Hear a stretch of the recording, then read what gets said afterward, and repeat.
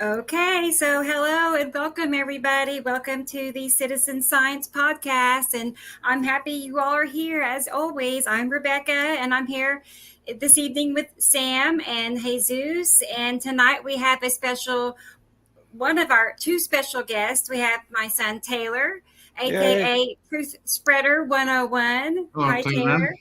Hello, Taylor. And a little bit. Howdy. Zane Berry will be joining us also tonight. So we'll really? have Zane. Cool. Yeah. So we're going to have a good crowd with us tonight. That's So nice. Taylor's how are gonna be you all on mute. doing? Taylor's on mute. You're on mute, Pardon. Taylor. Now you're Sorry on. about that. Trying to make sure the audio is all right. How y'all doing? Nice to meet you guys. Nice to nice meet to you. meet you. Let's see who we have here tonight. The first in line was Experimental Elemental. So good Fortuna. to have you here. Yeah. Goddess of Fortune. There's Truth Spreader, and we have a Facebook user. I'm not sure who this is. I can look and see in a minute, but hello and happy Good you're morning. here. And we have Michelle. And hey, Carol Ann, good. She's here tonight. Hi, Carol.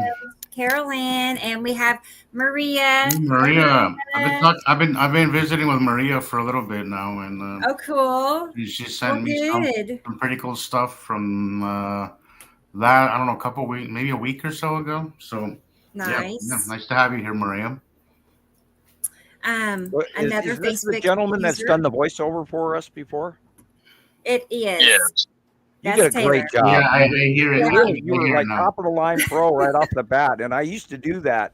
I used to make paid commercials, so you did a very good job of it. Do more. Well, Say thank something. you. Yeah, I've been asking her to get a script going for me so I could get us all a new intro here. That'd be cool.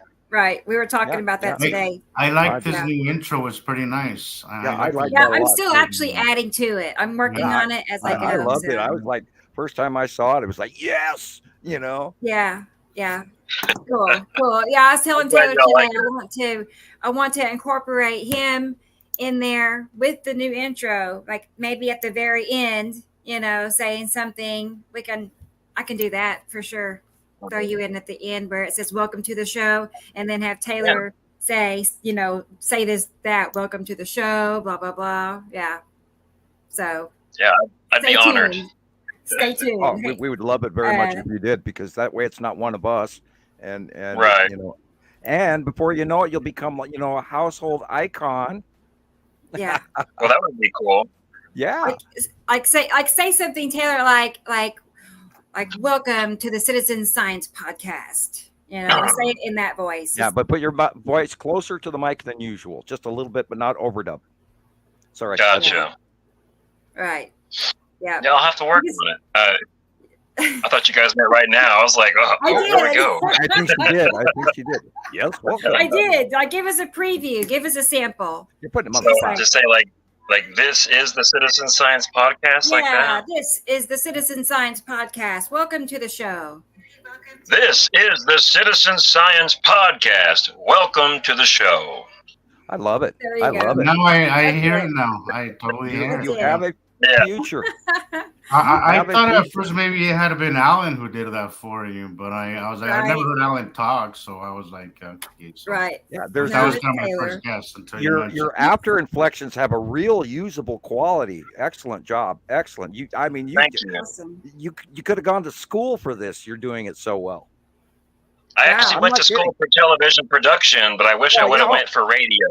Yeah, well, it worked for you. You're in the zone. And I went to school for it as well, and I got thrown out of the class.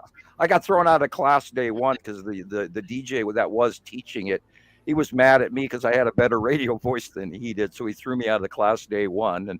But I still I passed, but because Right. I actually have a degree in all of this. But anyway, That's awesome. model Yeah. media marketing. Well, I would love to get into something like that. Voice acting, voiceovers. That would be Yeah, awesome. you've got all the tools you need right now. You don't even have to pay for anymore, man. You've got it. awesome. Appreciate that. I'll have to look into that. I don't want to I could- butcher their name, but they also commented you have a great voice, and I'm happy you're here. I've been Arabians. hopefully Thank you. patiently I'm waiting not sure for how you to to say do the more. first part. And Katie Joe is here. Hey, Katie Joe. Hey, Katie She Joe. was on the show just a few days ago with us. So we got to meet her face to face. Yeah, well, I loved her. She was lagging a little bit, so it's kind of a little hard Yeah. to kind of keep up. But I love that she's actually seeing it. Like she's actually really seeing it. She is. And Some so of the I stuff want her that to be she a was- regular. Some of the stuff that she was showing was pretty nuts, pretty out there. Right. So I was like, wow, that's awesome. She could be like our New Jersey correspondent. Yeah. You know, yeah. I mean, we need so you're our Utah correspondent, and you know, that's how we'll look at it. You're one of the members, yes. So, Hey, so I'm curious. What do you think about all this? Do tell.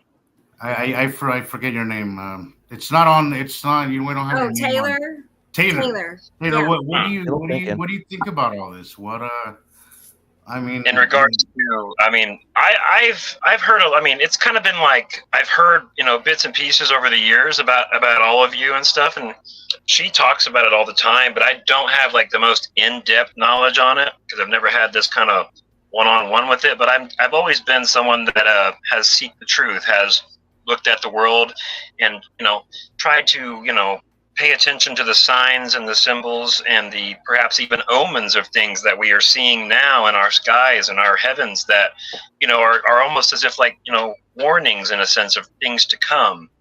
So I've always been a truth seeker. So you have an open mind about it. That's a good place to do.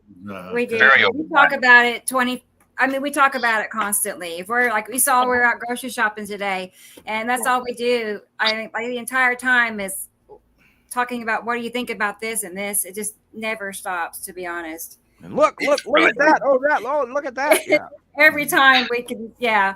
So, and my daughter's but still, knows, Dad. He knows I got to roll the window down and slow down. Oh, yeah.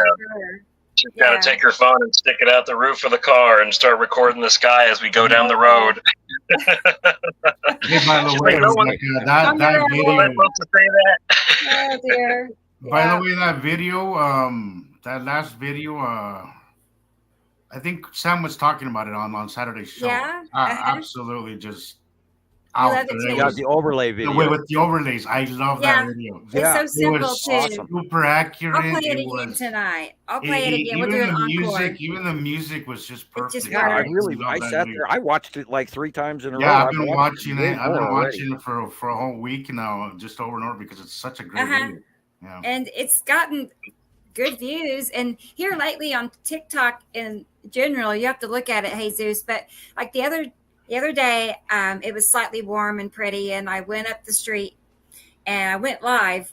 But before I went live, I recorded a minute intro, just talking about this is what I see, right?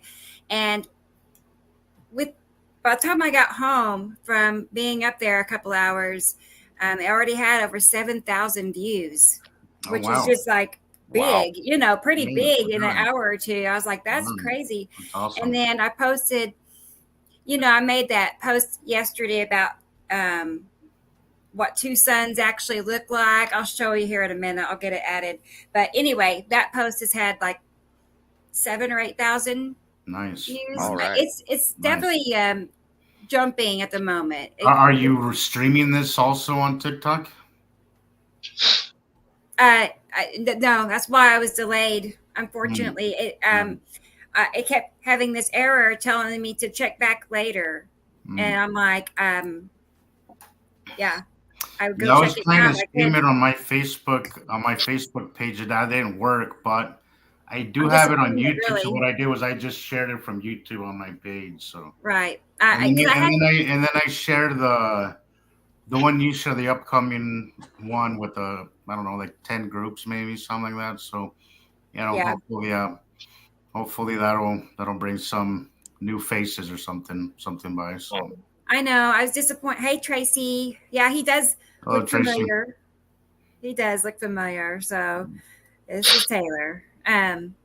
You're still getting compliments, Taylor. I'm scrolling down here, getting I appreciate it. Caught up. And Rebecca Stallard is here. Hi, Rebecca. And Sussy. Hi, Sussy. So a lot of our regulars. So I would appreciate you guys.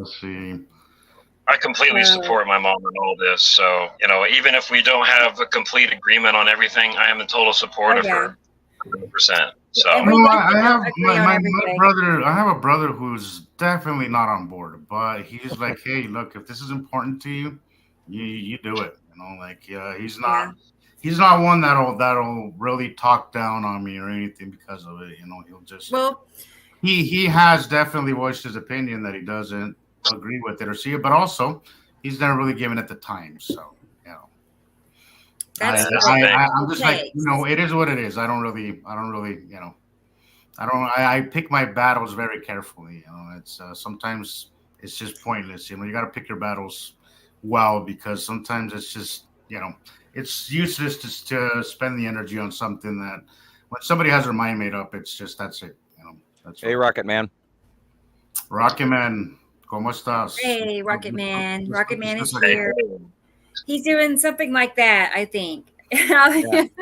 Hand pink waving, hand pink Right. waving, hand pink waving. Yeah. And okay. Tracy, Is that the says, roll wave? "Am where I you here?" do the elbow in and then the hand wave and then the elbow and the, like the Queen of England used to do. Oh yeah. right. Okay. Right. Yeah. Well, good. Roba.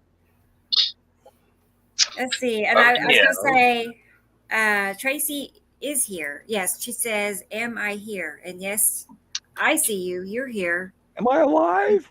Glad you're here. I know. Am I real? I get me- that from the Dune we go movie way and Baron Harkonnen. Right. Anyway, Okay. Let's see. We have Rodney. Rodney's here too. thank you for being here. So, thank you. Rodney, Okay, thank you for cool. being here. So How about all that Sarah. predictive programming? Oh yeah. And Rocky Man Sarah. coming in with the super Right. sticker already early on. Sarah and oh goodness, Rocket Man. He's getting us kicked off with the great Always donation. too kind. Thank you. So really very, very thoughtful. Thank you so Yeah, much. very, very appreciated, Rocky Man. Thank you. Right. That just Thank you, Rocket man, Man. it really makes all the difference and takes like some of the stress out of my life. It really does. And you know how that means everything when you look at your happiness and whatnot, how much stress you have plays into all that. So thankfully, I was telling a friend of mine. Easier. Yeah, I was telling a friend of mine, an old friend of mine has contacted me just wanting to message back and forth, and we go back very far. And I had to leave her behind a few years ago. And I was telling her now, I was like, I'm not bragging, but I'm like, I don't have stress. I don't have worry. That's how much my life has changed in the last few years, right? And all I could tell was she was right where I left her. She was still right there. And I felt sad for her. I do feel sad for her. But anyway. You gotta work on that drama. Okay, so the trick is the problems will always arise. The trick is to just be able to be happy while resolving those issues. Because if you're like waiting for problems to go away to be happy, good luck. Right. It's not gonna happen. So true. It's just life, and you have to be able to deal with it while remaining, relatively as stress-free as you can. I learned years ago that if somebody comes into your environment and they've got an issue and they hand it to you, if you place it on your shoulders, if you take it on, then it becomes your problem. Exactly. If you let it bounce off your lapel and not take it on personally, and you could be constructive and kind and polite to that person. You don't have to down them for it, but just don't necessarily pick up that which they're trying to hand you. And that's made a huge difference in my world, knowing and learning that you have the choice to pick up this drama that you're being handed. Yes. It is really up. It's really up to you how you respond to it.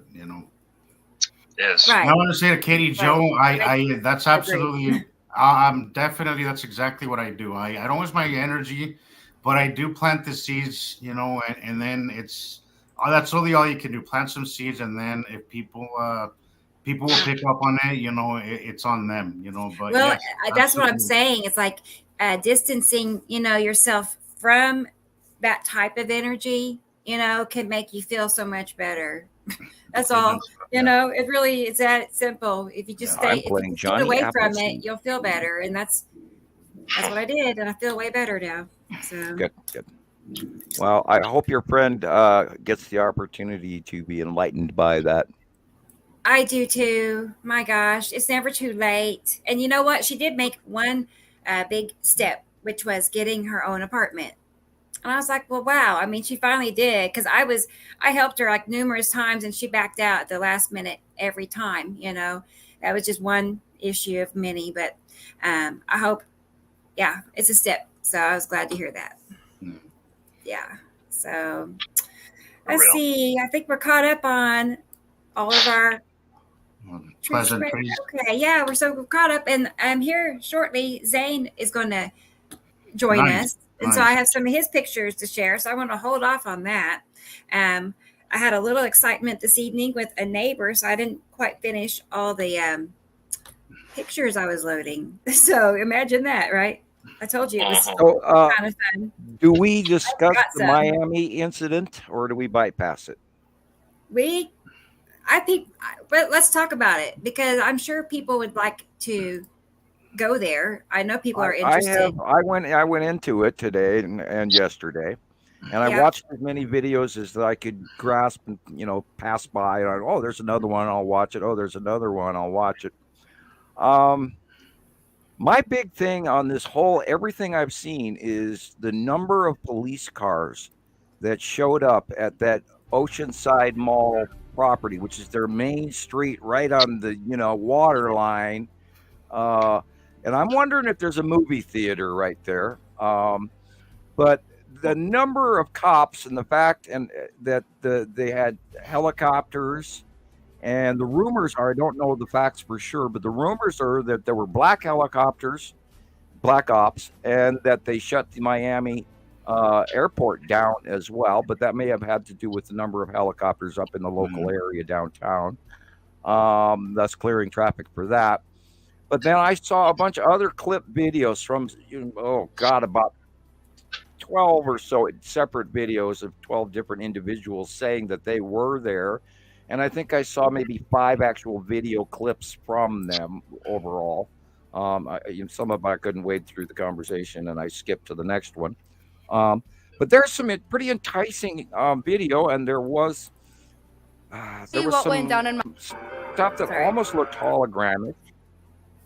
And number of police cars, and you don't. The official story is a bunch of kids. There's no way that was fireworks. Do you think, though, it's just that this is just way too outlandish and too big to be staged? Mm-hmm. The response, the response numbers of all. I mean, what were they passing out donuts? What? Did a Dunkin' Donuts blow up? What?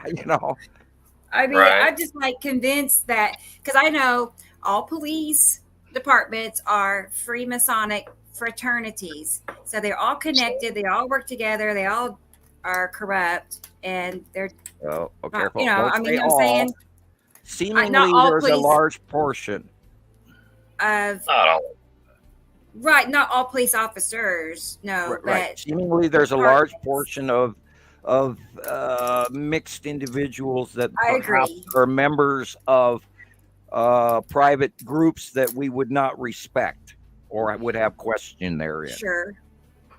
Yeah, I try not to jump across the fence and say all and everybody and these guys and those guys. I just know that the police are the base of it, behind it all. Unfortunately, the good old boys in that special private club that they exist. I just wonder if it's it does exist.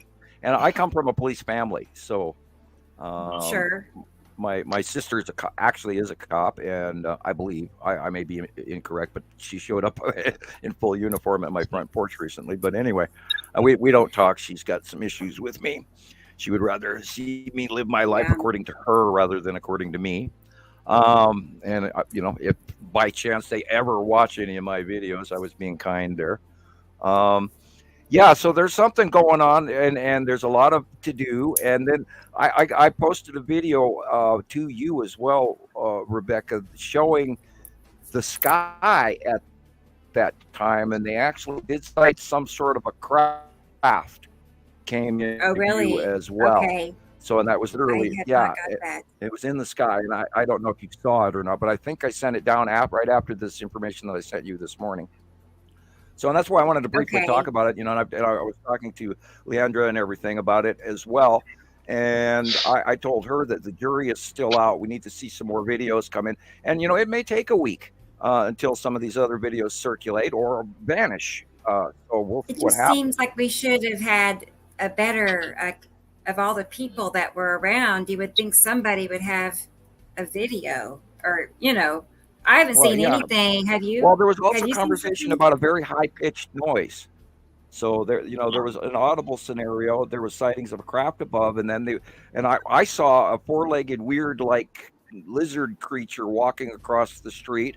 I saw a 10-foot shadowy looking dude that was almost holographic, but not. And then I saw some short shadow guys on some of these films. So I don't know what's going on yet, but Right. it is seemingly way more than just, teenagers shooting off fireworks and 800 cop cars showing up, so there's a lot more to Right. it, and we'll have to wait and see, of course, what we learn.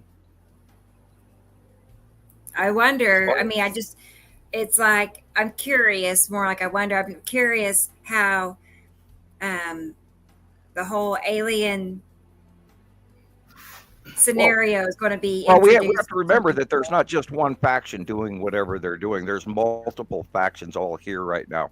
And this could be a rogue group that are, decided because of the weather that went through Florida this morning and the storms and everything else that, maybe they wanted to come and have a peek at the downtown before it gets messed up. But there is a major storm coming again.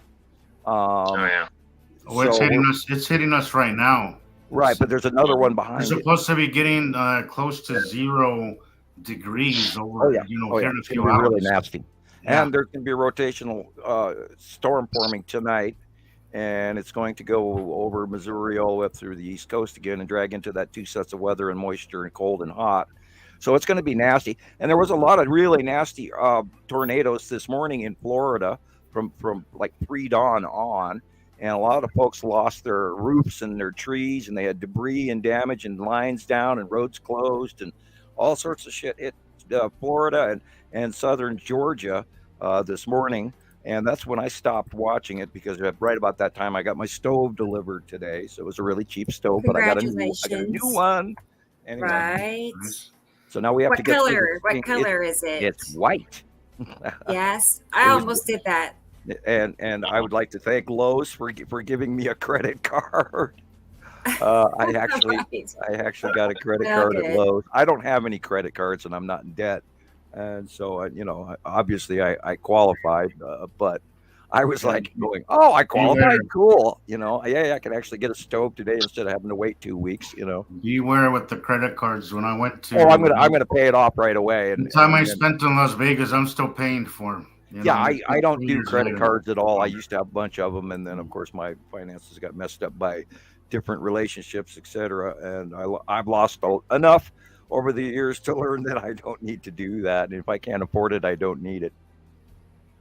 Yeah. Or I may You need do it, need but a it doesn't mean I stove, can so afford it.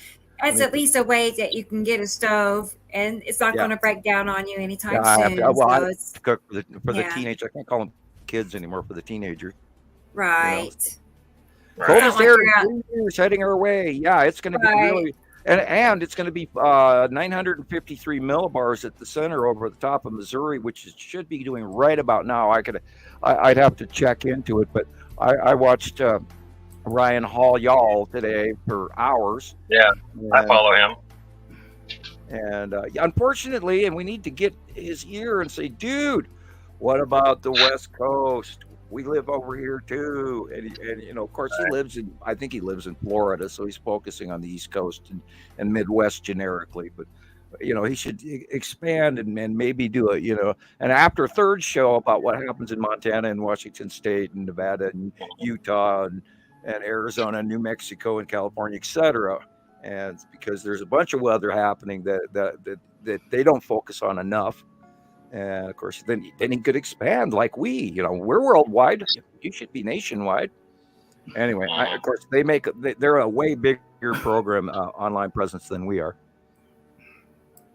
Yeah, see that Kansas City, 12 degrees. That's right the center of where the 953 millibars, and that's right at hurricane status. And excuse me, but there's no such thing as Northern Hemisphere on land hurricanes. Is there? No, not normally. I mean, I don't recall hurricanes being on land. Yeah, Only and on there the was that coast. named storms that And went through all of Europe last week over and over again, and those were all right in that same nameable storm category. And of course, what they're calling this right now again is a bomb cyclone. Yeah, And we know better. And I saw a bunch of stuff that looked drastically exactly like Nepenthe going over the top of us again with the open core effect and all of that, which could also account for this. Look, that's the picture we're looking at. okay, And is that hey, we got a ton of photos and videos in the last 2 days of the red asteroid, and then there was that really cool submission. Jesus, did you figure out who that guy was speaking Spanish? I don't know how good your Spanish is. You mean Rocket Man? The one that showed the green asteroid, that video. I sent you a copy of it. You know what? I didn't. But that is definitely on my to-do list. For sure. do you? I haven't got to see it yet, but do you want me to try to show it? If you'd like, you just. Okay. So I didn't completely dismiss it because it definitely matches what we've seen right. in that same one. I do need to ask. On that, how is your Spanish? My Spanish is fluent. Oh, cool! I Awesome. understand where I just fast forwarded to 2/3 as you told me. Right. And I kind of watched it, but I didn't watch the whole video. There's a lot of mixed information, but I was trying to point you to where he was actually citing the green asteroid. Yeah. I didn't have time, but I will check it out in its entirety, and then I'll get back to you and send. Okay. Yeah, I'm not in any rush over it. And then I'll look him up too. See what else he. See what kind of stuff he posts and see, I'm really excited that everybody else out there is finally catching up on stuff that we've been talking about for 8 years.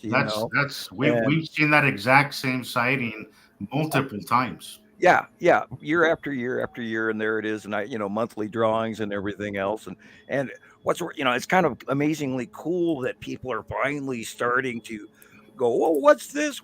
And of course, to us, geez, we've been watching that for what, 3 years, 2 years, 5 years on this and that and the other thing. And it blows me away that people are finally catching on to the stuff that we've been talking about every day for so long. Yeah. It's unbelievable. So it is. So we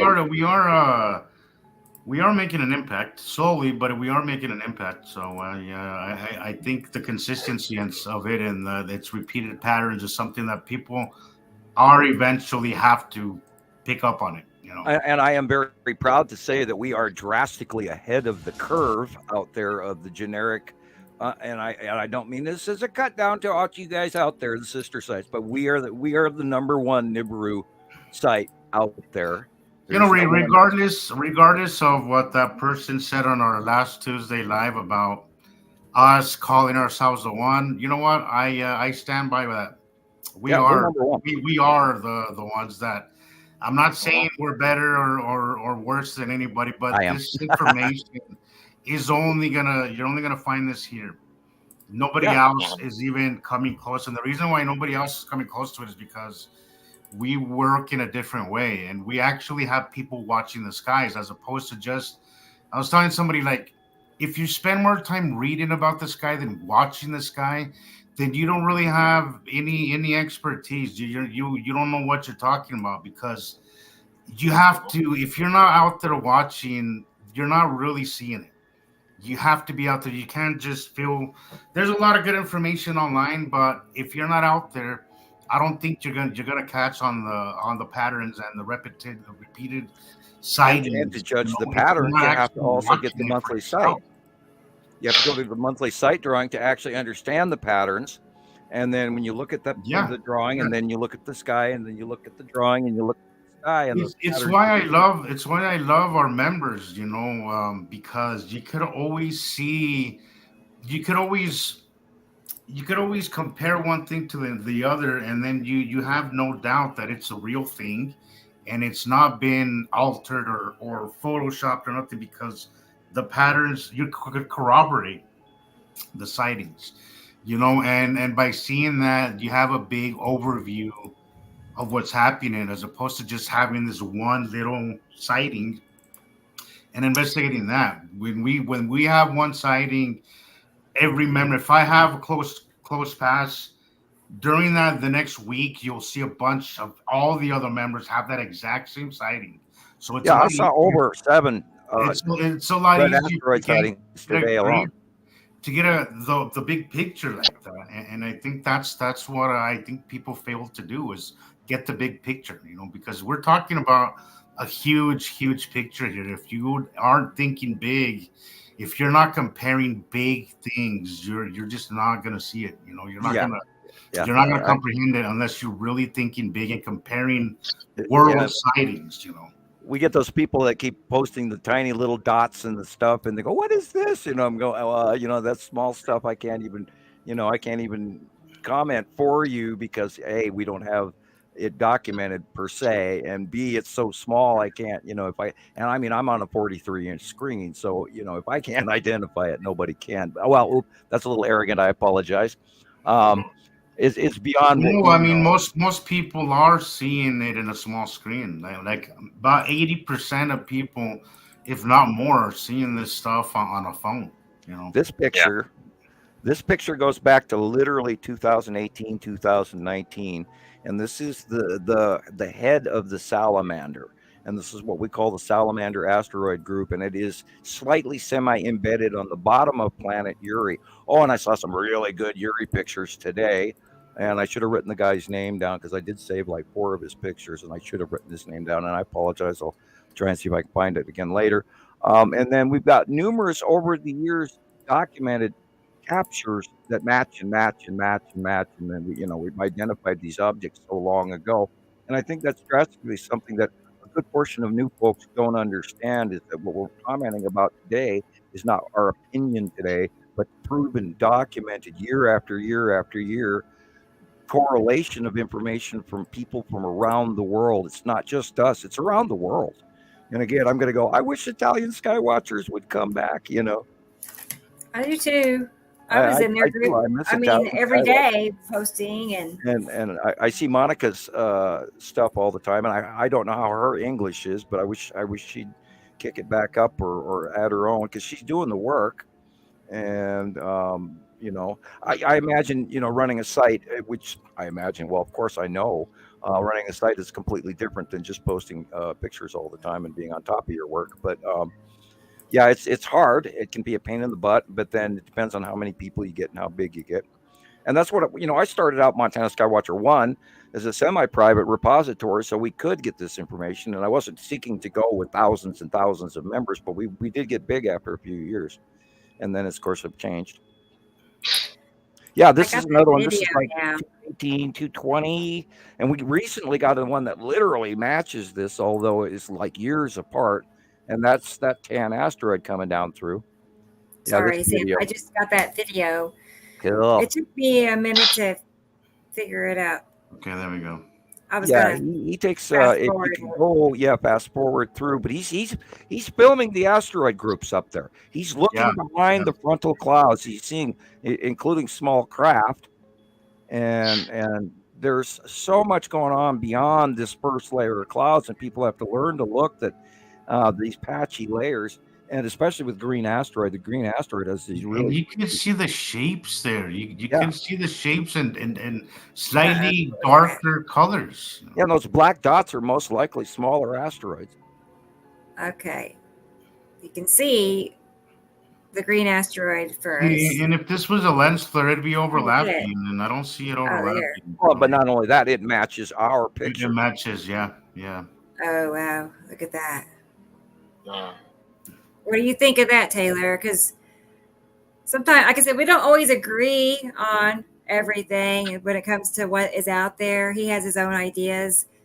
I just wonder what you think that could be. Do you have I just came from a different background on things, so I mean that's where we differ. I mean the way where I gained truth and knowledge, and where she went, it was just we kind of went different paths, but we've come together on a lot of things. So I mean we grew in truth together. We woke up to the world together, as a family. So it's been a ride, really has. Congratulations, Right. that's rare. But I will give It it is. to your So mother. fortunate.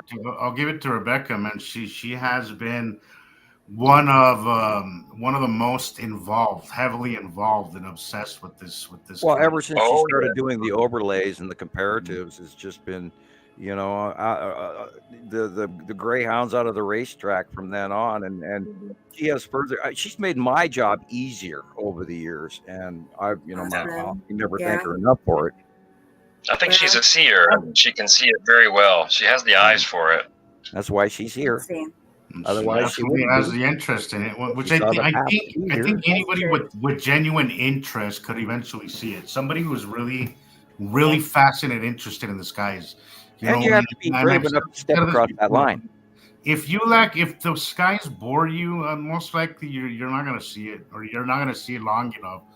You're not going to pay attention long enough to see it. But if you're fascinated by the skies, as a few of us are here, you will see it, because it is a labor of obsession, And it's also being a black sheep and being able to willingly go against everything that everybody else. Absolutely. And you have to say, if you're a little too mainstream, and you get your news from Fox and all these other places, and you can't look past that, then you're probably not going to see this. So you have to be able to let go of what you think and what we've been taught our whole lives, and that's not easy to do for everybody. A lot of people have a hard time with change and thinking alternatively. Because the masses, when you really look at it, they're basically robots. Everybody does what everybody else does. They're a bunch of followers. Everybody wants to fall in line with what the world expects of us, and there's the other side of us that isn't enough for us, and I think that's the difference between somebody who is open to this information and people who will never accept it because they just can't look past I hate using this word, but the matrix, because that's kind of what it is, our daily lives, that's what the matrix is. We do things, somebody says jump, you say how high, and we just follow what everybody else is doing, because you don't want to be ostracized. You want to be part of the group thinking. And I think that's the problem. That's human nature. In a lot of ways, wanting to be accepted, wanting to be a part of the group. But there are those of us who don't really, it's not that we don't want to be, but we don't want to be in such a hive mind follower set.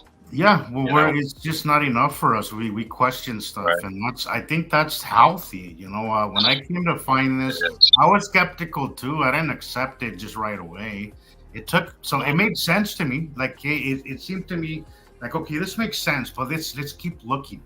I wasn't like instantly sold on it. It took time for me, although I did have a very good feeling about it. I was like, okay, this really makes more sense than a lot of the other stuff that I looked at, and then eventually I proved it myself over and over and over again to myself, and I couldn't deny it anymore.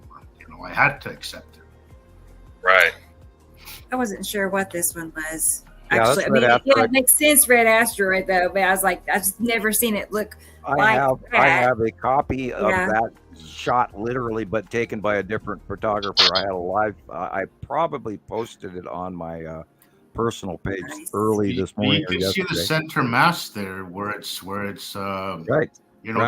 Deeper pink, deeper red. And all the captures, little sister was a little bright dot in front this today and yesterday, and last week it was a black dot. And that's how pretty much anymore I'm verifying a shape. The right hand side's got that slightly weird flat edge, and then look, right there's little sister in front. So that's automatic, and we've seen that in the cloud patterns, and when the onset of Uri asteroid groups come in, and we've had multiple shots, including all that rainbow stuff we've been seeing for weeks now. And And then all of that, cross references and matches. And like I said earlier, we got over 7 or 8 sightings from around the world today of people capturing the red asteroid. And it was just great. I just, again, I'm typing the same thing up, red asteroid down the page, red asteroid down the page, red asteroid, and then everybody sent it all around again through all of the other sites. And so I was typing on newsfeed, red asteroid, all day. And that probably is red in front of lead, and they're going in a vertical. And that little blip in the middle is probably little sister. Okay. And of course, that also works into the development of the snail foot of Attu, which is what we're looking at. This is the development of the snail foot. The cloud reach between the red asteroid to the lead asteroid to the bottom of Attu's moon up to Attu.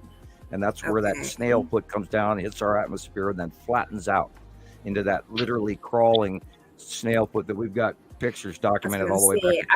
I have some examples, so let me pull that up just so we can compare. I'll spread up. No, you're fine. Just gotta find it. And I'm gonna pop the camera off for a second. Go ahead. Okay, Taylor. Donna Honey commented here about the conditions of her weather, about how it's 96 miles per hour wind gust. Where's that at?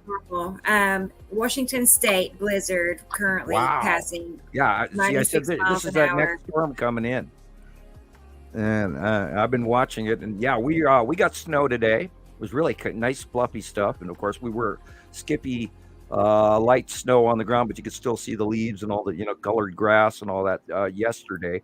Today it's just a sort of a white skipping. We got half an inch, and then some of it melted off. But yeah, I'm anticipating far more. Hi, Rebecca. Hi, hey, welcome. How are you guys? Hello, Zane.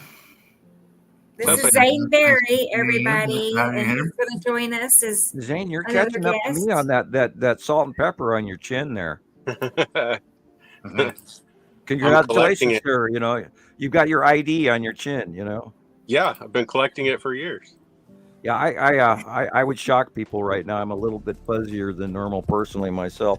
That's the cool thing about my camera not working as well as with my microphone. It's no shave. I don't have to shave. So do you have a beard, Sam? Yeah, I actually am wearing a full beard currently. Yeah. And I'm actually caught myself playing with it, pulling it off my chin and my goatee, and they become toys. And they need to be shaved off again so I can come back to non-hermit status. But, go out in public, my God, look at that guy, Of course, I don't look anywhere near what most Montana loggers look like at this time of the year, because up here, you got to grow facial hair so you don't freeze your face off. Okay. So there's another red asteroid. Most guys have beards. We're getting a complete whiteout right now where driving conditions are pretty bad. It's getting pretty bad. And this are one and the pretty same. comparable. And that storm is going to get really, really nasty tonight. Our temperatures are dropping very quickly. Right. We know about how it's headed my way. It's dumping a lot of snow right now, and sadly, I had a guy about 0% visibility, so it's going to be I had some guy on Montana Skywatcher 1, which I don't even remember who he was or anything or how he got there, or I hadn't spoken to me, and he goes, because I remember yesterday I posted that weather report and I said, here it comes, and he typed down below, that's nothing but fear porn, and it was like, okay, you just earned yourself a free ticket out the window, goodbye. Because that's arrogant to say, but on the same, you don't argue with me with my weather. Excuse me, but I'm very good at what I do, and I'm not throwing out fear porn here. When I was saying this, here it comes. If you're paying attention to what's happening, that's you get down what we post and you get down everything, but all it takes is just watching for yourself. This is very pro for anybody. That round front edge off the East Coast. Look at that rounded shape. Where have we seen that before? Yeah. And then there's a rotational low in the middle of it over the top of Missouri. So that's about right. And then look what happened to Russia and China last week. and we've documented that what happens in Europe and Asia within a week to 2 weeks comes over here. And then I hadn't looked today at the Null School Earthport, and I could really fast do, provided that might let me and I don't get kicked off another screen because the girls are in the next room playing games. Okay, pull way up. Wow, what a weird jet stream. There's a dual major funky weird jet going over the northern hemisphere that's dipping and diving, and it's actually dragging it out of the moisture off of eastern South America. Wow. And then right up into, it's crossing over Africa and heading into the Mediterranean and over Yemen and Saudi Arabia, and then all the way up into China, joining with the North Arctic pole jet coming over Norway into Croatia, Czechoslovakia, and all of that. Of course, I don't think they call it, it's called the Czech Republic now, I think, or even something else. Anyway, and then it's taking a big hook and going in around the Himalayas and into poor old China. And those folks I've been watching a lot of their commodity reports and labor reports and everything. And those folks are unfortunately out of oil, and they're out of natural gas, and they don't have a very long supply, and they're in a whole lot of trouble. And we have a rivalry with them, but we should also pray for them. Yeah. Oh, look at that snail foot. That's Absolutely. awesome. That's an awesome snail foot. And then, of course, we're seeing the yellow refraction from Isatum Isatum's yellow moon being off camera on to the right. And that is Attu snail foot with a tip. I gotta find that folder. Yeah, let me look again. I have a folder just of the snail foot so we can compare. And that was one of the coolest things way back in 2013 and 14. Once we started seeing purple Attu and then learning that she had a moon, and then we started watching in the close passes and these snail foots occurred, as well as the bubble crazy clouds, along with it incorporating in the cloud runoff between Attu and other gas giant Uri. And oh my God, I'll never forget that show as long as I live. And that's when they were back over on the right-hand side of the sun way back in 2017, 18, 19, etc. And then they did the crossover in the past Earth and stuff we talk about every week. Yeah, there's another snail foot. There's another snail foot. Okay. Yeah, and notice the purple, love it. Wow. And those are the red asteroid is the first asteroid in this mix. And then the lead asteroid is also above it. And then you look to the top middle, then you're looking at Attu's moon. And then behind that is illuminated Attu. So I'm trying happens over and over again. Back to, here it was. Okay. This is what kicked that off was this picture. Okay. So right. that. And the snorkel occurs, a snorkel effect, which is what Nepenthe does more over than Attu, because Nepenthe is much smaller and it rotates faster, which is why it's more predominant. Then we have this. Attu's rotational planet creates this rotational storm. Now it's not directly connected to the bottom of the planet, but it's an interaction of the energy in the outside magnetosphere and some of the weather around these planets. But the connection, when it comes close to Earth, it creates these effects and eddies within our atmosphere. And in some cases, actually will go down to the ground and then discharge and discharge and discharge electrically, because they have opposite polarity and they're pushing away from each other. That's why we don't steal planets.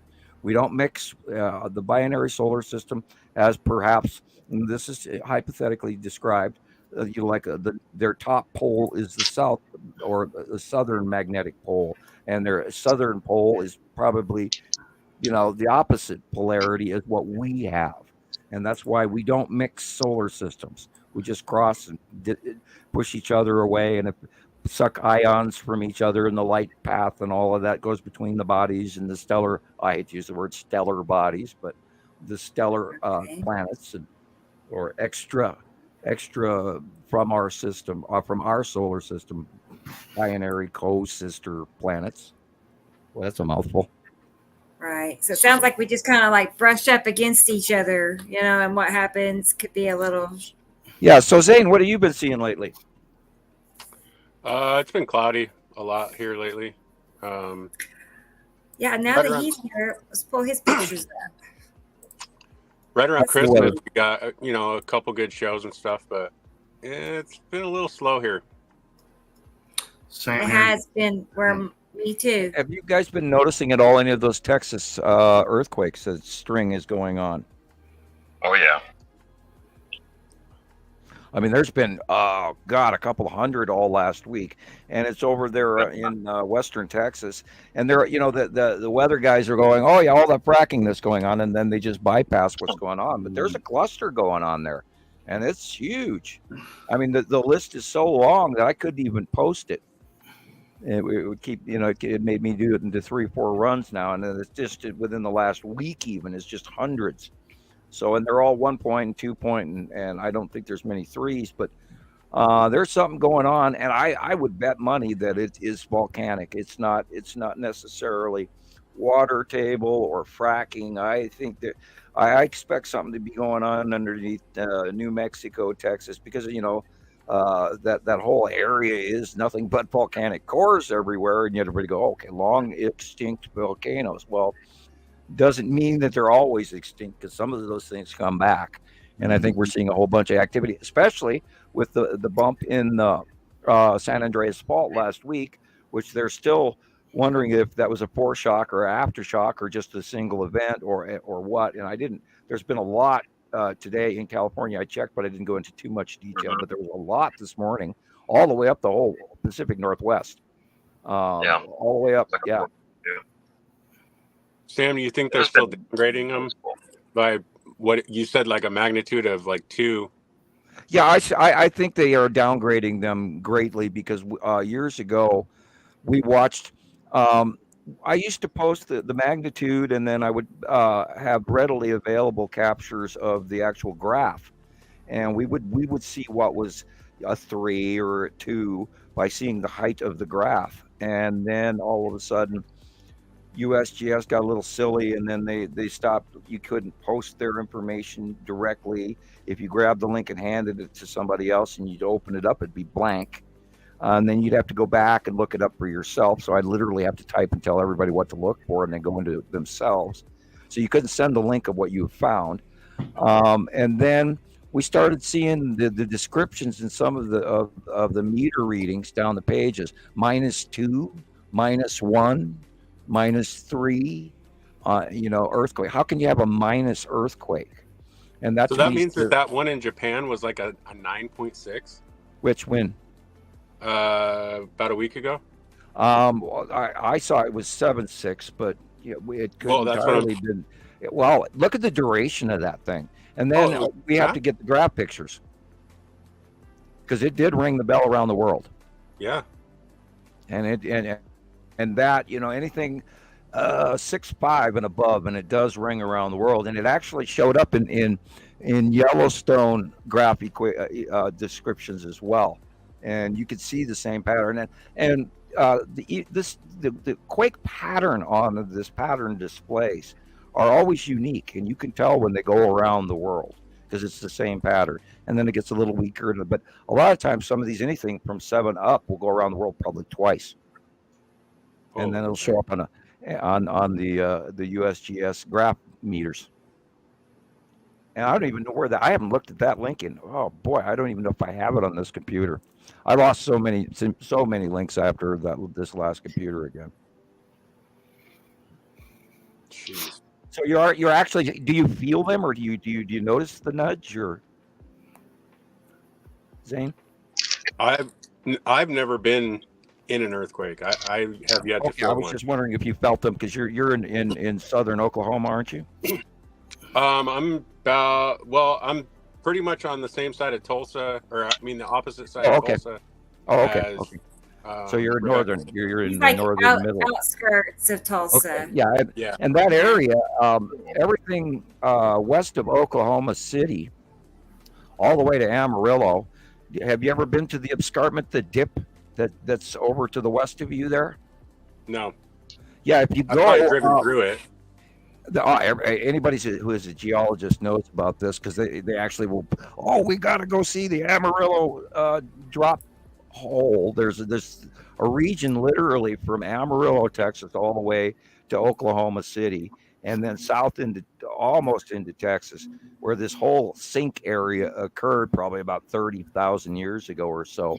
And it's a limestone sinkhole scenario, because all of Texas is literally, or I can't say all of Texas, excuse me, a very large portion of Texas used to be ocean, and it's actually sand fill in from the Mississippi River, just exactly like Louisiana. And that area was first, and then of course, as the sand filled in over a few million years, then it became the Gulf of Mexico the way we see it. And this is just this sediment outcropping that was literally washed away from a good portion of the melting off of the glaciers some 15 to 25,000 years ago. And of course, Jesus has been looking into scabland flooding and enjoying it, and that's one of my favorite topics is scablands. And I've been obsessing with it. It's just what happened up there. If you actually start looking, thinking big, what happened at the scablands is absolutely bananas, absolutely out there. Yeah, and I grew up as a kid knowing because in the Missoula Valley, which is where Lake Missoula was. And it ran all the way up to Flathead Lake and stuff. And it was a glacial melt-off lake that was blocked. And then they believe about 15 or 16 occasions, that block to the west of us here went through what they call the Alberton Gorge. And that opened up because the glacier melted or receded back, or it had subdermal melting, which there are waterways that go underneath glaciers sometime. And then that lake just, because of viscosity and temperature rises, and water that doesn't actually freeze because of pressurization and viscosity pressure, then it'll actually eat through that ice, and it just broke out, and it washed hundreds of billions of tons of soil. I've always wanted to go look for gold at the bottom of all those washes, because I'm sure there's some in some of those deep holes where the rocks were and all that. And if you could dig down deep enough, I bet you could find a ton of gold. But anyway, yeah, I'd say just the sediment that it pushed. Oh, it's an unbelievable sediment. You have rocks that are rounded. That are 30, 40 feet high. Yeah, cyclopic stone of granite that was pushed like little pebbles. Right. Yeah, and thrown about like it was nothing, and put up on top, and then ripped out entire 1,000-foot. Dry waterfalls, as they talk about. And then there's a huge science behind it now. And the guy that came up with the information originally, God, he was like all the way back in the 30s and 40s, and they laughed at him, and they laughed him out of the Geology Society, and they scoffed at him, and they treated him like shit. And he wrote a book, and it was highly discounted. And then here, like 50 years later, they're finally going, we were wrong. They can't deny what they're doing now is that they're calling it that it was a number of floods that did this, but from there were major what ones I'm seeing, it had to have been something very violent, something very dramatic, something like an asteroid just hitting and just causing enormous change in the world climate. It was, and there are repeated biblical floods. There was one. The Hudson Bay, excuse me, I take it back. The Hudson River in New York. And if you go to New York City, you see all these huge stones laying around that are not from there. And they're of course, Canadian granite and all of that. And they were all washed and scraped and brought down. And the entire Hudson River was because of one of those major washes, actually cut through the mountain range that led into the ocean, literally, and as part of the formation of New York and all of that whole area.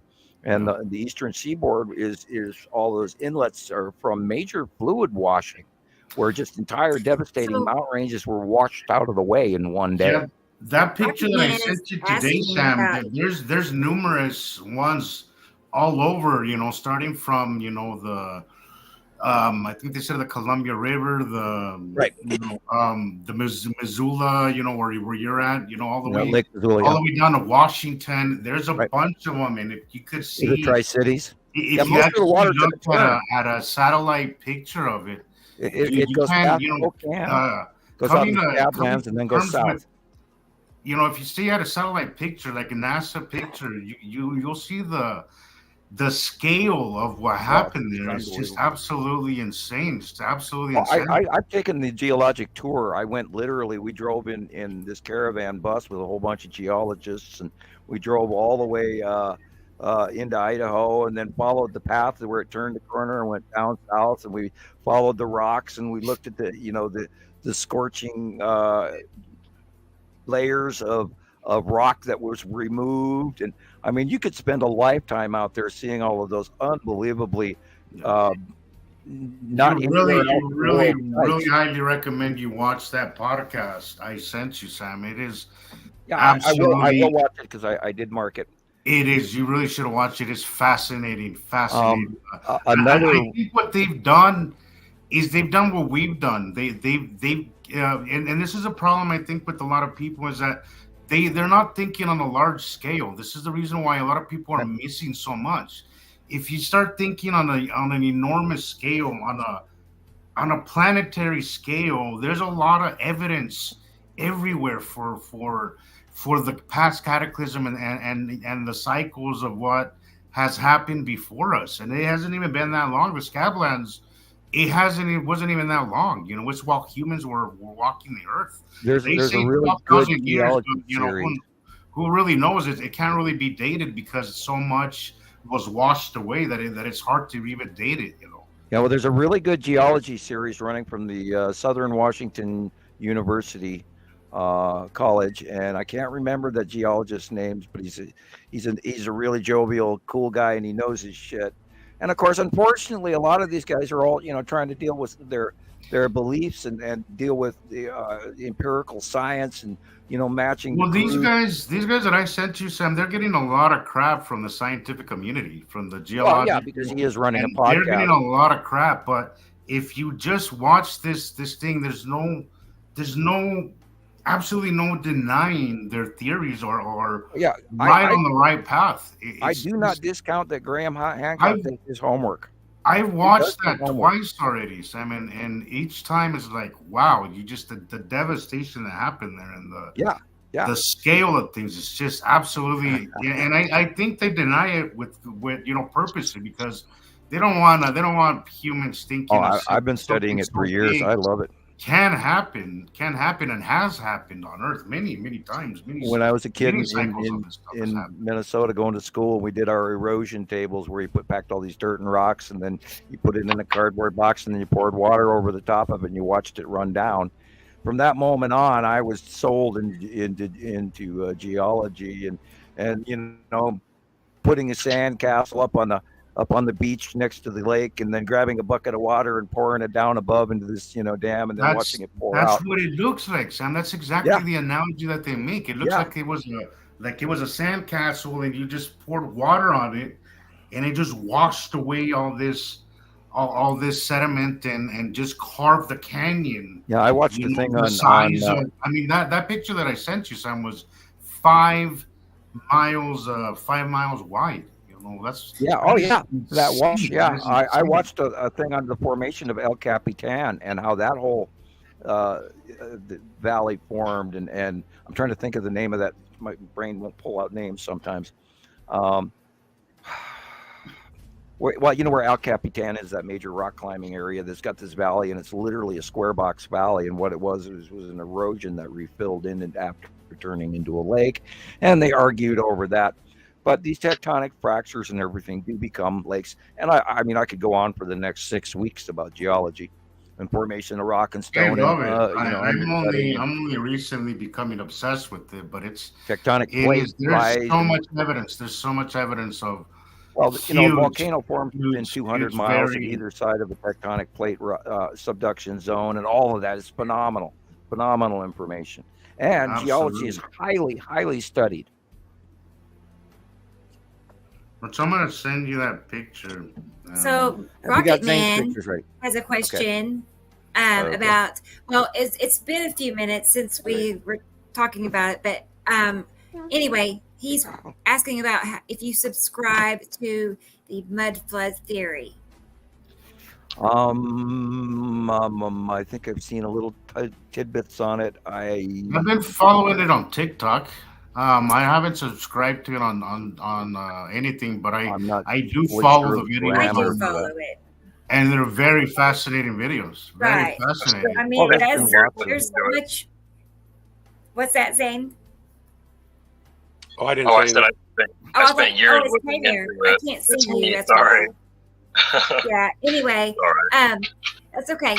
So, but yeah, we've watched. Taylor knows because we've watched over the years different people about mud flood. So, but yeah, there's so much. So what's the background behind that? I don't fully. It's about where there's plenty of evidence of showing that there was a major event where buildings sunk into the ground, and what was first floors became basements, basically. And there's all kinds of evidence where they show that they had changed, entrances into houses and buildings. And where was this? Anyway, it's called the mud flood. But in what area? You can find it all over the world. Worldwide. Well, yeah. Guys, you also have to remember that debris comes from space, and over time it falls, and the layers grow up too. And if you look at all the literally from 1830 on, all the cities that we have in the Americas, there's layers and layers of dirt where they've literally raised and gone to the second floor and made that street level. So we have to remember that there is always changing geology around us in the air. And I always tell everybody, any landmass changes every 75 years. So it's much faster than we give it credit for. And then you hear people, oh, well, it was 150 million years ago. And no, there's a lot more going on, even within the last 15 and 16,000 years. And again, we'll also talk about when people talk about the Ice Age, they think that the whole Earth was covered with ice, and it wasn't. I don't think so. There were many civilizations that continued to exist in between and were destroyed pretty much at the turn of 1700 BC through 1580 BC, all within the parameters of the passing of the last Nibiru group and the climate changes and mass flooding and all of that. And then you go back another 3,654 years, and you've got the deluge of Doggerland and the changing of the Mediterranean Ocean and the filling of the Red Sea and all of that. And there were civilizations and stuff and people much, much smarter than we're giving credit to, living different, maybe not exactly the same way we evolved, but a more evolved sense of stuff that's going on. And we see evidence of that all the time, except literally after about 5,000 years, anything that was is pretty much gone unless it's solid stone. So I'm getting us some examples just so we can have that to look at in a minute. But and science has got it wrong. They're just like, oh my God, how could you guys be so wrong? And of course, this is me bucking the system again as usual, which is I got yelled at by the government scientists in Washington back in 1980, going, "You arrogant little bastard! How do you think how can you think you're smarter than?" And this is the direct quote. How can you think you're smarter than Einstein and Newton? And then I just retorted right back at them. I said, well, because you guys told me I was. And, then they got even more mad at me. They didn't like that. They gave me my government rated IQ. And I blew it off like, okay, everybody's smart, I think, which shows how I wasn't smart. I don't know. This is just something I found really quick, but yeah, they're finding new caves in the Mediterranean when the water level changes, and the Mediterranean Sea is, excuse me, let me rephrase that. Italy and Greece are rising up out of the ocean because of pressurization. And I've been hilariously watching the earthquake reports, and for some reason, everybody keeps skipping the Mediterranean, even though there are occurrences going on. And there are cities in Italy that are just sitting on ticking time bombs like you wouldn't believe. And they're not even taking into account that the ocean levels are changing right before their very eyes, as well as the crack that's going on with Africa, as well as the fact that there's been a 75-mile change in the size of the Mediterranean between Italy and Africa over the last decade. And none of that information gets discussed, even though it's pretty much been documented. Because like these pictures here, I mean, I think people have speculated what was it, Taylor, around 1880, 1890 is when they Within believe the last there was 100 a years. flood. Yeah, not too long, 150 100 and years something. ago. Yeah. And they're now discovering that there were other cultures that were in the United States roughly 10, 12,000 years ago, all the way through up to prior to Columbus and the Vikings and all of that in the early Newfoundland.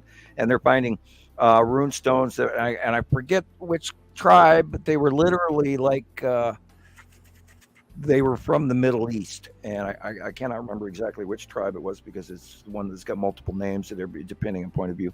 On that arch, on the that's almost Oriental that we're looking at here. I don't know if that's what. That's Oriental. I'm not sure either. I do know And architecture. Lana, I hi, study Lana. architecture. She says they're having small earthquakes there in Arkansas. Oh wow, my thing wasn't scrolling. Hi, Lana. How are you? Small earthquakes in Arkansas, but It's not really quite the mud flood. I will look at the geologic report while we're talking about it. Whoops, Rocket wrong Man. site. Try again. This is another idea out there that he thinks we live on a giant Titan petrified tree. We live on it. Oh. That's a new one for me. Yeah. I've never heard about living on a tree. I've heard on a turtle, on the back of a turtle, but it's out there. Yeah, never that know, one right? is. Yeah. I don't know. Isn't that also the part of where the never-ending story got that? One Yeah. day all magnitude. All these ideas. 7 days all magnitude. Trees, he says. Trees. All right. Uh-huh. Um, There There's are been a a lot lot of in Oklahoma. why is your camera off, Taylor? Well, Are I'm you doing okay? something I can't do on camera right now, so it's just Okay. Shame on you. checking Shall we on ya. let our minds wander? just I don't want to say it on the live. yeah, don't- Look it out yeah. yourself. Yeah. Well, I know I you was just going can't. to say that do there and are say ancient something. tree stumps all over the world where they look like tree stumps, but they have like the Devil's Mountain and stuff like that. I mean, yeah. Okay. just places that look like they used to be massive trees. Now, And- Costa Lana has been a 1.7, a 2.2, a 2.3, and a 2.4, and that's within the last 24 hours. And that is a little bit, I believe. I have to go to her map. I think that's just to the west of her.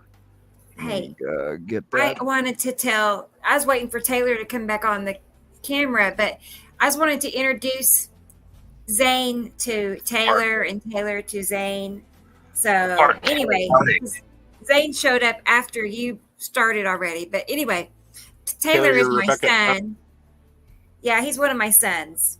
Nice to meet you. So, and Nice to Zane meet you, goes yeah. way back. Him and Jesus go way back. I know. Yeah. You guys known each other many years, right? Now, there's been 7 earthquakes in a cluster at Peel, Arkansas, and that was today alone. Princess. But I want to say to was it a truth spreader? I agree. The old world, the new world was built on top of the old world. I think core samples and even ancient ruins show that there was a lot of building on top of old building.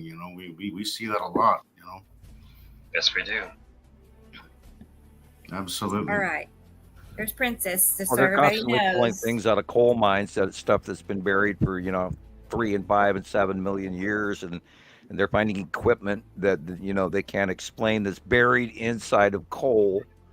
And we also have to remind people that there's been 83 cycles of the passing of Nibiru since the management change that's currently running our little area of space, which makes me spin my brain out and then go immediately back to that Miami story, going, people don't even, God, and we've been screaming about the Texas Cube and the Long Box Cube and the Empire. Oh, we got great Empire orb sighting in this week as well, in live video at nighttime yeah. sighting. It was really cool. I have not heard that. All of this information is coming in, and it's coming in way faster, and it matches and it matches and it matches. So I'm almost inclined to believe that the Miami event may have some legitimate validity to it here. I'm going, I wonder, and it could be a stunt. I said this in private to people. I could say it here as well. It could be a stunt of a movie. It could be the government creating a stunt to get us ready for what's coming, or it could actually just be a separate faction that just says, screw it, we're going to go down and get a beer down on Miami Beach. The hell with everybody. It's like going for a Mai Tai, and I don't care if I'm green and 8 feet tall. Who knows what's going on, and there's a lot of shit going on, a lot of sightings, nonstop Bigfoot, rakes, and whatever all these other monsters and shit. All times of cryptids.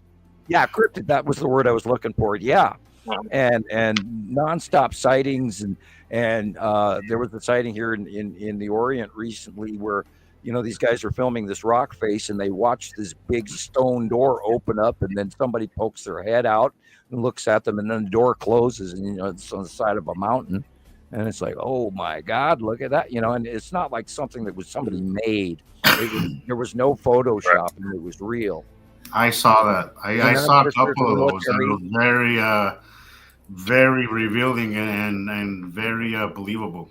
And all the stories of the U.S. military dealing with, giants and other creatures in caves that they're, in Afghanistan and Turkey and all of that, that they were, and there, if there was one sighting or one rumor about it, it'd be one thing, but there's numerous.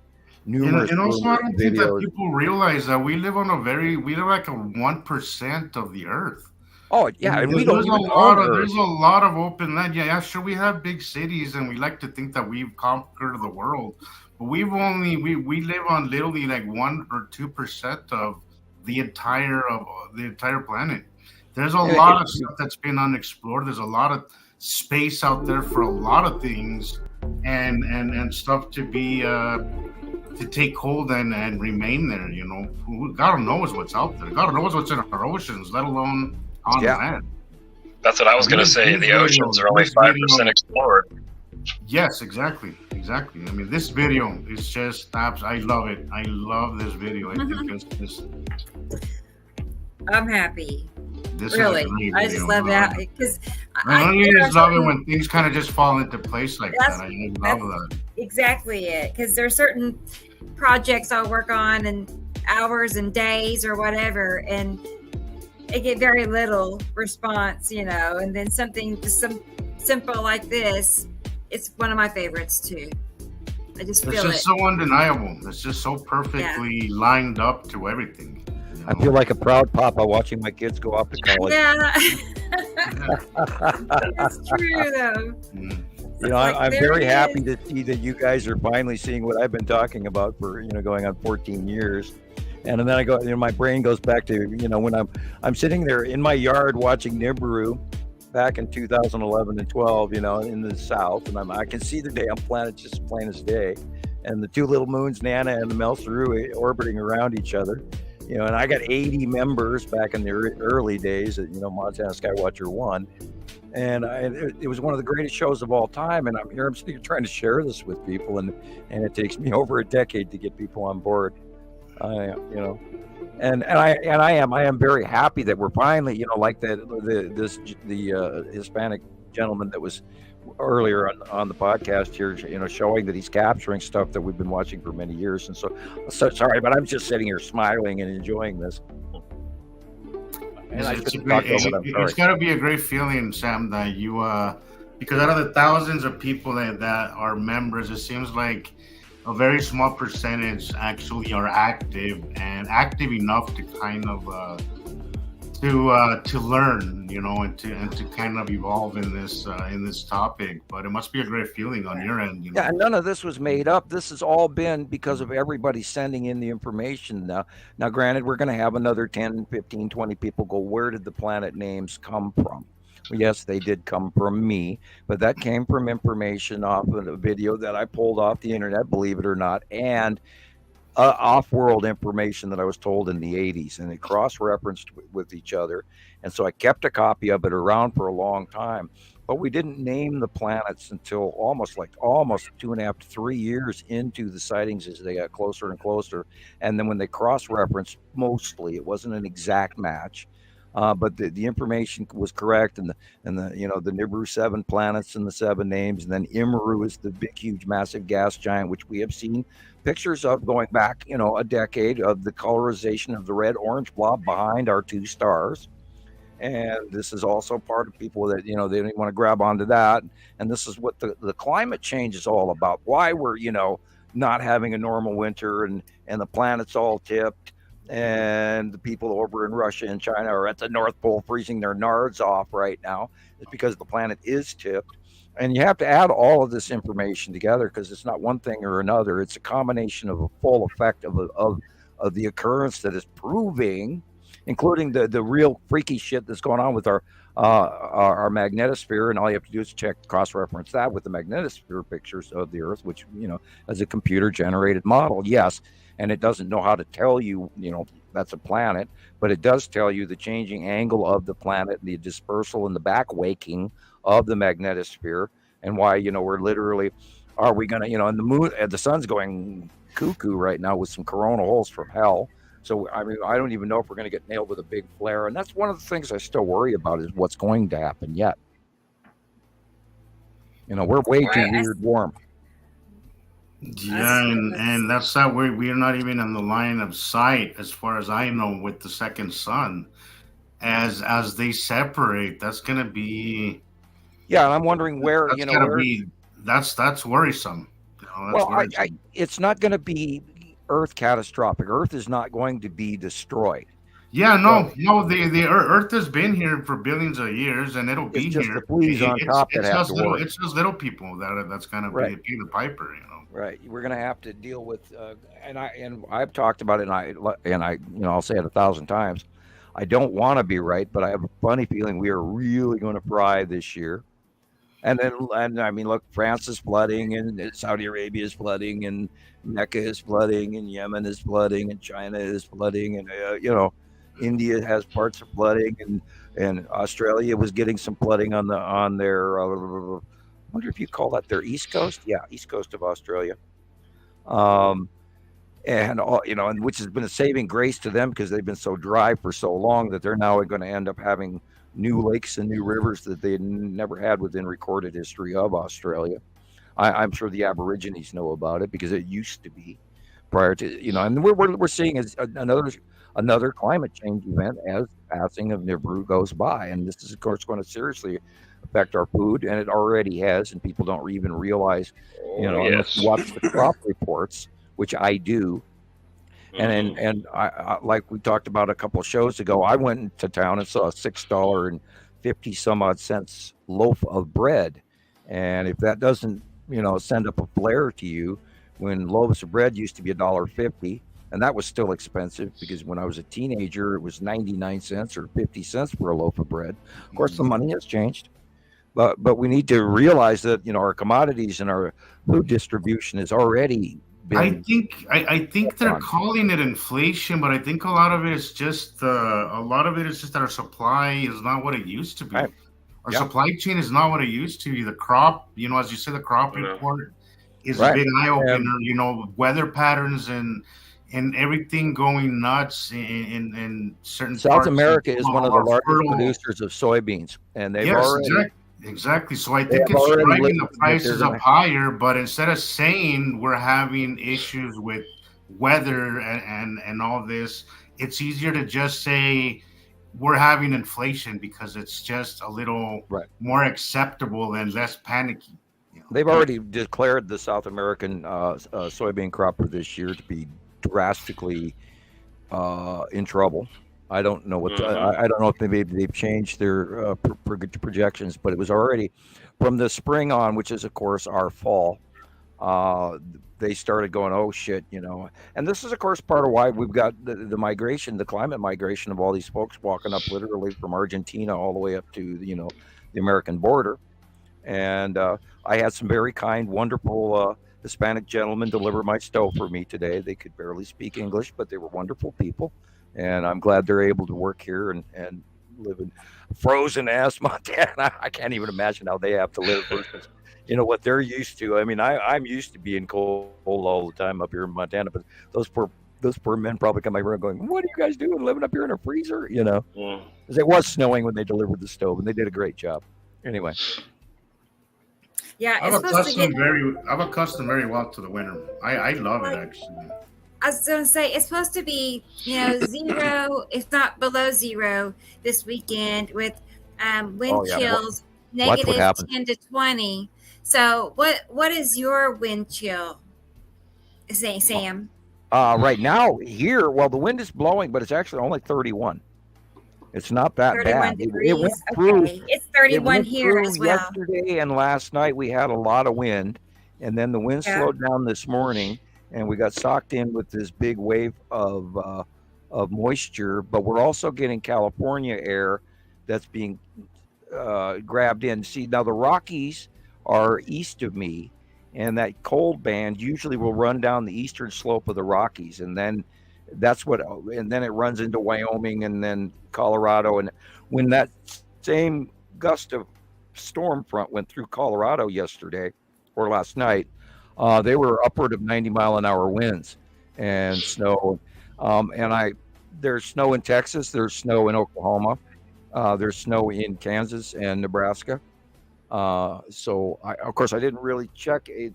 It should be in Nebraska, but I didn't check Nebraska today. But if you folks want to go out and look those things up, you'll see that there is a superstorm forming right now over the top of us, and I'm looking forward to what it's going to do. I'm not looking forward to what it's going to do to people, but I'm quite highly interested Right. in how this storm progresses, because it's going to be a biggie, and they There's- knew about it 3 weeks ago.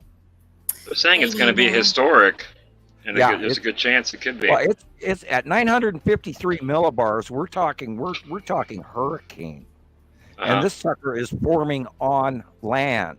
On land, yes. That And they've does talked not about hurricanes occur. affecting the earth and the tectonic plates and causing earthquakes. So Low pressure cell center, almost open core like the movie Day After Tomorrow and all of that. yes, Where you have these subtropical open cores where people freeze to death within an instant. in an instant, yeah. That freezes the helicopter out of the sky, I've that kind seen- of thing. So it's Haven't not that you all bad. I mean, seen that would have to be. videos. That'd I have think to be it's in 500 Russia millibars where- or something like that. Really, really, where it's just ice cold open core. 490 millibars would be insane. Ooh, But it I would mean, be. I'm not a meteorologist per se, but I've studied it for years. But this is downright. We're watching that rotational storm at 953 millibars, and of course that was a projection. I don't know what it actually is, and if it was worse, perhaps they wouldn't even tell us.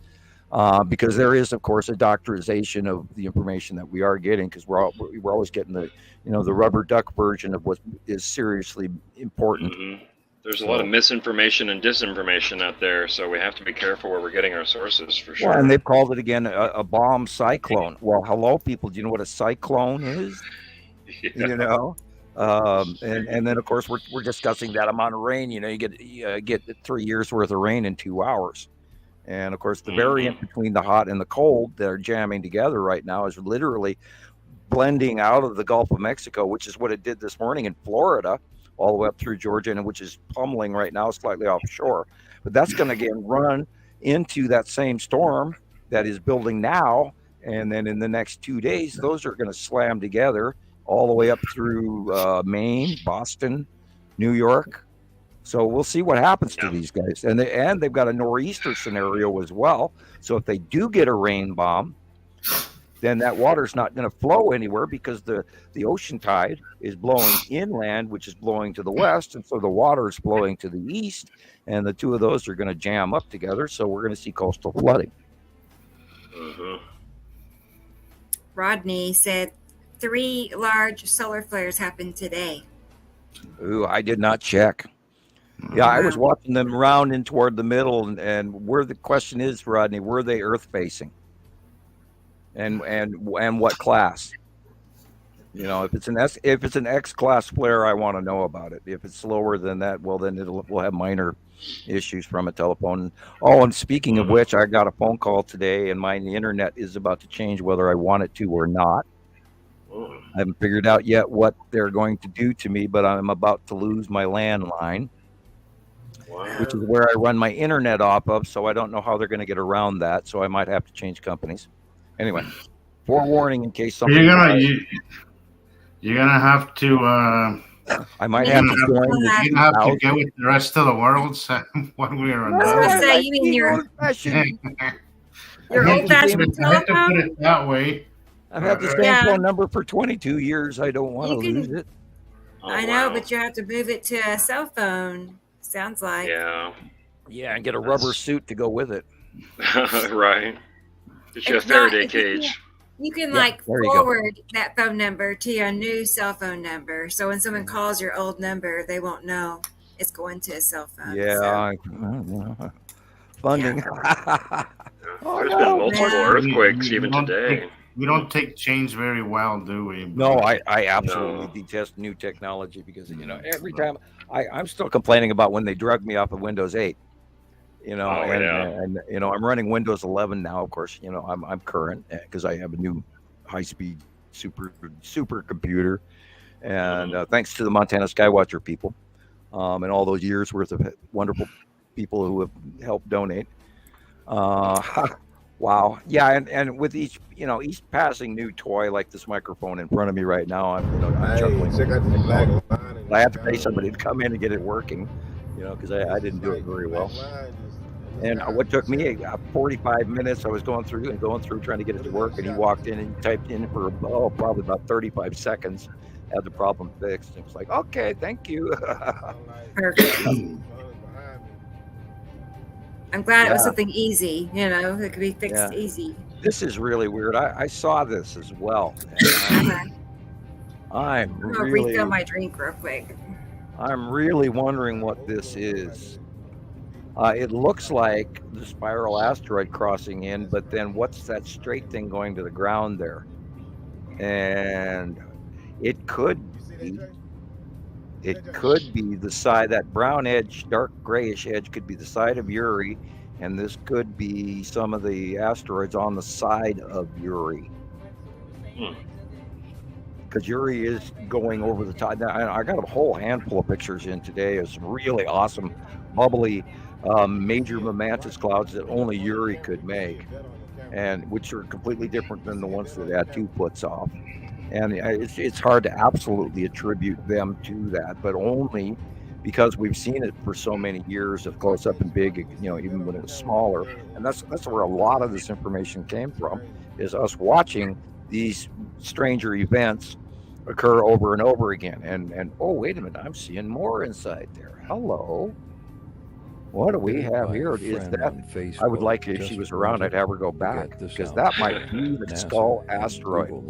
This is part of the second solar system passage. Well, we have to do what our ancient ancestors did and pay attention to the skies.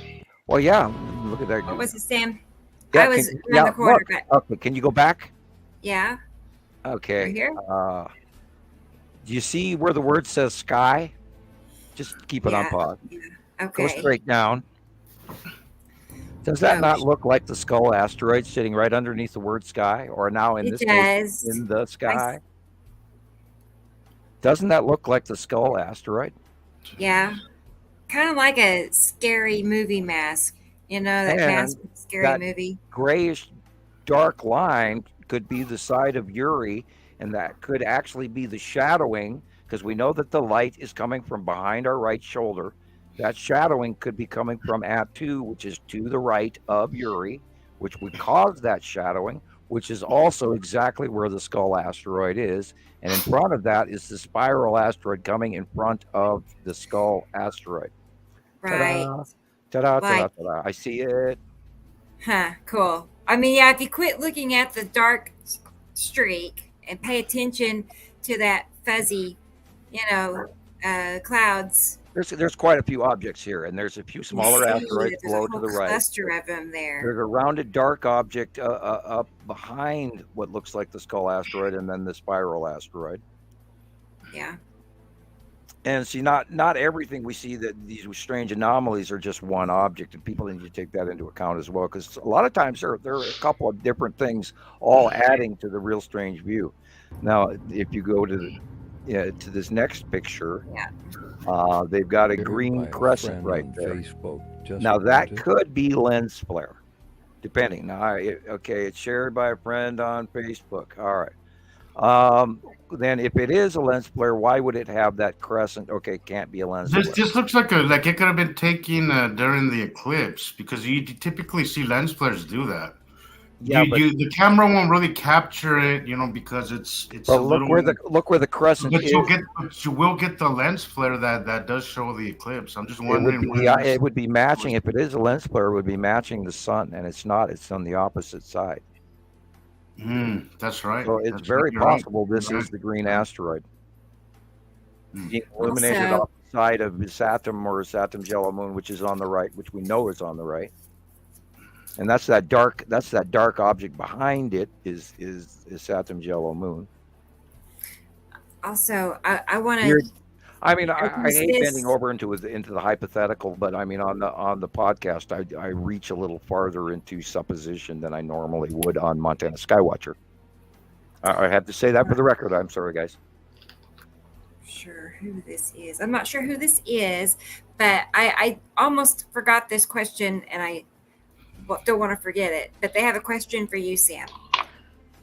Yeah, say the ground turned bright pink. Well, Is it there this? has been, yeah, that would do it too. Was that Refraction it? of the red asteroid onto the ground would turn the ground pink, or refraction of the light and sometimes, and Jesus can attest to this, sometimes some of these angular light sightings are, you got 7 minutes and then it changes, or sometimes they're a half hour, sometimes they're 4 hours. But the transitory occurrences in some of the sightings are so quick that, yeah, I've seen yellow sunrises where the entire ground up here in Montana and everything was yellow. Yeah. And I've seen red days and I've seen drastic orange days off of planetary refraction. I missed the purple ones. I Yeah, swear. those are cool I too, swear when I they- could feel that energy from the purple from purple Atu when back in 2018 when we had really close passes of Atu. Yeah. Jeez, Yeah. I love that. It's just and then your body also freaks out too, and the animals were doing Yes, strange stuff. yes. And the But birds there were is like chirping. a sweet spot during Yeah. the transitions. There's Yeah. like a sweet spot where it actually feels kind of good, But yeah. Yeah, there's been a lot of really weird, like this is supposedly something floating over the city and dropping down in, and there's been a lot of sightings of some really weird ships and going, and I don't want to jump into let's keep searching for ET because I already know they're real. So I don't have to go out and quest after them. But yeah, there's been a lot of really cool new sightings. And a lot of people, it's just, rocket taking off, going up and stuff. And so I guess the new rocket that is heading for the moon is having issues. I can't remember what the name of it was, but it wasn't the standard ones that have been working through the other guys. I always have trouble pulling names out of the hat unless I got it written in front of me. That's my issue is names. I can describe it to you, but I can't pull the stupid ass name I'm out. the same way. I have trouble with names unless I say it many times. Yeah, and I'm brutal about that with people's names when I first meet them too, and I hate that. It's like I literally should carry a notebook around with me and write it down. Just write their names down. Yeah. Oh, Bob. Yeah. Okay. Yeah. Yeah. Gotta get association. Now, if and if I turn dyslexic and I reverse the first two letters of their first name and last name, I will remember it. It's weird. Yeah, and I've always done that. I always reverse the first two initials off of a lot of different terms, even, and my mind grabs it. I don't know why it does it, but if I do that, which is really disrespectful to somebody, if you were to take the time to do that and then say it to them, but I've actually found that I remember their names better because of it, which is weird. And sidebar, nut job. I'm sorry. Yeah, there's been a lot of sightings. What happens in the Great Lakes, and when they have, I'm trying to think of the name of that fish, smelt. The smelt go to shore a certain part of the year after they're a certain age, and then people rush to that area and scoop them up by the truckloads. And they do that in Minnesota a lot. So this is normal. This is not non-normal. I see. 10,000 fish are seen jumping out of the water. Well, there's oceanic and there's human resonance stuff going on. And look, we got a purple sky sunset, so it's entirely possible that there is a harmonic that is affecting them in a different normal manner. But Tunisia, yeah, and this is Mediterranean weather and all that shit that's been going through the whole, and we don't get this weather. I watched the SOT weather for December. It was awesome. SOTT, SOT weather. It's on YouTube. I recommend you look that up because he does it in order, chronological order of the beginning of the month to the end of the month, and I watch it every month when I can. So there's a lot of excruciatingly unbelievable storms, and I've been spending the last couple of weeks looking it all up again because it's always coming in on feed, and my smart TV recommends stuff for me, so what I watch it reminds me of. So there's a lot, and I keep warning everybody, you have to pay attention to that. We are not in Kansas anymore, Toto, and if you have yard furniture or barbecues or a deck with a bad wind area where your deck could get ripped off quite easily, and look what blew through Colorado last night and what's blowing over the top of you guys right now, and if you still have a roof by the end of next year, congratulations. And a lot of people won't, and that's what's going on around the world, and this is basic proof that this is occurring. And it's not just our weather; it's exterior causing this. Because this is no sky. These are no skies we ever saw in our lives, not ever growing up. And I always recommend to people go watch an old Western because they always do sky scenes and they're always showing you the cool mountains and the clouds and the buffalo and all of that. And look at this. I mean, granted, that's normal in Montana right there. Every spring we have some sort of a melt off, not lately, but we used to have these major floods like this every year up here in Montana, and Colorado flooded a few years ago. And then of course, Germany did this just recently. And there's a bunch of flooding again in Britain and Ireland right now. And France is flooding like this. They're not majorly flooding. Their rivers are very full. And of course the rivers are breaking their banks in France, and of course there are canals and stuff that actually do lead to the Mediterranean, but and then Italy has been having trouble, and so on and so on and so on, and Turkey, and it's not being shared in the world news, and I don't know why. That's a good somebody question. else talk. I want to drink. Yeah, no, it's true though. I tell people all the time that they really probably don't know what's happening out there because the TV's not telling them. Mainstream media barely touches on any of this. So unless you're out looking for it, you probably don't know. The guys at the gas station asked me. Things are. The guys at the gas station asked me, "What's the weather going to be like this week?" And okay, yeah, we know you look it up, And I was watching Ryan Hall y'all this morning on the storms going all the way through Florida right now, and those poor folks, and they're getting their houses shredded and their trees ripped up, and January tornadoes are not a norm, so and people, it's just weather. No, guys, we're in a lot of trouble, and we have to rethink how we're doing things, like that building and that building and that building. If they would have been built differently, then that apartment complex, or this is horrible. Look at the millions of dollars. Panama City Beach, Florida, that went through this morning, last night. Wow. Yeah. Caroline says they had their first snow in 2 years there in Pennsylvania. Wow. A few days ago. So first snow in 2 years. That's not normal for Pennsylvania. Usually they're getting major effect snow and everything as a general rule. Right. I like Pennsylvania. It's rather interesting country. Okay, I remember as a kid, always having snow days, for sure, but sledding, all kinds of playing in the Yeah. snow. I mean, snow is every year. Yeah, It's we're not normal. seeing the Now, winters that we we grew up don't with hardly either. get snow at all. No, Right. it's very Our different. worldwide weather has drastically changed, period, and it's not going to be better. It's going to be worse. It's very And true. what really threw it in stitches for me was watching last year's summer, and all the worldwide major rivers dried up. The Seine, the San, the Yangtze, the Yellow River, the Amazon dried up this year.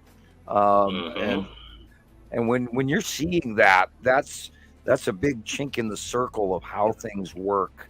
And we can say that, oh, it's past, it's gone by, now they're starting to fill up. But no, if you see a year like that, hell, the Mississippi this year alone, they were having trouble getting the ships down because there wasn't enough water making it all the way to the Gulf. And that's what's going on in the Panama Canal as we speak. So, guys, our water is going places that it normally wasn't, and is So- not where it used to be. Those So- videos when water is just like going into the ground, like into a crack or a hole in the ground. Have you seen, or you've seen like Yeah, lakes? saturation. Yeah, and we're also Just refilling up disappear. the aquifers under the United States are filling up again finally, depending. Okay. Well, depending on which area you're talking about. The Central America, North American aquifer was drained so negatively, and then they're fracking the crap out of it. So that's probably not going to recover too well. We probably have a calcium carbonate thing going on underneath, which is part of what happened to that escarpment drop area between Amarillo and Oklahoma City, like we were talking about earlier. That aquifer dome is held up with towers that are made up of limestone, and you start pumping in seawater, which is what they do, along with multiple other toxic chemicals that they pump into the fracking system to break the fracture rock, so it'll release the natural gas and oils and whatever. But you start pumping seawater, salt water, in on limestone, and you have a calcium carbonate, plop, fizz, Alka-Seltzer thing going on underground, which is eroding and eating away those columns that hold up that thing. And this is, of course, why a majority of Oklahoma's earthquakes are occurring constantly, is because there's fracturing going on deep underground. And people don't realize that, but it's not necessarily that safe. And that's that same function of what has already occurred between Oklahoma City and Amarillo. And I'm sure there's probably 5 or 10 videos out there about that sunken area in geologic study reports from probably around Arizona, New Mexico, Texas, etc. I'm sure there's people studying it, because the geologists go, oh, you got to see this. And I went and took that tour, and it's like a 60-80 foot drop where this big huge circle going from Amarillo down south into Texas all the way to Oklahoma City, in a big circle where that area dropped. And that, of course, will occur, and the sinkholes will occur from Houston, Texas, and all this other stuff underground as well. So now, and this is, the cluster quakes that are going on in western Texas currently, and they blame it on fracking. Well, there probably a whole bunch of that is subduction occurring, or perhaps maybe volcanic lava tube spilling. Who knows? It's weird. Sorry. Could you explain what's? This is an old video. I was going to back this video up, Jesus, just so you know. We'll back it up. Or see what it is. But I really want. This is old. This is like 2018, and I was still kind of new when I took this video. But I took this while there was a friend. There was a friend with me, and he's all, "That's nothing. That's just clouds." But I knew there was a little bit more to that, and I took the video anyway, despite, Well, you got the whole ball of wax there. But what's going on here? It just, I'm a little, it looks a little. You're looking at the onset. Okay, hit pause. What's that? I was having Rebecca hit pause. Okay, Yeah. on the left. Let me back Okay, it up. right There. there. Right there. On the left, you have Lead Asteroid. Now, this is older. And the white illumination dead center in the background is Yes. Hatu's moon. But on the right-hand side, you have that circle with the ion trail that's going up to the upper right. And you see, if we look in the right lower corner, there's almost a certain reddish to it. So what do you have?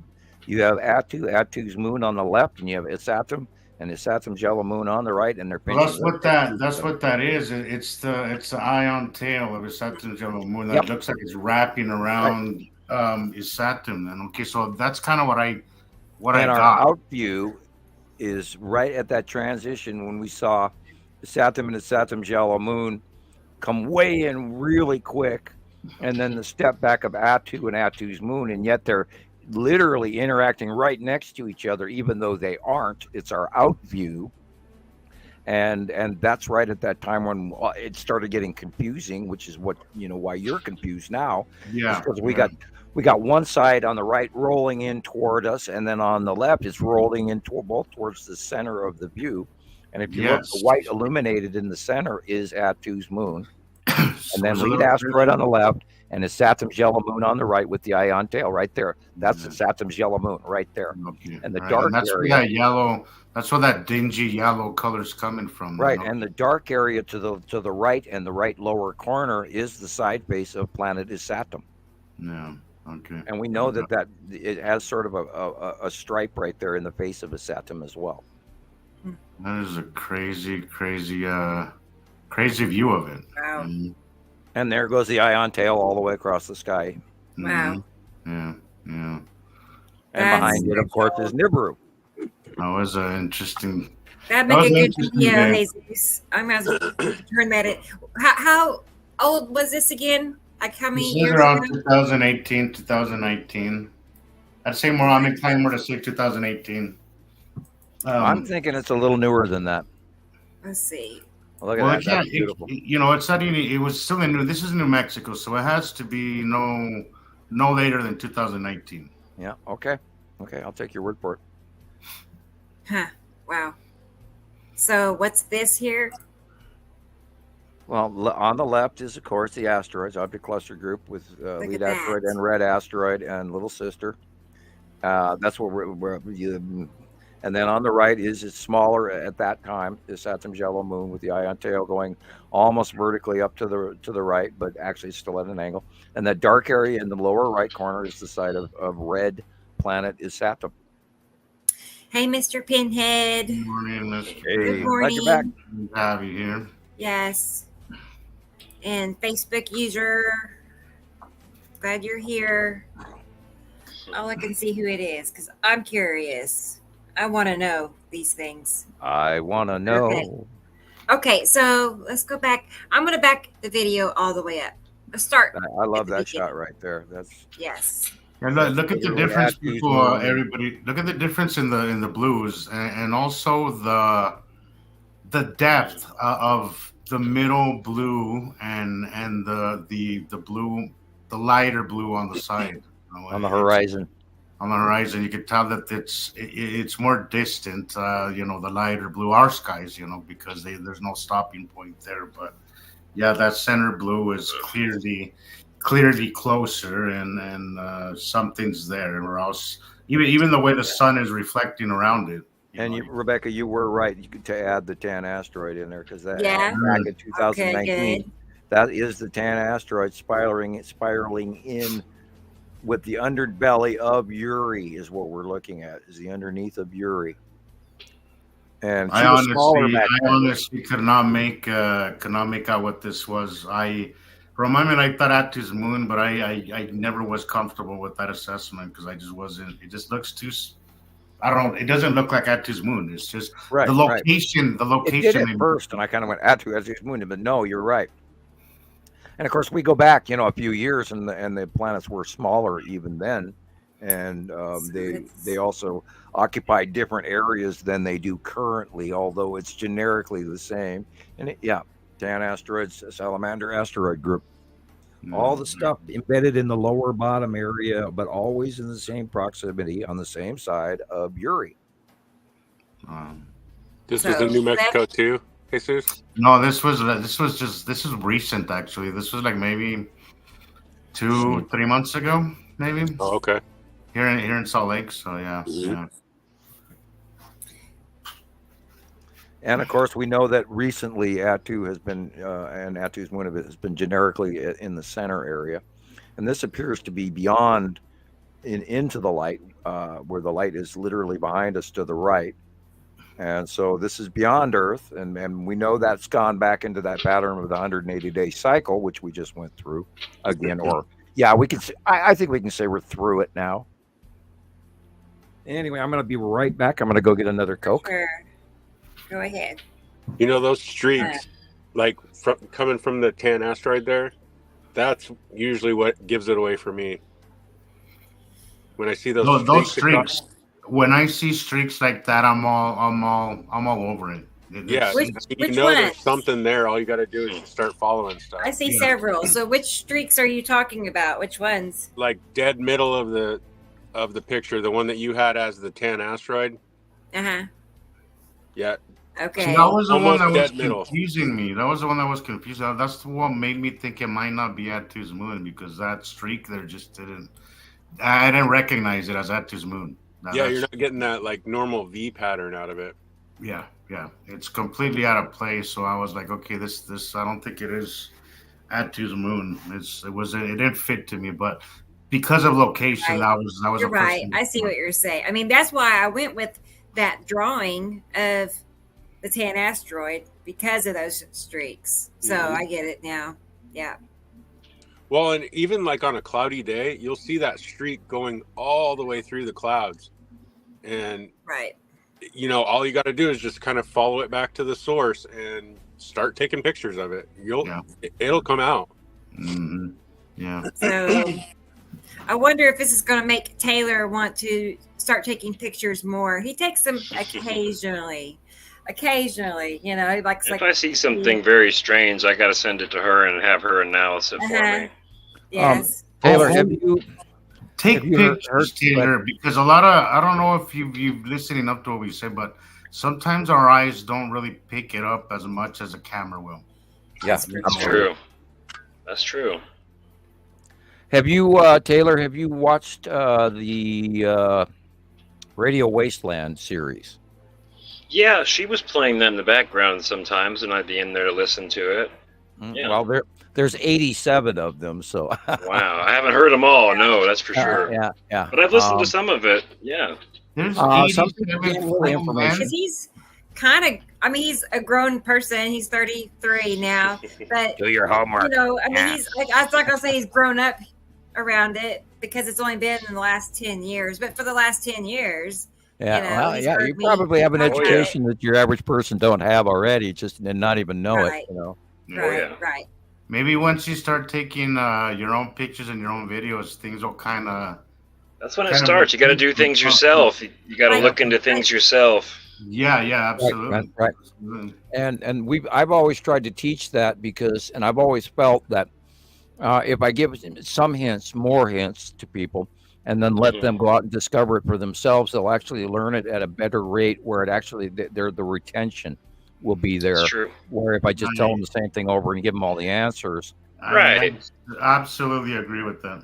Absolutely. I'm just Right. trying It's to like- think, Taylor, what was the main hesitation that you thought maybe this wasn't planets? my Well, mind's it's- crazy. Well, it's because of all the things that I've been into before this. You can only imagine all the things out there that people research in regards to the cosmology of the Earth. And I've been through all the different, rabbit holes, so you can speak. Call me a conspiracy theorist if you want, but I've looked into a lot of different things. So it's just, Well, and the homework level too also helps you grow a larger and better BS meter. You kind of go, It does. And I always tell everybody, because to me science is so easy, it's unbelievable, because it's self-evident, and so I've had this rule, and it's a term I've spoken for many years, and I don't know if I coined it or somebody else did. Doesn't matter. If it's simple and it fits, it's true. If it's complicated and hard to understand, then most likely it's a distraction or a lie. I agree. And you can go all the way across the board, even including sociological behavior between people's interactions. If it's complicated, then there's something part of the story is missing here for a reason. And then, you know, if you're hinky about it, then there's a reason for it. So, you know, I've learned to trust my gut for sure. Right. Follow on your certain gut, things. trust you. Don't take our word for it, but yet at the same token, I'm going to have to scream, excuse me, folks, but we have done the homework for you. We've been doing this for over 14 years. I've known about it since 1980. I wrote my paper in 1978. There are people that dispute that, and I chuckle at them going, okay, Skippy, and that's Jillian's favorite statement. And, you know, they don't bother with people and slap you with a 30-year non-disclosure agreement for being wrong. They just don't. And that's the one that I always can, you know, take that step back and say, this is my chair I can sit on. Is like, they do not harass you and make you not talk for being wrong. Why would they be even bothered? That's right. That's a big factor, and the accuracy of your drawings, which thank you.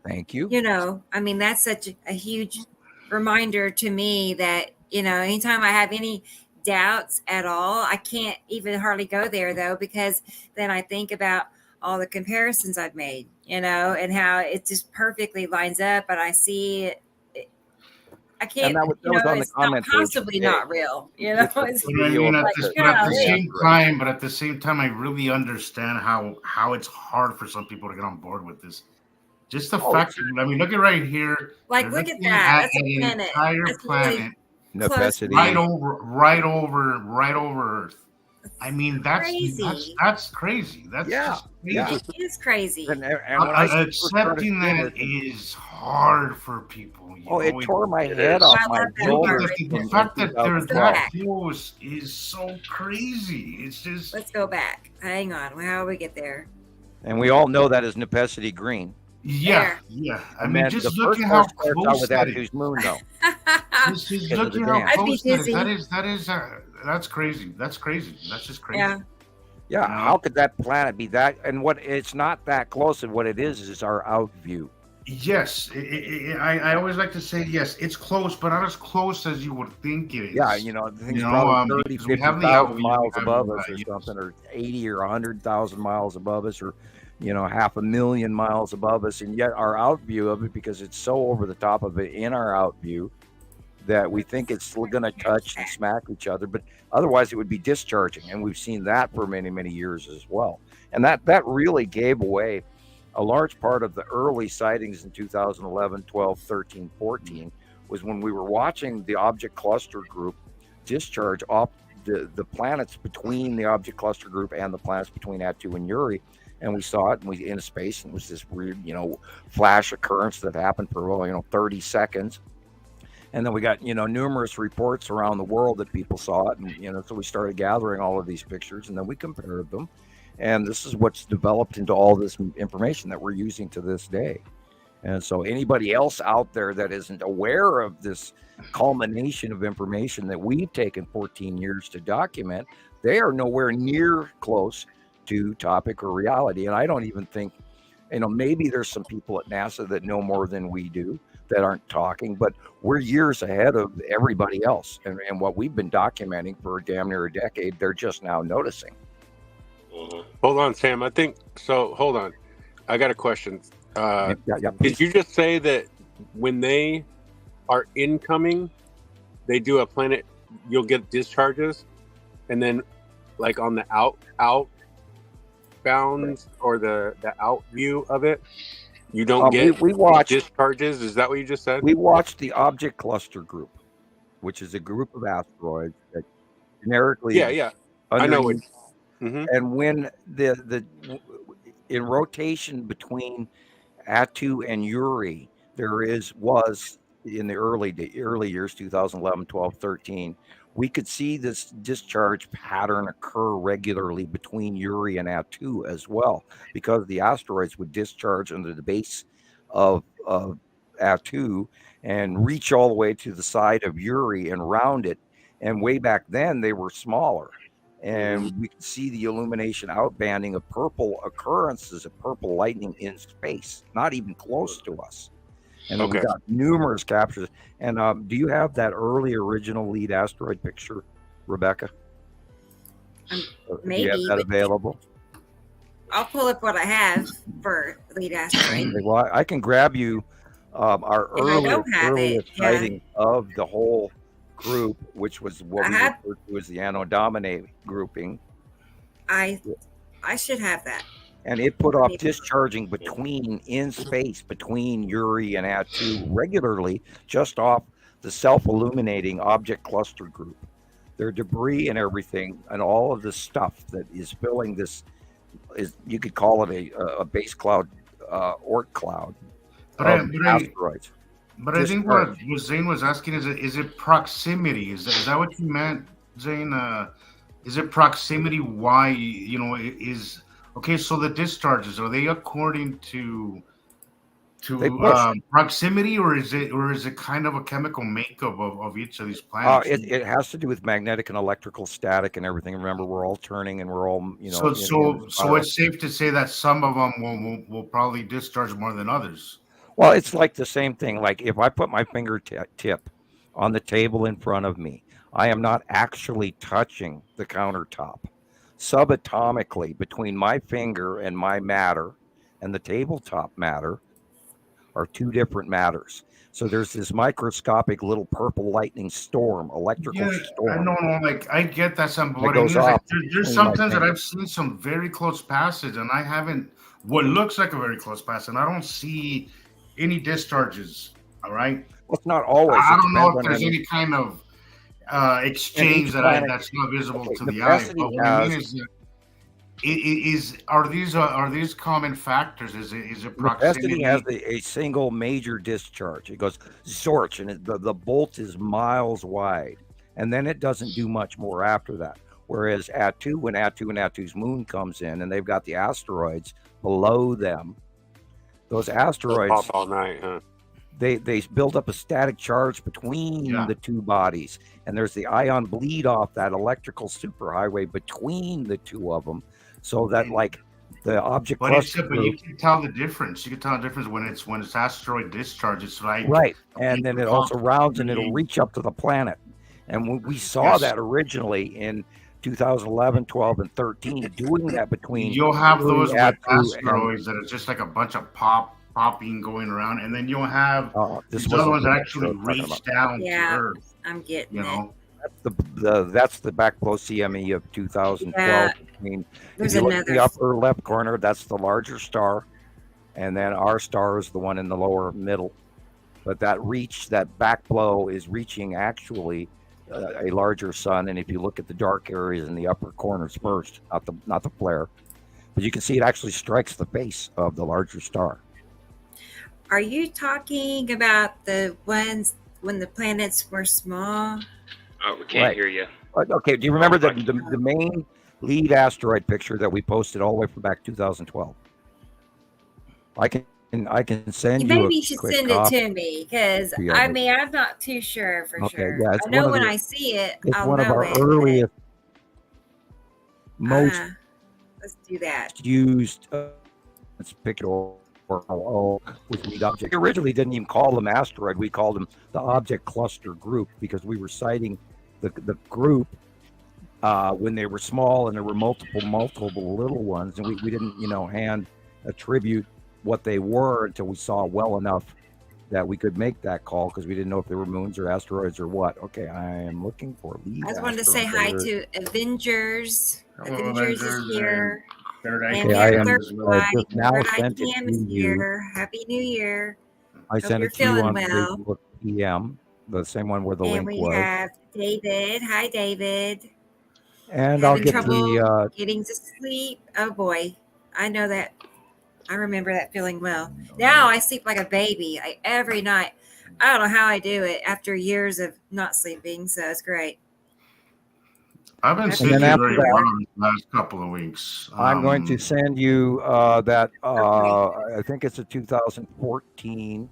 Don't quote me on it because I've been wrong. Okay, after that, I'm going to send you the next object cluster group plus Atu and Uri picture going back. That is one of my favorites, and so you should post both of these. Okay. And then we can discuss them, and then hopefully answer Zane's question. There's on live. go back to StreamYard. That is the early in space planets. There's one on the far left, and there's one being cut off in the far right, and that I believe is Nibiru, and I believe that the one on the far left, the big greenish blob, is Saru, and these are the smaller planets in between. Where did these pictures come from? Like, how did you get came them? up from offline, some space captures back all the way back in 2009, 10. And I was, probably got this from Europe. Okay. Because I was talking to a lot of folks back from, who were actually scientists who, over the years, unfortunately, sort of slipped away because they didn't want to risk their tenure and their jobs and, their second beach house or whatever you want to call it. And they faded away. They may still be out there listening. Great if they are. Great if they're not. Doesn't matter which. But, we had a lot of really technical people originally. Yeah, that one. I love that picture. This is an illumination, and I believe it is striking off of Attu's moon, which was much smaller back then. And then Attu and Yuri are behind this. This is like a capacitor that between the bleed off between the bodies gets a static charge, and that's why it self-illuminates. And the debris and the dust and everything gathers a charge, and just like electrons when they're accelerating, they give, in a 4-foot office tube lighting, they give off a accelerated electron illumination in space, which is how we first pretty much started seeing these. And we're going, oh, look at this. Oh, look at this. Oh, look at this. And so then the we bigger realized, blurry one, Sam, that's discharging off the smaller one on top. You're saying that's Attu's moon? no, down at the bottom center where that bright flash flare is. Yeah. The big bottom blurry one. Yeah, that's then Attu's right behind that. And then Yuri is behind that to the left. And if you look, you can see the red illumination in the upper right corner is actually the red asteroid putting off an illumination. And then the lead asteroid is actually sort of behind it. And then the spiral and the green and the blue are all in that front group. That is a crazy picture. Yeah, and this goes all the way back to 2012-ish. This is a good example of how things could be there, but they're just slightly out of your view. Yeah, and we saw this, and we saw it, and we saw it. This perfectly captures how, as they come close, they get a little clearer and clearer. But if they're a little far, they're a little blurry and out of focus. This is a perfect example of that. And we've got numerous ones even coming up all the way till recent times where lead asteroid all of a sudden just massively illuminates, and hello, there it is, and oh my God, look at that, and then 20 minutes later it's gone. I'm scrolling through. It's in this. Go ahead, Zane. Sorry. Oh, I'm sorry. Talking out loud. I'm just nothing. I have nothing really important to say. It's still in that same pattern to this day. Yeah. Is that correct? And this one is, I think, from last week. And this is the Tan asteroid in illumination coming up from the bottom of the base of Yuri. And if you look over to the right, you can see Spiral asteroid is over to the right. And lead asteroid is dark and a little bit to the right, up a hair. But the same pattern happens over and over and over again. Although their placement can occasionally move here or there, or they stack up. And sometimes they're going vertically. Sometimes they're going, in the 35 to 45 degree angle from the left, which is always. And unless, it depends. Now, if Attu is going over the top of Earth, then we'll sometimes see it coming in at a minor different angle, almost vertical, and yet coming in from the right. But that's always short-lived. We'll see that only as the planet rotates and passing, and then they go back into their main average placement that we see more over, 75% of the time than the occasional right-sided current.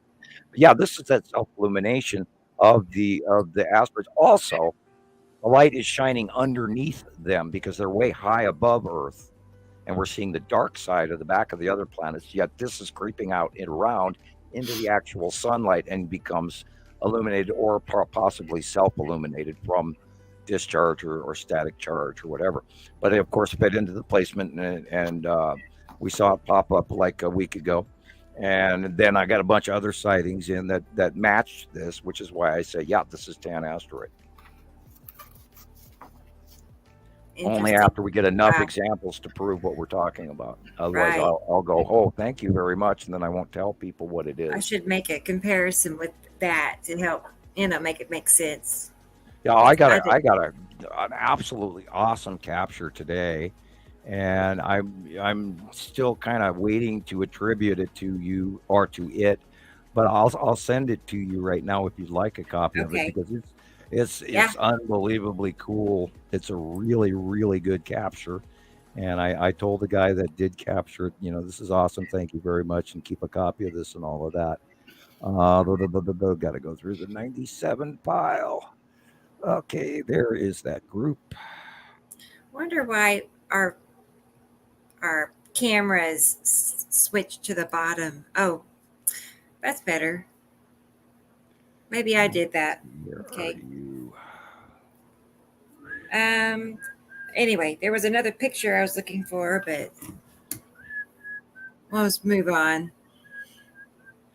This I'm is trying to one. find it. These are all pictures, Sam, that you sent me. I have Okay. a couple of folders that it's just Sam's picks number 2, but it's things that you sent me. So Okay, I'm sending you this. I got this today, and it's just Yeah. awesome.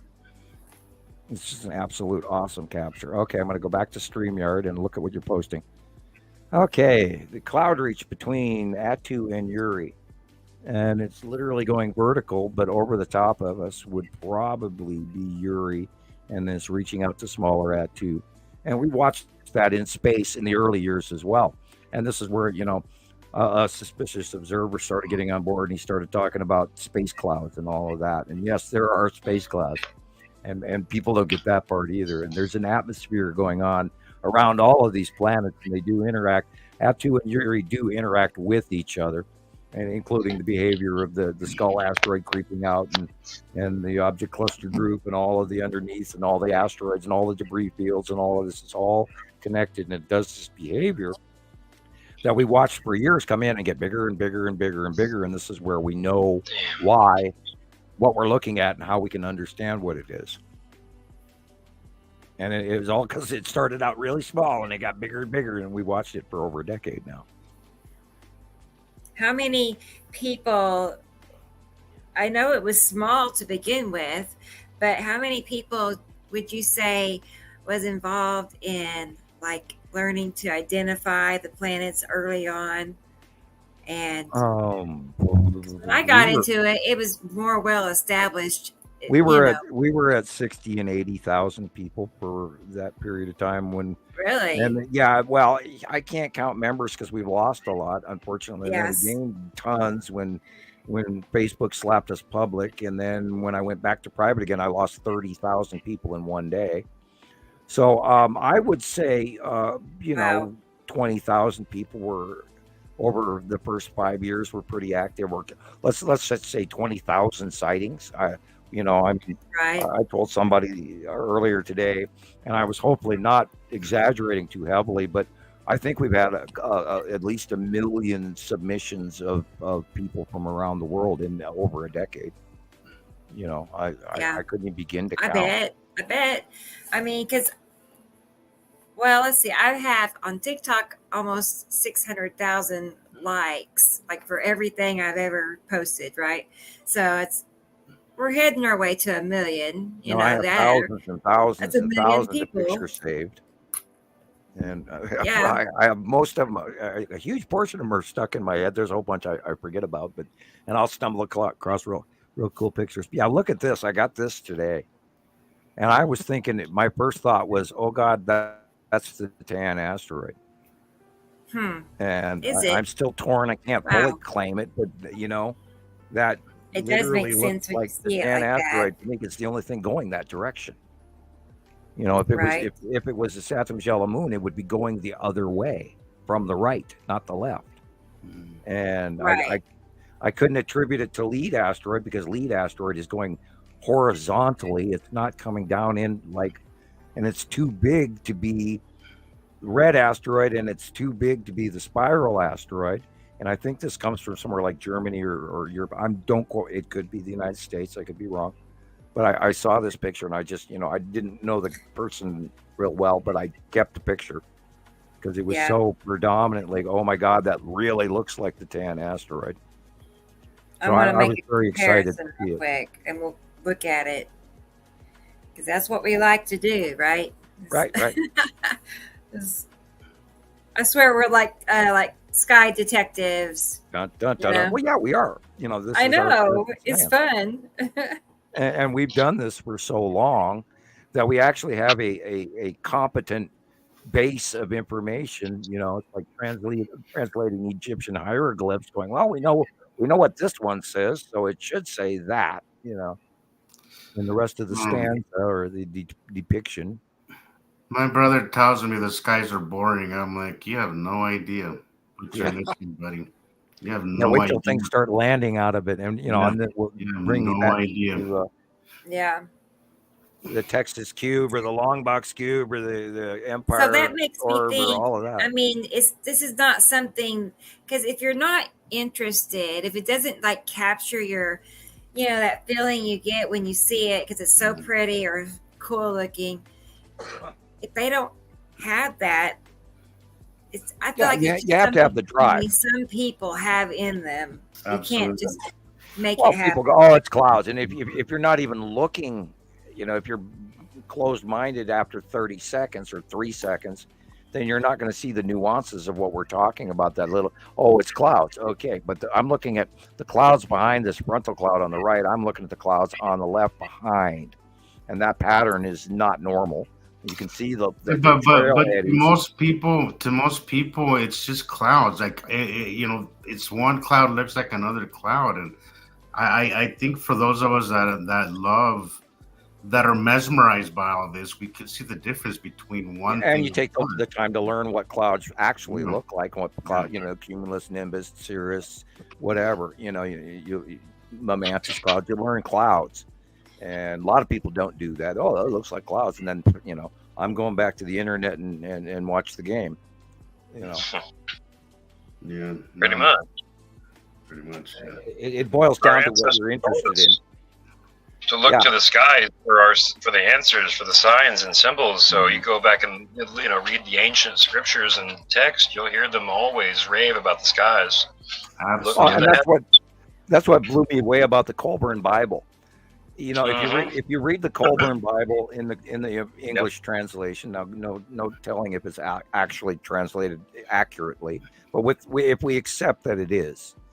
And if you read it for the first time, you go, oh, it's very confusing. But once you cross-reference the binary or the two stars and the two solar systems, all of a sudden, all of that stuff starts to make way more sense.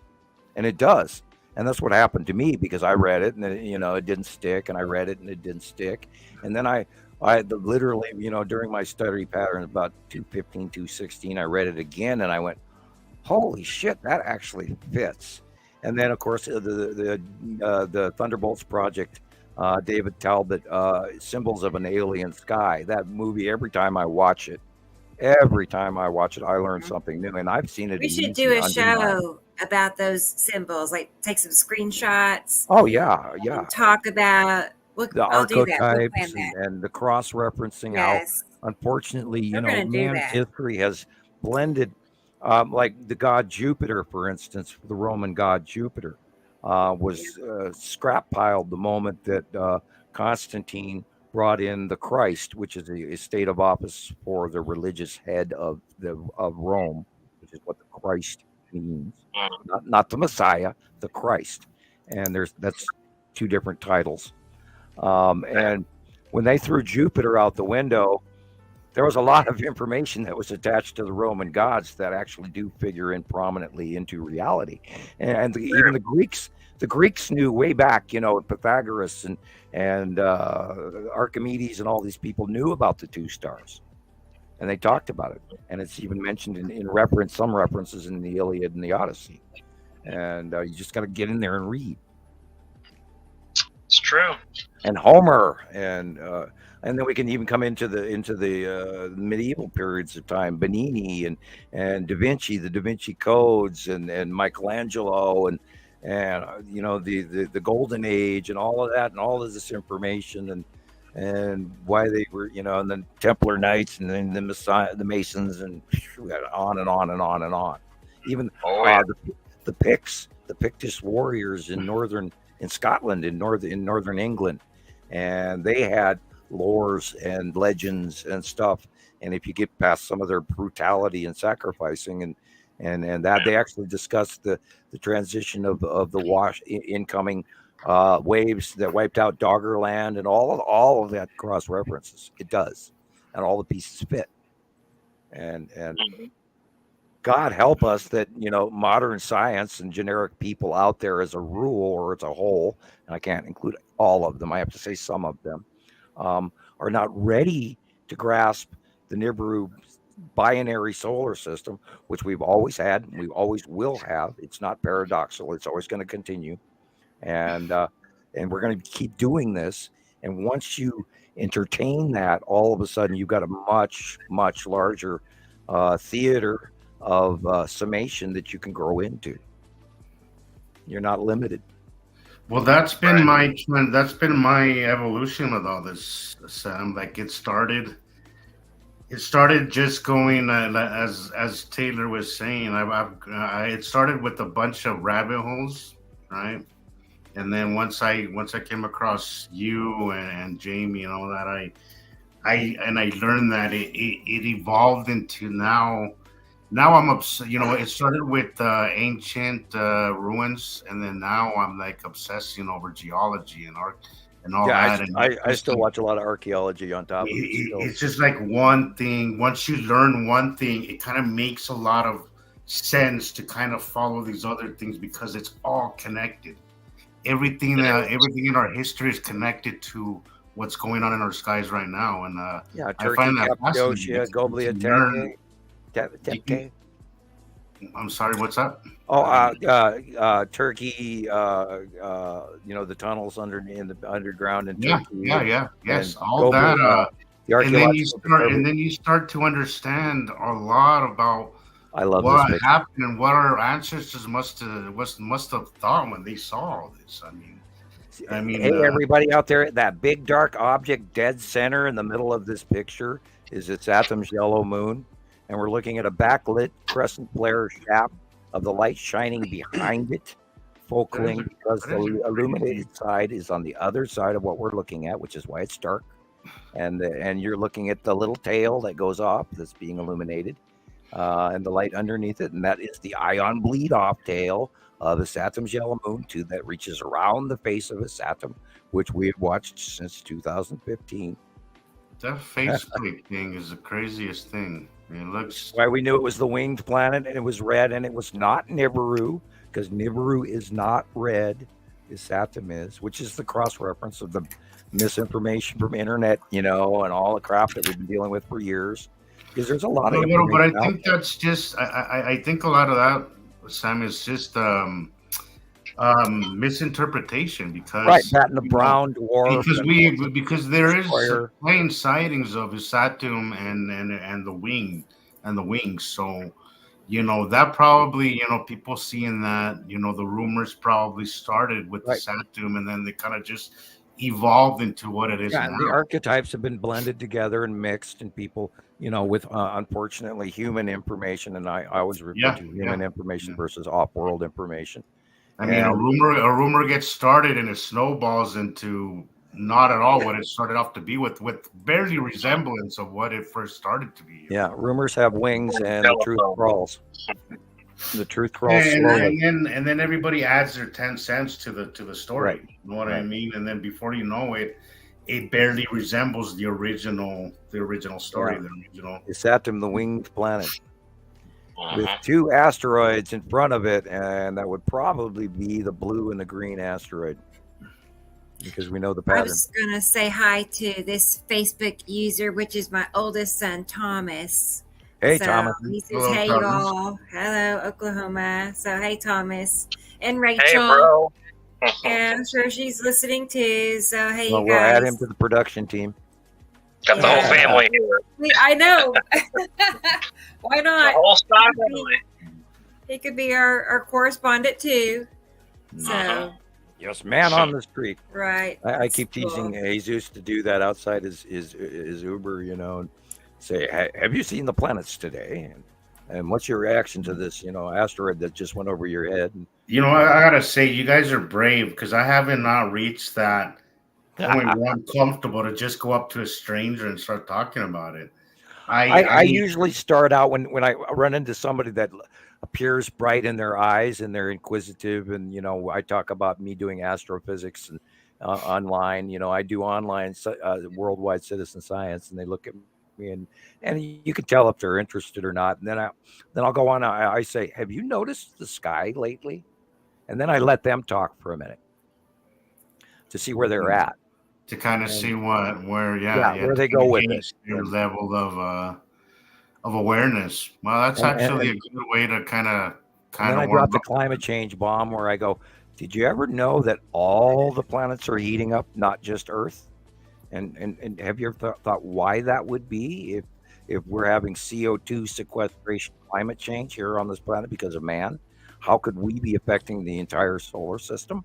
And they go, I don't know. And I said, well, what if I was to tell you that we have a binary twin solar system where we have two stars, two sets of planets. And then I dropped it. Oh, and by the way, there are people on those other planets. And that's about the time they usually shut down on me. Yeah, I was going to say, I think you could skip that one for now. Yeah. It's for some people, it's too much. Yeah. It's funny because everybody wants to believe in aliens, but if you make a comment like that, you totally lose somebody. Yeah. Well, maybe Miami. Maybe Miami is a way. Miami. Yeah. Maybe. I'm always hoping for a worldwide, semi-drastic enough occurrence that people will wake up. I don't want anybody to be hurt, of course. God forbid, but or the maker forbid, or the makers. But we need an event. We need something drastic enough to actually get people to focus and pay attention.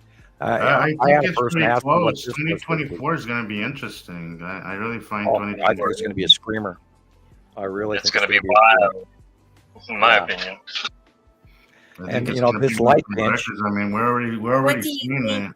I mean, what is it that you think you're expecting? Like, several things, or just I think we're going to see drastic extreme weather. I think we're going to see devastating, close passing tornadoes, hurricanes, you name it. We're going to see drought. We're going to see mega flooding. We're going to see drastic geological occurrences like we're seeing right now all over, where there's new cluster quakes going on. And so we're seeing underground, there's a lot of underground activity going on, and the Schumann resonance, and they've talked about how the core lava domes in what they understood was the average standard lava dome has changed, how the lava dome has changed in Iceland, how the lava dome has changed in Mexico, how the lava dome has changed in Alaska, and the Tonga, for instance, that big, huge super volcano that went boom under the ocean and actually moved the earth several inches on that one occurrence. And then, it's major tsunamis, and we've seen high coastal storm blowing in from the jet stream occurrence and the earth tipping that's going on from the Pacific Ocean, and the drastically wide, excruciating, high intensity jet streams that we've never had before. I mean, they're acting in ways I've never seen them. They're much bigger. The jet streams on both poles are completely acting not normal. Yeah, this picture goes back to 2012. Go back if you would. That's two planets and a smaller planet in front blocking the sun. And once we saw this, I completely knew right there. It told me volumes about how we're looking at the backsides of these planets, this illuminated side of them between us and our star. It's illuminated on the other side of us. So we're seeing the dark side of these planets. And once you take that into account, for all you new folks out there, it starts speaking volumes to you why we haven't been able to really see them. But yet that's why that video that I sent you, the last one, Rebecca, that's what I wanted to discuss about it, because you could literally see that on the back end of it. but you could also see how it's a little lit on the other side, and that's really what I want Side to lighting, crescent illumination. Yeah.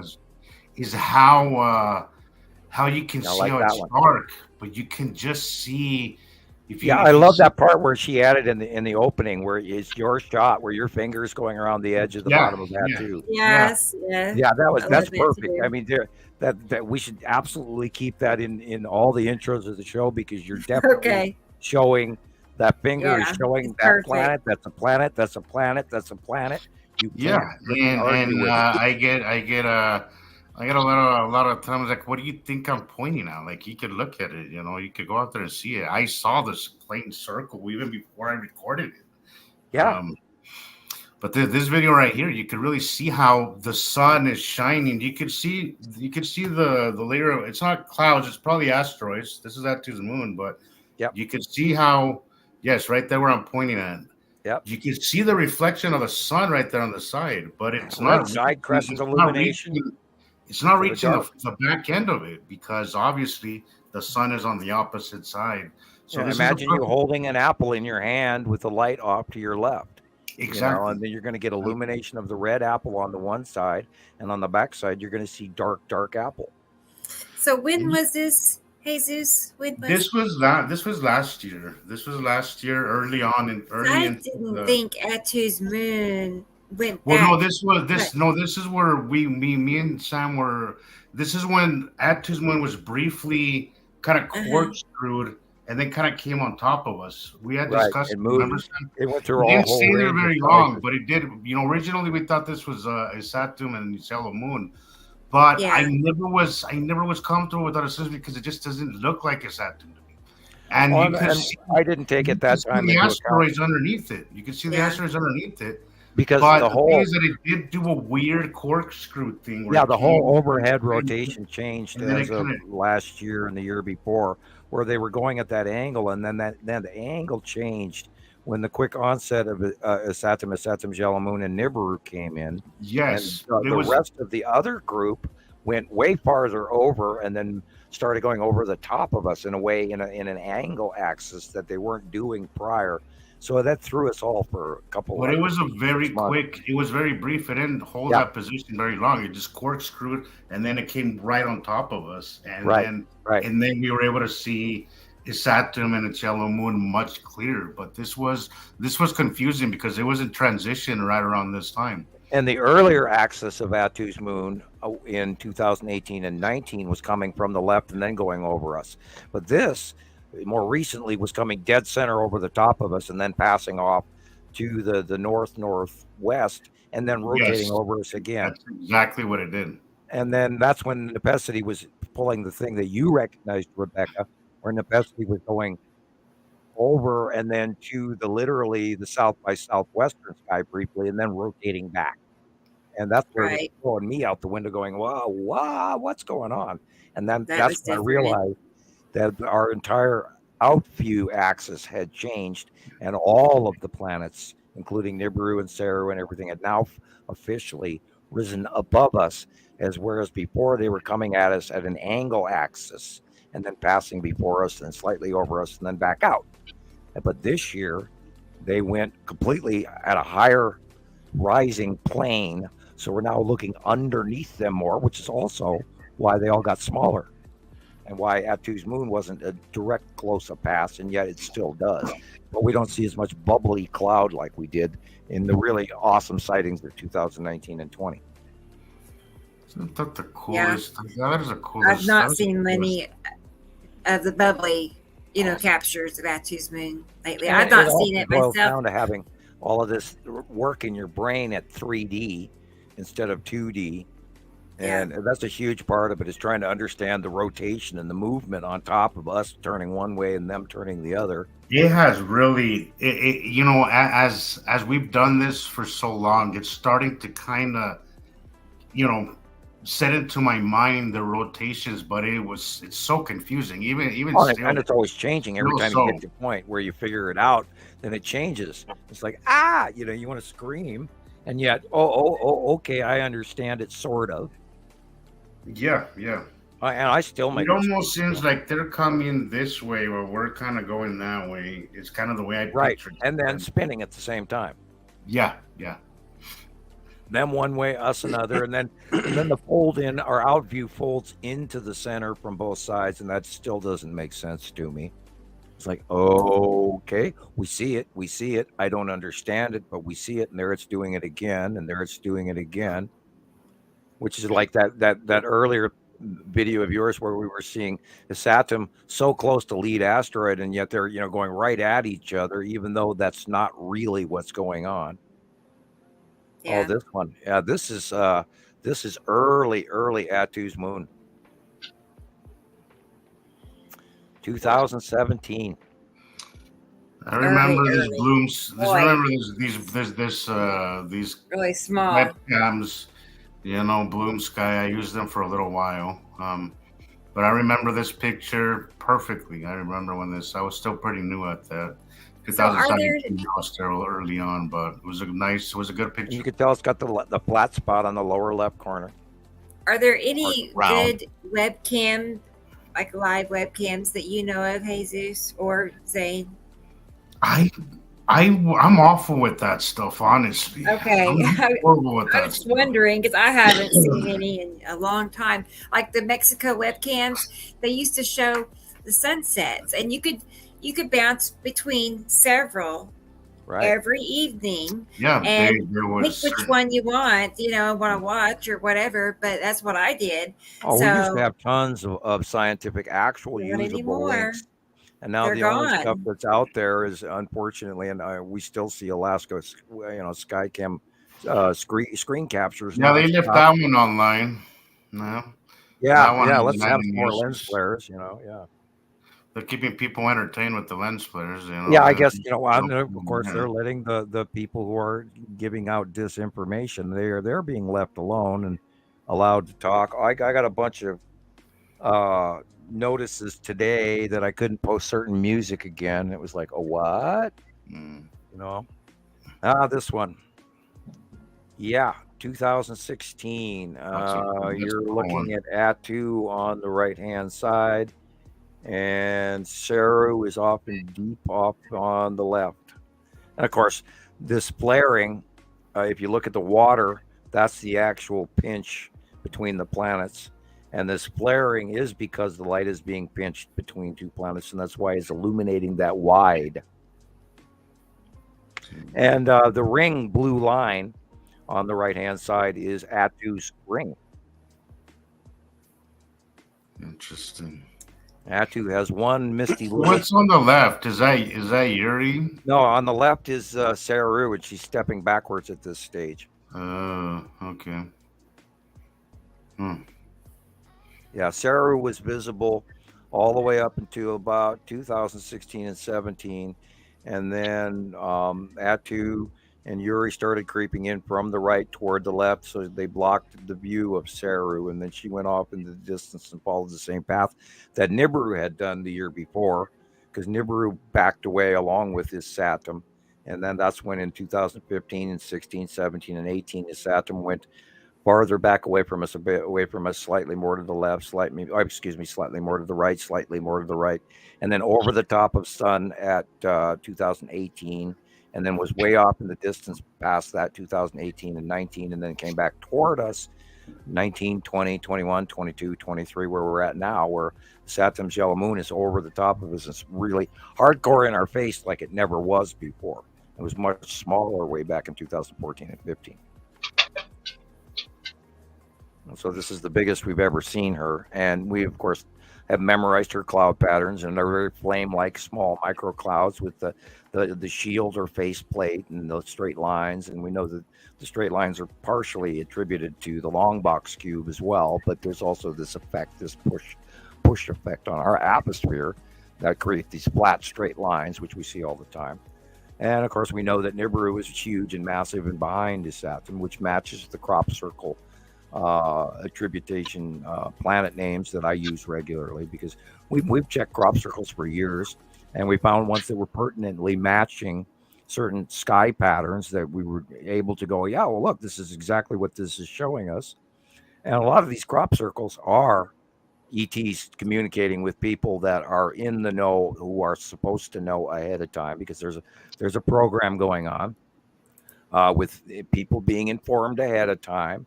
People always ask, well, how come they don't come in contact with us? Well, they have for a very long time, and there's a lot of people out there that do know. Great shot here, 2015, Attu's moon with Yuri behind it on the right-hand side of the sun, and that's where they started coming over right after that, just as Saturn, which was at that time smaller, about the size of a grapefruit, on the left-hand side of the sun, and then that went back, and then these two went over to the left in 2016, 17, 18.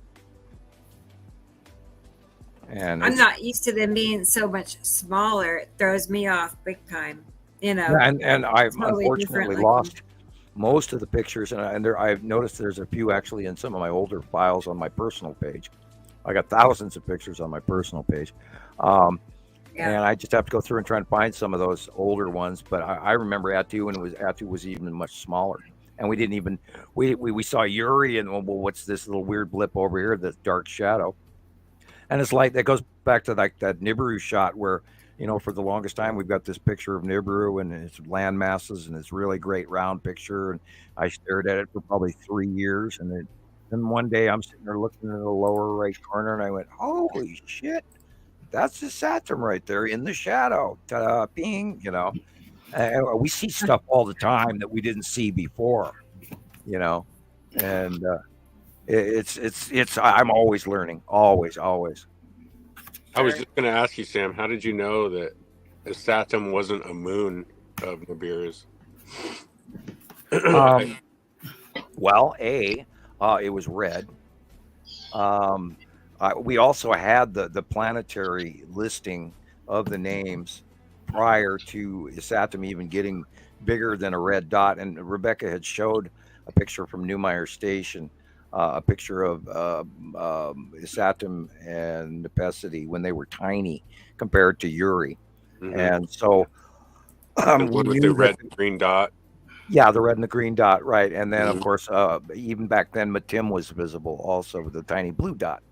And it was very, very bright blue.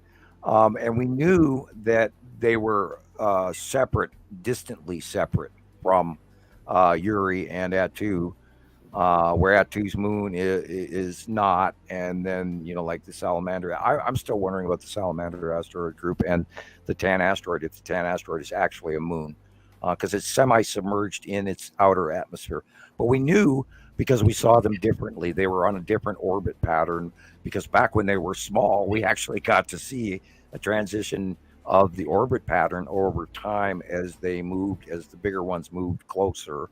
And then Nepesity, green, and red is Saturn, moved, and then they traded positions and switched, in our view, which was part of the first year orbit from spiral, right, left, right occurred. And that's how we first saw them, was in a spiral, where they got closer, but then they spiraled, and they got closer, and then they spiraled, and then they got closer, and then they spiraled. And then we started seeing them and their dark bodies, and then they started going right to left, in our view, wiggling. And then they got really close, and then all of that, of course, transitioned into a rotation before our eyes. Yeah, I love this one. This is 2015-ish. And this is also what we were talking about earlier, Zane. We could see this occurrence. This is Attu and Attu's moon. And if you look to just to the middle left of Attu's moon, you can see the lead asteroid and the straight line that goes across her. And she hides there. People don't notice it, but she's there. And that's reaching over to the left, which is also reaching to planet Yuri. And we saw this behavior in microform all the way out in deep space, all the way back from 2010, 11. We would see these object cluster group illuminations and planetary illuminations and strikes, where it would outline the entire planet, and it would do it again with this big strike, and then there's another strike, and then you'd see this illumination of the outline of the overall planet Attu, and the planet Yuri, and then it mixed into some of the cloud striped clusters of white striped Yuri, and we would see these illuminations back when they were way smaller, and which is what's completely piqued my interest because it, kept happening up in the upper left of early captures, which is why I started literally blowing up the left-hand side of hundreds of pictures just to enlarge them and illuminate more so I could learn more about it. And this is where, of course, the self-illuminating object cluster group became more documented. And we saw it was, you could call it wormwood, you could call it Apophis, you can call it, Quetzalcoatl or whatever. And so this is where we started attributing and researching, and then the Chinese call it the dragon. And then, we started getting all these pictures, and it looked like a dragon, and it looked like this, and it looked like this. And, everybody was freaking out, and they're going, oh, and then they go off into gossip land. And this is part of why we documented it as heavily as we did without handing out too much attribution to be wrong, because I wanted to be accurate, and, the rest is history. Wow.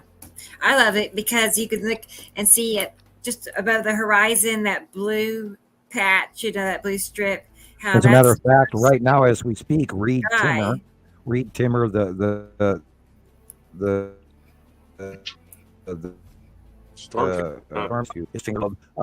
illumination of Atu and Atu's moon, and then lightning strike, and it's I see. matching exactly what we have on our screen. Talk about Kismet. Wow. Because I just got a notification. I was going to tell David good night also. So he's telling us goodbye. So good night, David. Good night, David. Thanks for hanging out with us. Hope you get some rest. I know what it's like to not be able to sleep. I know both. I know how good it is to sleep and how bad it is you can't sleep. Yeah, we saw the illumination and the discharging, and it's proven that purple lightning is upper atmospheric, if not beyond atmospheric occurrence in our Earth's atmosphere. Yeah, that's a 2018-ish side of Uri with the Tan asteroid illuminating, along with, if you look directly above it, the Skull asteroid is directly above it to the right, and the wake push of those clouds of Uri coming in, and you can see it actually nubbing in what we call Uri onset. And this is, of course, how we learned about this. It was years ago. And if you look over to the far right, you see another asteroid. The far left in the middle of the side of Uri. It's probably the lead asteroid or the red asteroid right there. Kind of looks like the lead, but then they were smaller back then, and of course the out view was a little different, and they rotated, and we watched it, and we documented, and of course thousands and thousands of submissions from around the world. And we knew this wasn't just some sort of ice crystals in space when it's seen around the world. And that's how we got all this and correlated the information to understand it was not a sundog, or it wasn't ice crystals or lenticular clouds or anything like that, because we cross-referenced the information to prove that it was actually happening above Earth in space. We have wire. Help me with this one, Sam. Paladin. I did that last time too. A paladin is a knight of the church. A holy paladin. Okay. Well, he's asking about this being a portal situation. About the aliens at the mall in Miami. He says if you take the coordinates and reverse them, we did see that portal, that stable portal this week, and I was very surprised by that it was captured without any ship sightings near it.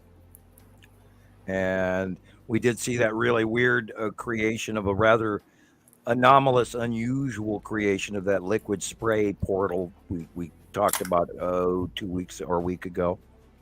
And it was unusual. And so it's I'm still thinking that there might be a level of some amount of truth to, because if you got a stable open portal, you may not be able to control all the wildlife and rats coming through the door. So it's entirely possible that, an outer world faction from, the Delta Quadrant or whatever, a smaller ship went, hey, look, open door, let's go in. Oh, look, man, Miami, let's go get a daiquiri. And then of course there's no accounting for their tech level. They could be space travelers that are, living different world or mindset than we are. Now we're looking at Saturn and Saturn's yellow moon.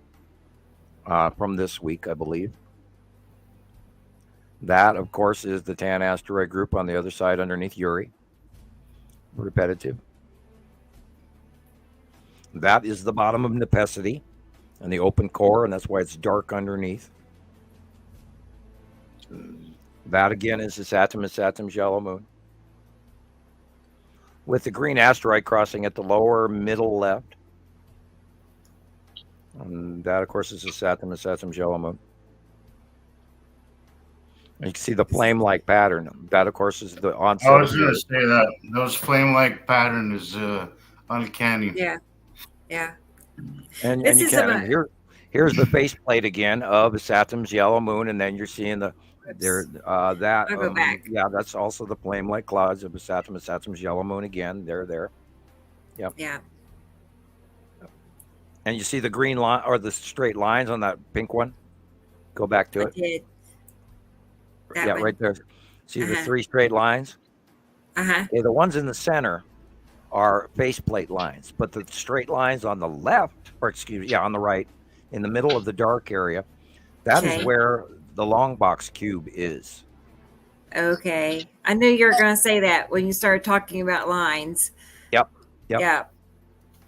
And we know Got that when a Saturn's yellow moon comes in, it also puts off these real weird lines that are very closely attributed to, and it may be occurring from the occupancy of the long box cube. It might be a cloud spatial effect of its guide path as it rolls into our upper, 3,000 mile high atmosphere. I don't know where they're orbiting, and I have no way to measure that.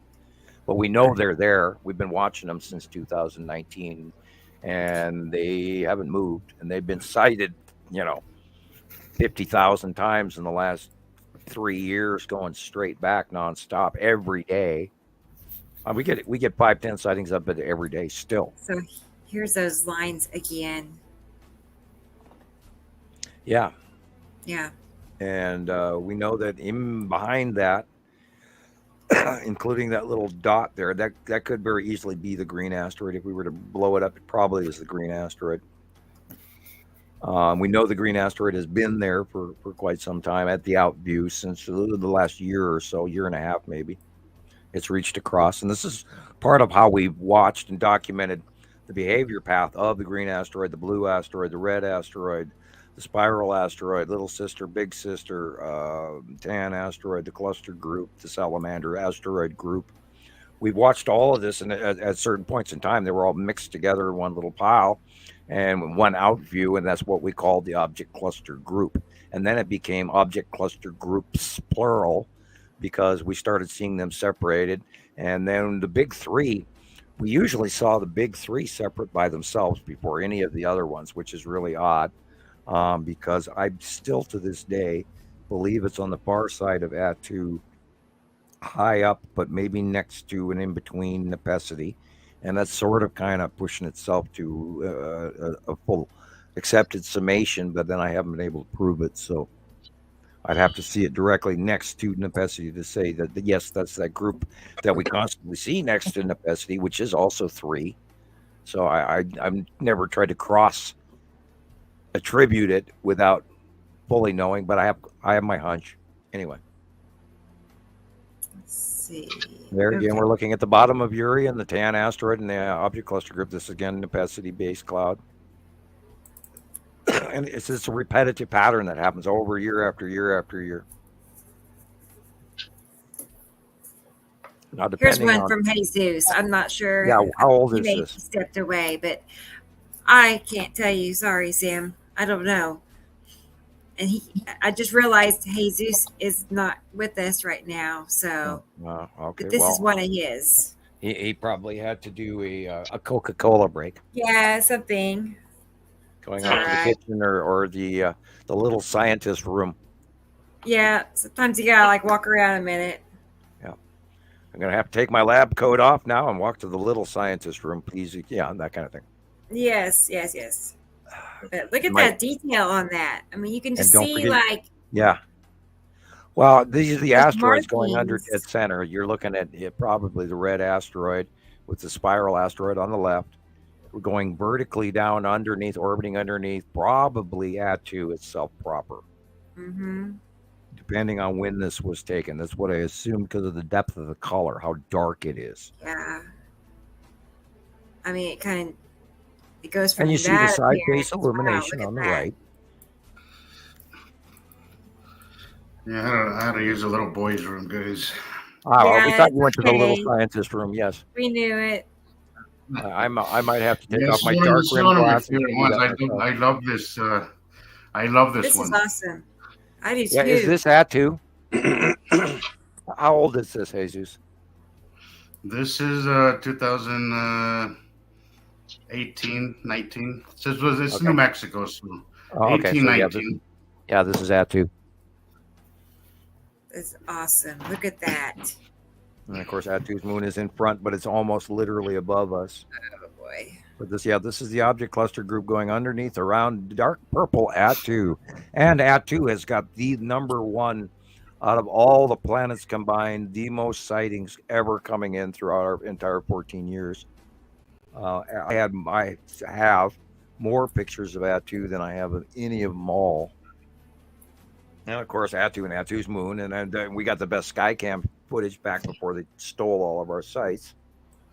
Big meanies taking my scientific sites away from me. I don't like it.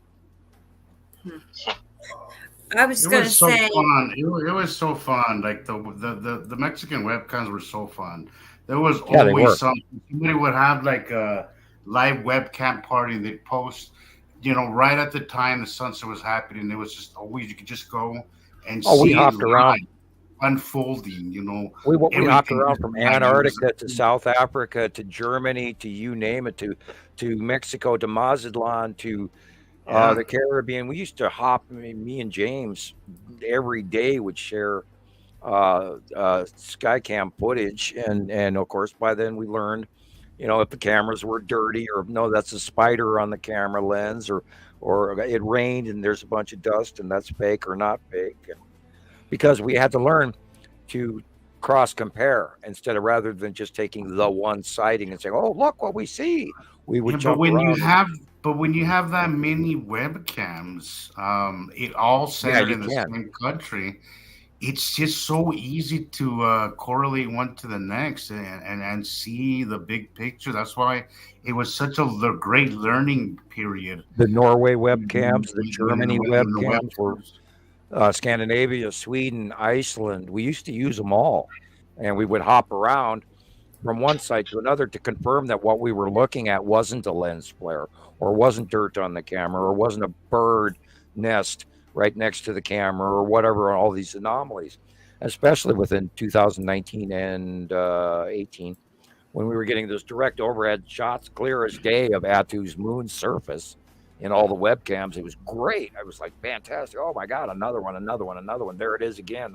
Look how purple Attu is. Oh, look how white and blotchy tiny little Attu's moon is.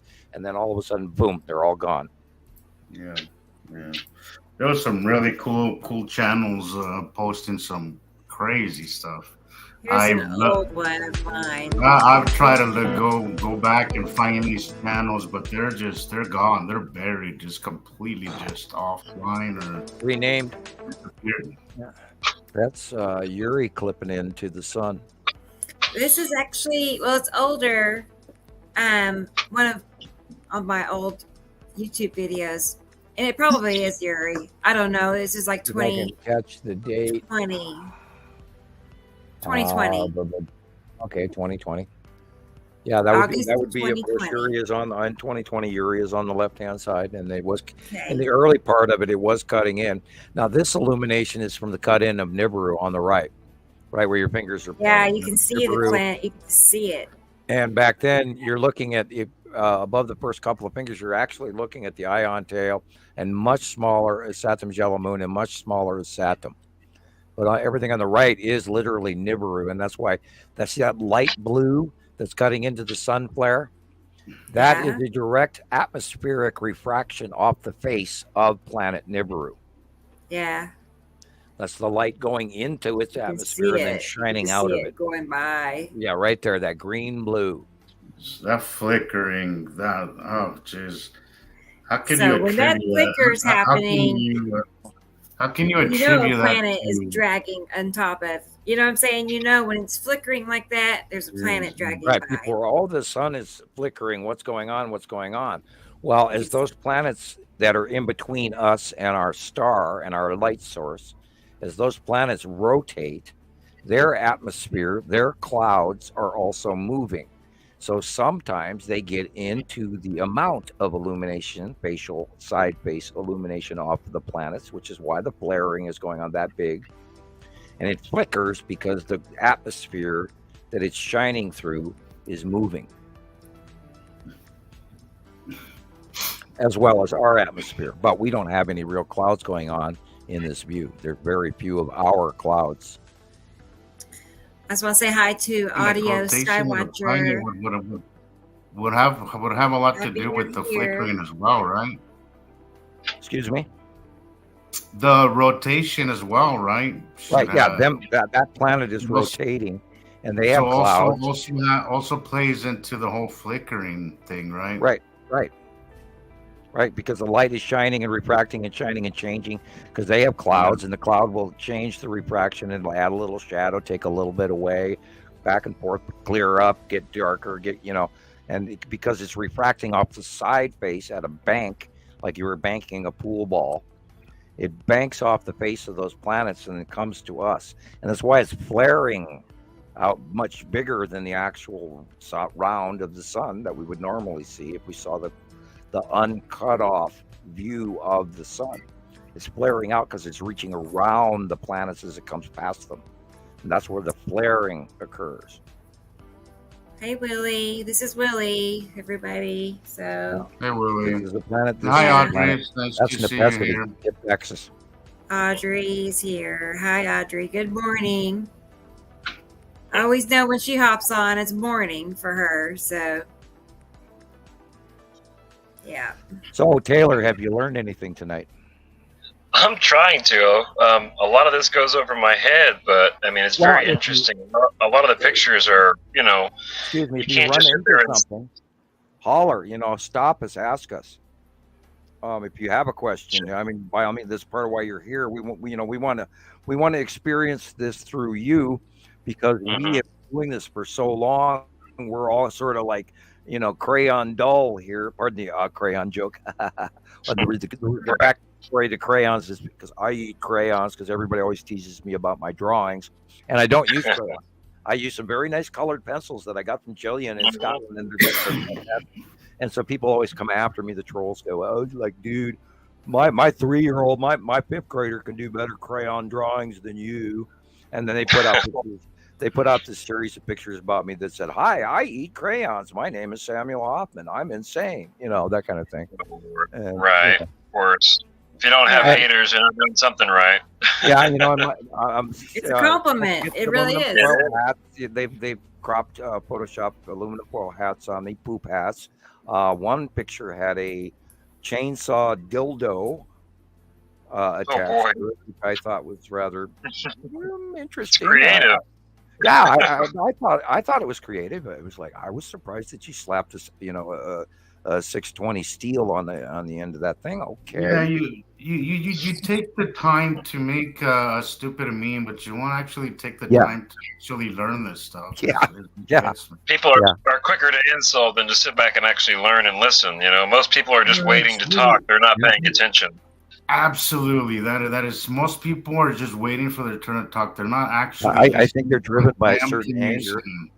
Yes, that is such a great thing. Great observation. Yes, absolutely. I don't know why. And sometimes, I see this with a lot of new members that come into the Sky groups. Is that instead of just sitting back and just listening, and kind of absorbing the information, and then kind of waiting to make an educated opinion, right? Just give it some time and just listen and absorb them. Most people come trying to poke holes in it like they already know, and it doesn't work that way. Like if you want to come here, come, but actually give it a chance. Don't just come and try to try to run your agenda. Like at least Yeah, give something an actual real chance. We have a before you huge populace of instant gratification people.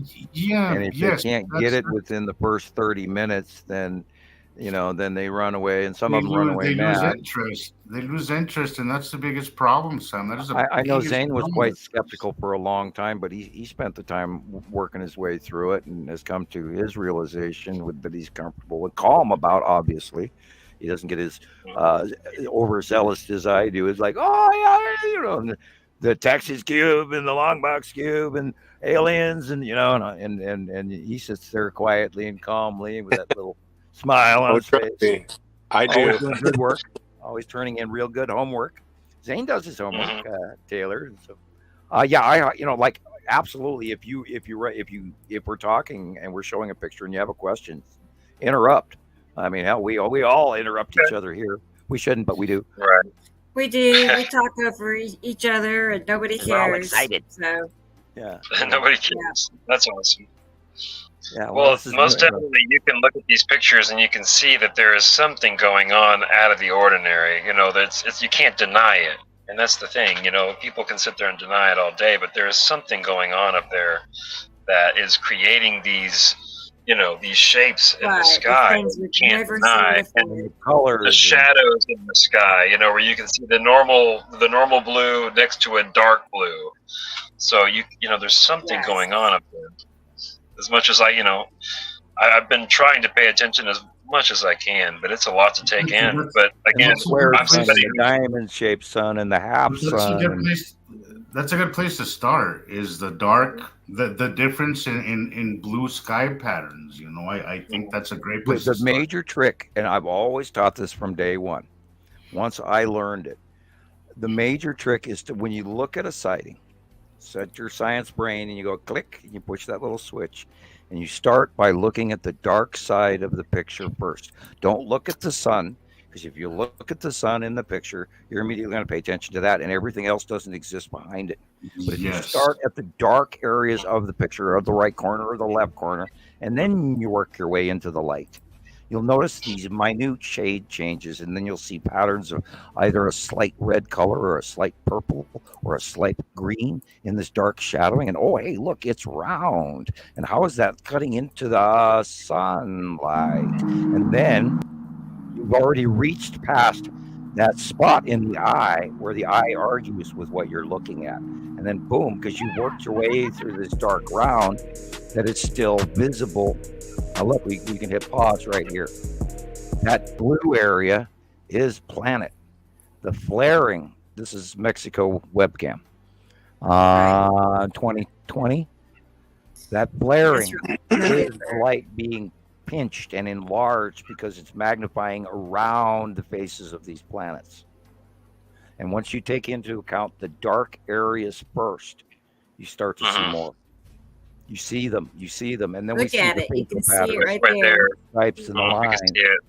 And you got to remember that there's side face rounded illuminations. When the side of the planet comes in, if there's a white line, it's because that's a face of a planet that's being illuminated in a minor crescent illumination. And then you add it to the rest of the blue, and you go, oh, look, there's a big round object there. Mm-hmm. That was definitely the first thing I noticed was the change in the color of the sky. Mm-hmm. And that stripe there is probably, this is 2020. That would be that stripe there is a Saturn Jella moon and a Saturn. And they're close enough right there in the flare above the tower where you're looking at illuminated the Saturn Jella moon, but back in 2020 was smaller. And then of course transitions, and now all we're looking at is the side of Nibiru. And Saturn has gone overhead and out of the shot. And then it'll spin back around come tomorrow. I mean, how it works, it blows your mind. Of course, this is over a period of many hours, and the camera speeds up. But that whole line, what we're looking at, is literally on the right-hand side is majorly massive Nibiru. Why is flaring? Go ahead. I think the main thing about Nibiru is when people first hear about it and they look into it, they're going to get drug into Zachariah Stitchin's work, and they're going to drag through all that for a while before they, Sumerians, the Anunnaki. and that's what that's what I got into when I first looked into Nibiru, was Zachariah Stitchin's work and the whole Sumerian tablet translations, and how most people who study his work would say it's not correct. There's a lot of holes in his work. Right, because he doesn't understand the origin of the binary, and he sees it as the planet of passing, which is how Nibiru actually translates down to, but he sees it as a single pass event. As they were here, they're not here now. Right. And this is reoccurring, and the same thing happened with Immanuel Velikovsky, and he got into more Jewish religion and started handing archetype names and sons of so and so that said this, that did that he lost everybody. And he actually his most intense work was actually discussing the discharge between the object cluster group and the planets as well. And there was just a brief period of his work of that whole overall Worlds in Collision, where he right. He was so dead accurate on the close passing discharges between the bodies of the electric universe. And then he spent the rest of his time trying to pre-qualify the existence versus the religious indoctrination cross-referencing that he had grown up with, which is unfortunately human Jewish information. And so I think he lost a great deal of his credibility, respectively, with the Western world, because he was, of course, speaking in Jewish metaphors. And that was, I think, and they did mock him greatly for that. And I read his book originally way back in the late 70s when it did come out. My father handed me a copy of it, because that's what my dad did. Rather than talk to me, he handed me books, and we had a house full of books. I mean, thank you, Dad, up there where you are in heaven. And I learned a hell of a lot. And I wish you'd have spent a little more time talking to me. But anyway, that my parents were old world European, and children were seen and not heard. And so we actually had to ask permission to go up and talk to him. That's old world European. Yeah, where I had friends in high school where we weren't even allowed to go into the adult part of the house until we were given permission. Kids were seen and not heard. That really sounds like my childhood. I swear that sounds exactly like my childhood. Yeah. And for me, the kid who can't shut up for 2 seconds, you know how well that went. Yeah. Well, that's wild, though. What a grow up in. Yeah, and I run at 900 miles an hour all the time, and my and the good Lord and fate provided me with a daughter that does the same thing. Yeah. Yeah. Well, then. Wow. My daughter Nova is called Nova for a reason. She's supernova, and that girl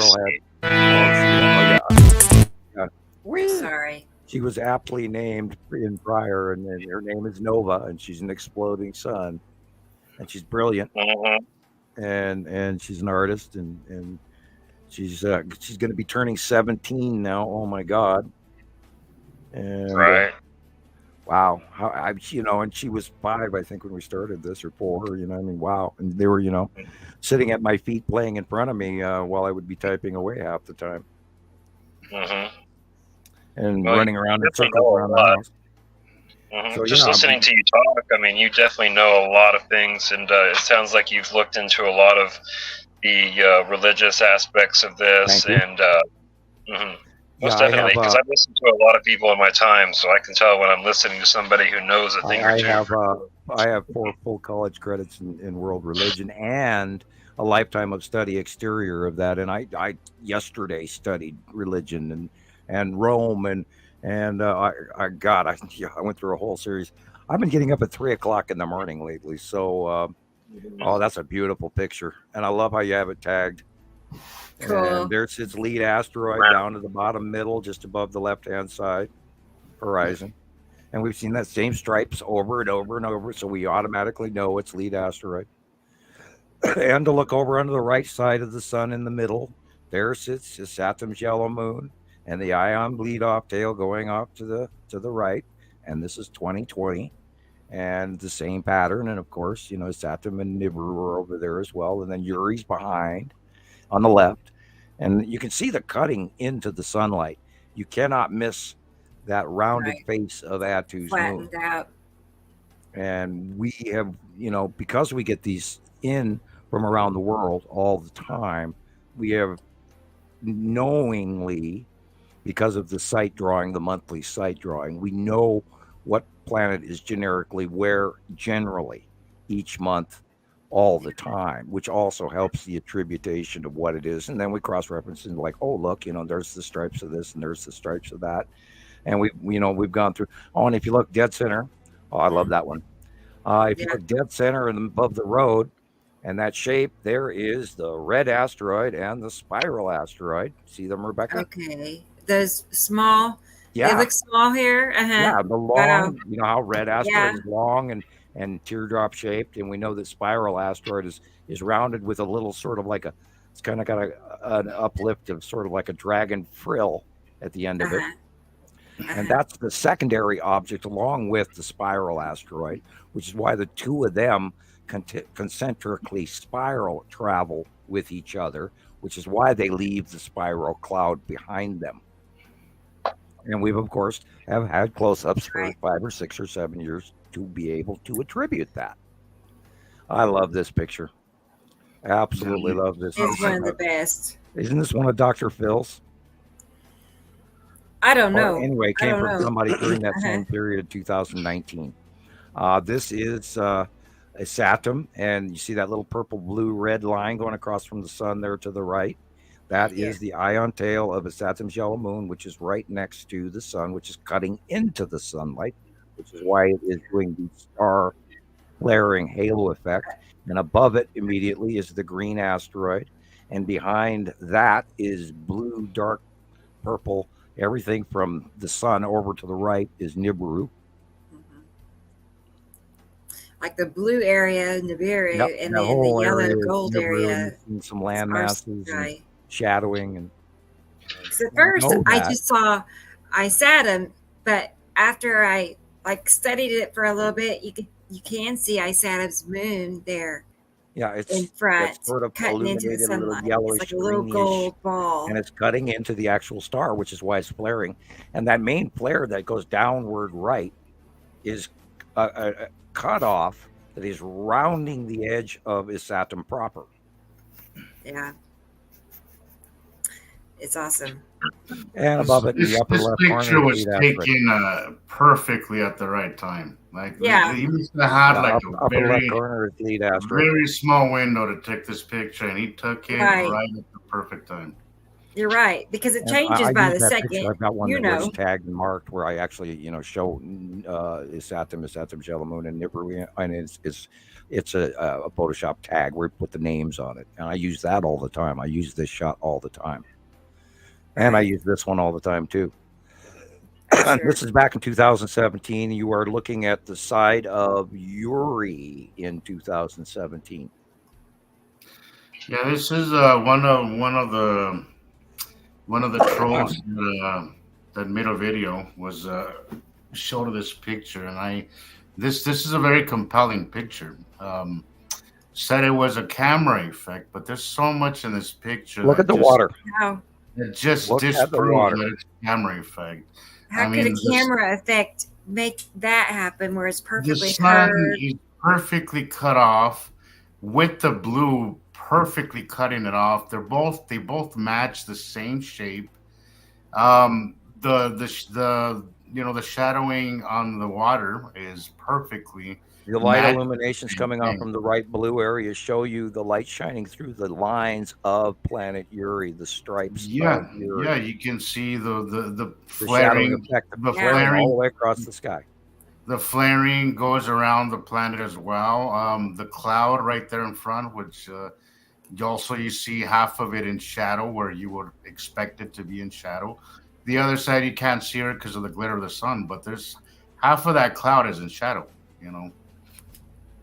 So it's cutting off the planet. It's cutting off the cloud, and you can see the pattern on the water as well. And it kind of irritates me that nobody that And in the upper left corner is Isatum and Isatum's yellow moon underneath the word WW Web. like it was really easy for him to just miss this as a camera effect, but he didn't really take the time to actually focus and actually he he had a biased opinion. Instead of just actually looking at the picture, it was easier for him to just say, oh, it's just a camera effect. There's so much here that disproves it. So much here that disproves it. And I know what's here because I remember what happened that year, because we've been doing this for so long. And we lost Taylor. There's also several. Will be there. Okay, Zane, your turn to talk. Well, this is the kind of stuff that would come from webcams to Mexico, like all the time. I mean, it would be almost every single day. And then we lost stuff like this. Let's see. And I tried to point out for years to people to look at the dark areas first. And if you start with that practice, if you start looking at the right-hand side of the picture first and work your way to the left, including on the water reflections always tell.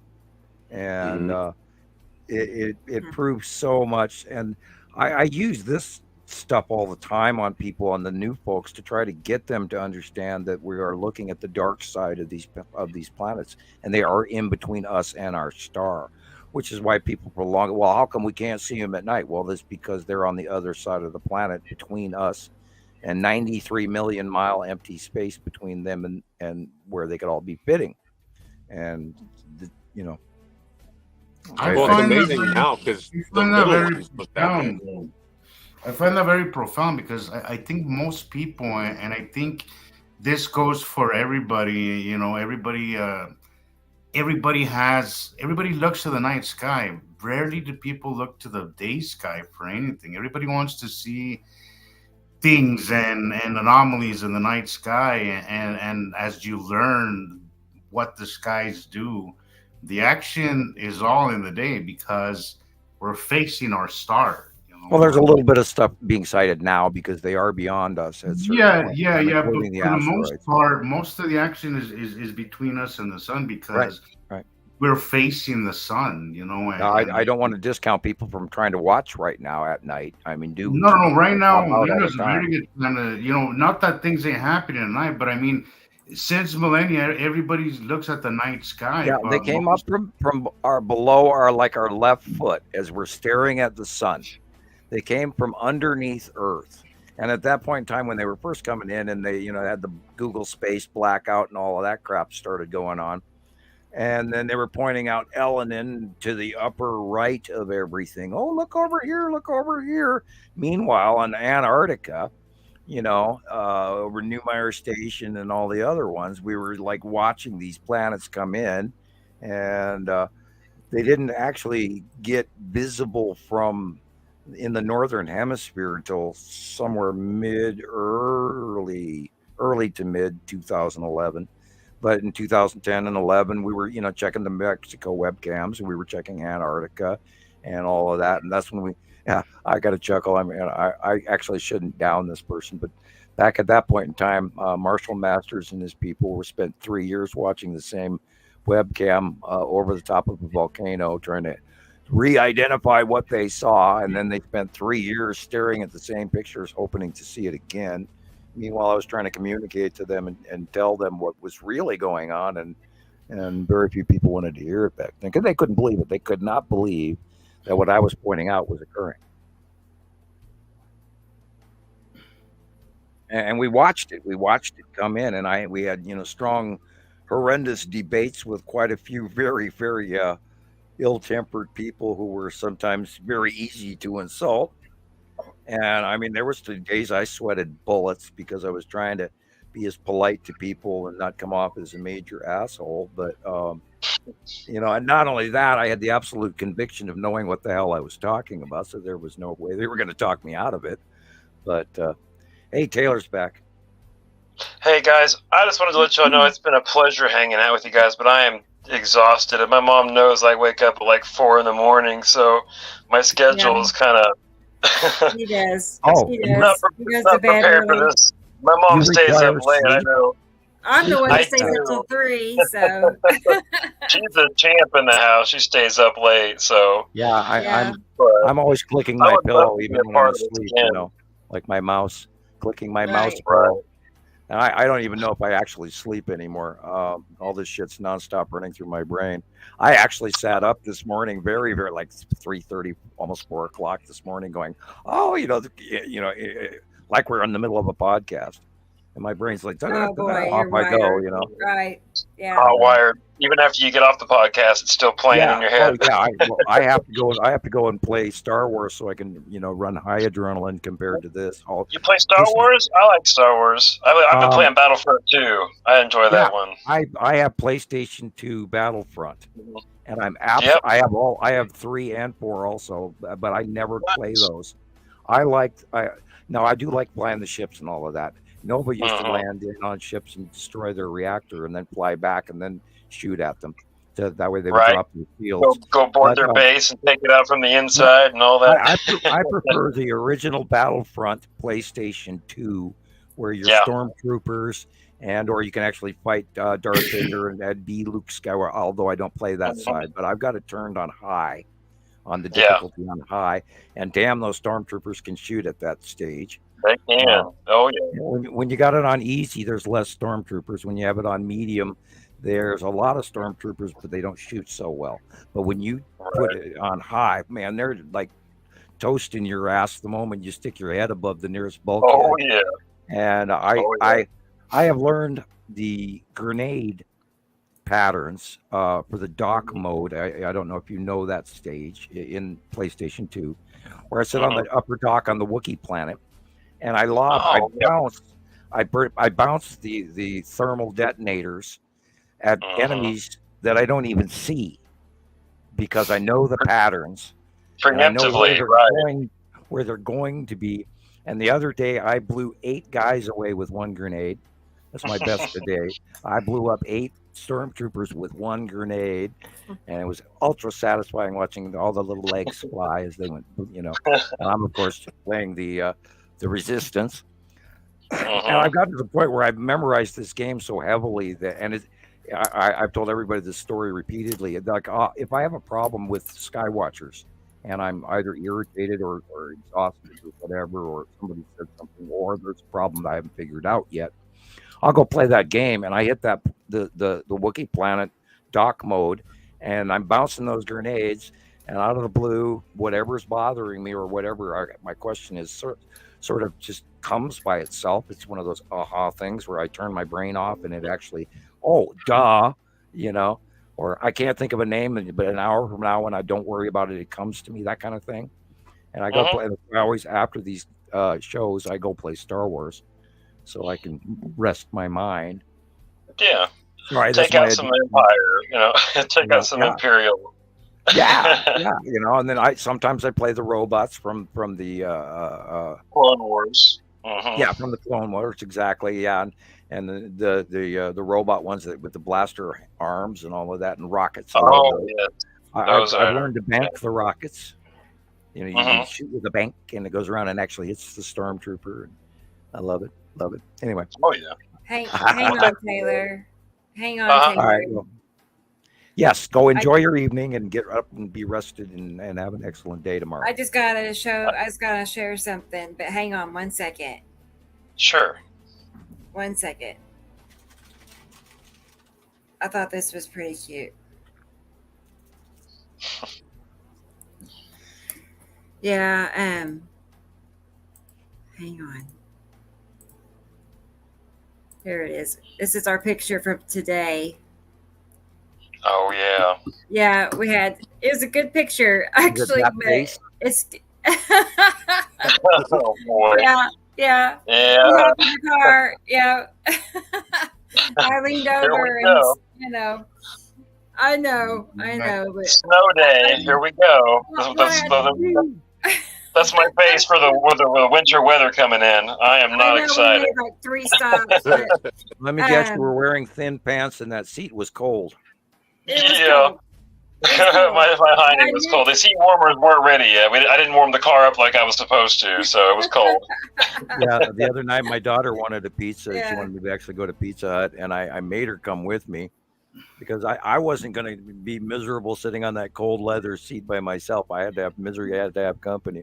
So she's Misery going, needs company. and I warned her. I said, wear 2 pairs of pants. And she didn't listen. It's like, Dad, this seat's really cold. And when, I go through that to go get your pizza, So it's one of them 2 or 3 layer times, if not more. Yeah, they actually wanted a real Pizza Hut pizza for once rather than the frozen ones I usually give them on podcast night. Mm-hmm. Anyway, Oh, sure. I digressed into the mundane. I apologize. Yeah, thank you for Thank joining you all us. so very much. Yeah, It was thank nice you. meeting all you guys. We'd love to have you Yeah. back again. And I Lisa, Samuel, Dane, it was a pleasure, guys. And everybody in the chat, you guys are wonderful. You guys have a wonderful family here. You really do. So it was an honor to be a part of it. do the voiceover, please, and then please come back and I'd like to watch your progress as you figure out what we're talking about. Absolutely. whenever Yeah. I get And his, you guys get that ready. I'm ready. get it ready, and then we'll have him back and debut his intro. Because you really I have would a be flair honored. for it. You Yeah. have a unique and yet standardized radio voice, so run with it. I will. Thank you. I Yeah. appreciate that, man. I really do. Because I've That's been looking exciting. for something, and I feel like that would be something that I would really Well, enjoy. we'll get you. We're We'll get you your own natural. hosthood here at an FM radio late night show somehow. Because Yeah. if you think about it, you actually have the voice to where you could do that.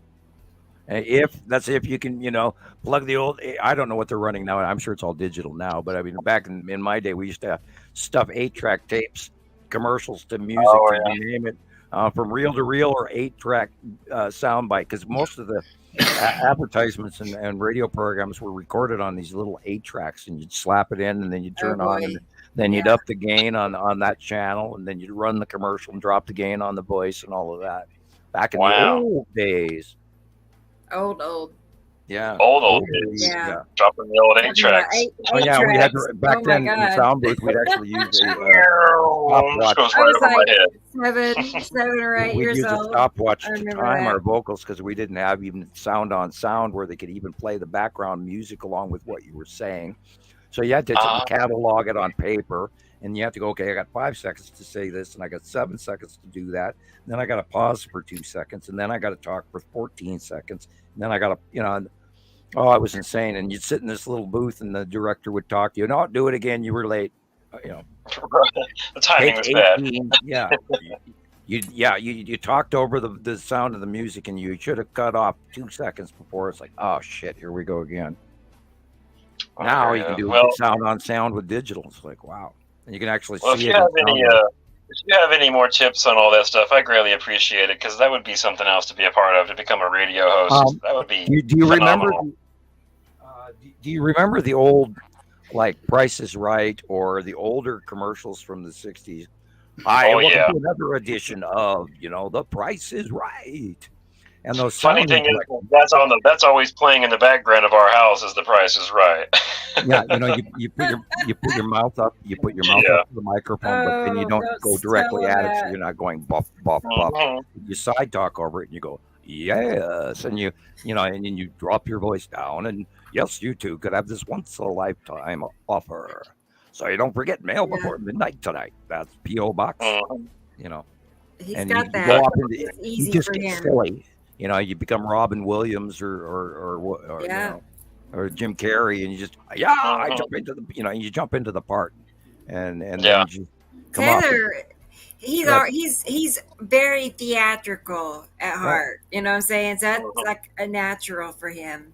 I know a lot of DJs that had props, from rubber duckies that they squeak and to you name it, and you pick your own, Sideshow Bob or whatever, and and I of course have very little voice after talking for 3 hours, but you learn to do this inflection and drop down of the voice. I always loved the old Underdog cartoon, Sweet Polly Pyramid. Oh yeah, and you just. Fractured fairy tales, anything you drag from away, or Walter Cronkite, and I remember that. Steve Martin, and all these other people. Rowan and Martin's Laugh-In. The announcer on This is Rowan and Martin's Laugh-In. You know. Right. And you Well, no, gotta, you that gotta have sounds like your a lot hand of on fun. your ear. You know, you gotta raise your hand up to your ear because he was always talking on the mic and holding the side sound. This is Roland Martin's Lapin. You know, I always tried. That was the '70s. I was a kid back when that happened. But anyway, Right. yeah. There's my advice. I'll shut up now. Well, no, thank you very much. I appreciate your time, everybody. Y'all have a wonderful night. And Thanks, I would Taylor. love to come back and be a part of your show again. This is fun. Oh, Thank y'all so for much. sure. Whenever you'd like. Night, Have a Taylor. good Anytime. night. Good night, Okay, Taylor. Andy. See you And now later. it's our Bye turn to bye. put Zane Love on ya. the spot. Get him to talk a little bit. Right. Well, thank y'all. Yeah. Have a Good good night. night. Okay. Good night. Bye. Bye. Love ya. Bye. Love you too, hun. Bye bye. Zane, you're so calm. How do you do it? Don't know. I really don't. He's so I chill. I can tell he's always been a chill guy. You know, I just can't do kind of that. I can't shut mellow up. and Yeah. I don't know. I could just tell, which is cool. You know. Yeah. Before Audrey said hi, I just wanted to say hello. Yeah, I have Audrey, not even for been watching. looking at the Yeah. comment section for the longest time. I've had it on full screen for so long. Had some nice, Yeah. nice Oh God, what a week! comments coming in. Oh God, what a week! I've seen some of the most unbelievable skies. And I can't believe the sightings. The numerous all day long sightings of the red asteroid. You know, just above the deck and below in the middle. You know, and a bunch of people going, Sam, you always know when you're so right. And I just chuckle. I thank you, and I'd be sure to tell everybody else that. You know, I chuckled over it, and I love today. We were seeing nonstop. Everybody sent in pictures of the red asteroid. I missed that. I wasn't on much today. I was grocery shopping for hours, and then working on the show. So, and then I have a drama with my neighbor. But I didn't. So I missed the red asteroid captures. I gotta find them. I got a handful of new captures that I saved Neat. from members and stuff, and I think maybe one from a non-member. Okay, cool. I try to keep all of them. You know, I Well, try you to. have that one where it's glowing red, and that's one of the series that I got. Yeah, There's that's actually cool. There's actually 2 live sightings of that where somebody actually filmed it as well. There's some Awesome. Spanish sightings of it coming in too from Argentina and all of that all last week. So, and we get a lot of information from South America, and we get a lot of information from like Hungary and Croatia, and different areas of the planet have different angles of view where they get better sightings sometimes than we do, because of I just course wanted they're to in the say- middle of the planet. These are Zane's pictures, just so you know. I thought I was wondering who's Yeah. this worm. Yeah. Okay, I have a video that God looks exactly like this. I mean, the striations It's are like just kind of exactly- curved, you know. You can Yeah, actually yeah. see. But it's the almost like shape. you could see. It's almost like you could see like the surface, kind of. Yeah, I think we're looking at Atu's moon. Yeah, this is. Uh-huh. That would be the surface of Atu's moon, literally. This was right after it passed over the top of, right over the top of your head, and then I was looking east on this one. Oh, so then it was later on in the day, then PM. Yeah. Okay. Yep.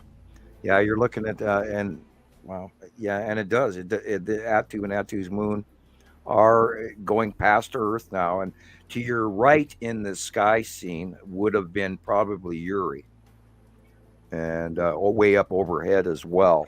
Mm-hmm. And yeah, that fits in. This is Atu's moon. More likely, very large Atu's moon than Atu. I'd literally say that white illumination on the lower left-hand side is probably lunar surface, as in land masses. Oh, that's awesome. I have a time lapse of this one too, but it's a little harder to load on, Right. GoPro. Yeah, Okay. I myself personally, I really still do much better in a lot of cases of stills, because then I got time to work out where the sun's coming from, and a big twist is, of course, trying to figure out whether or not it's AM or PM in a lot of cases. And that too runs into the angle of the sun as well. Because all of that's changed from reality when, we go back to high noon, which a bunch of people today don't even know, like Jesus was saying, they don't even know what that is. Yeah.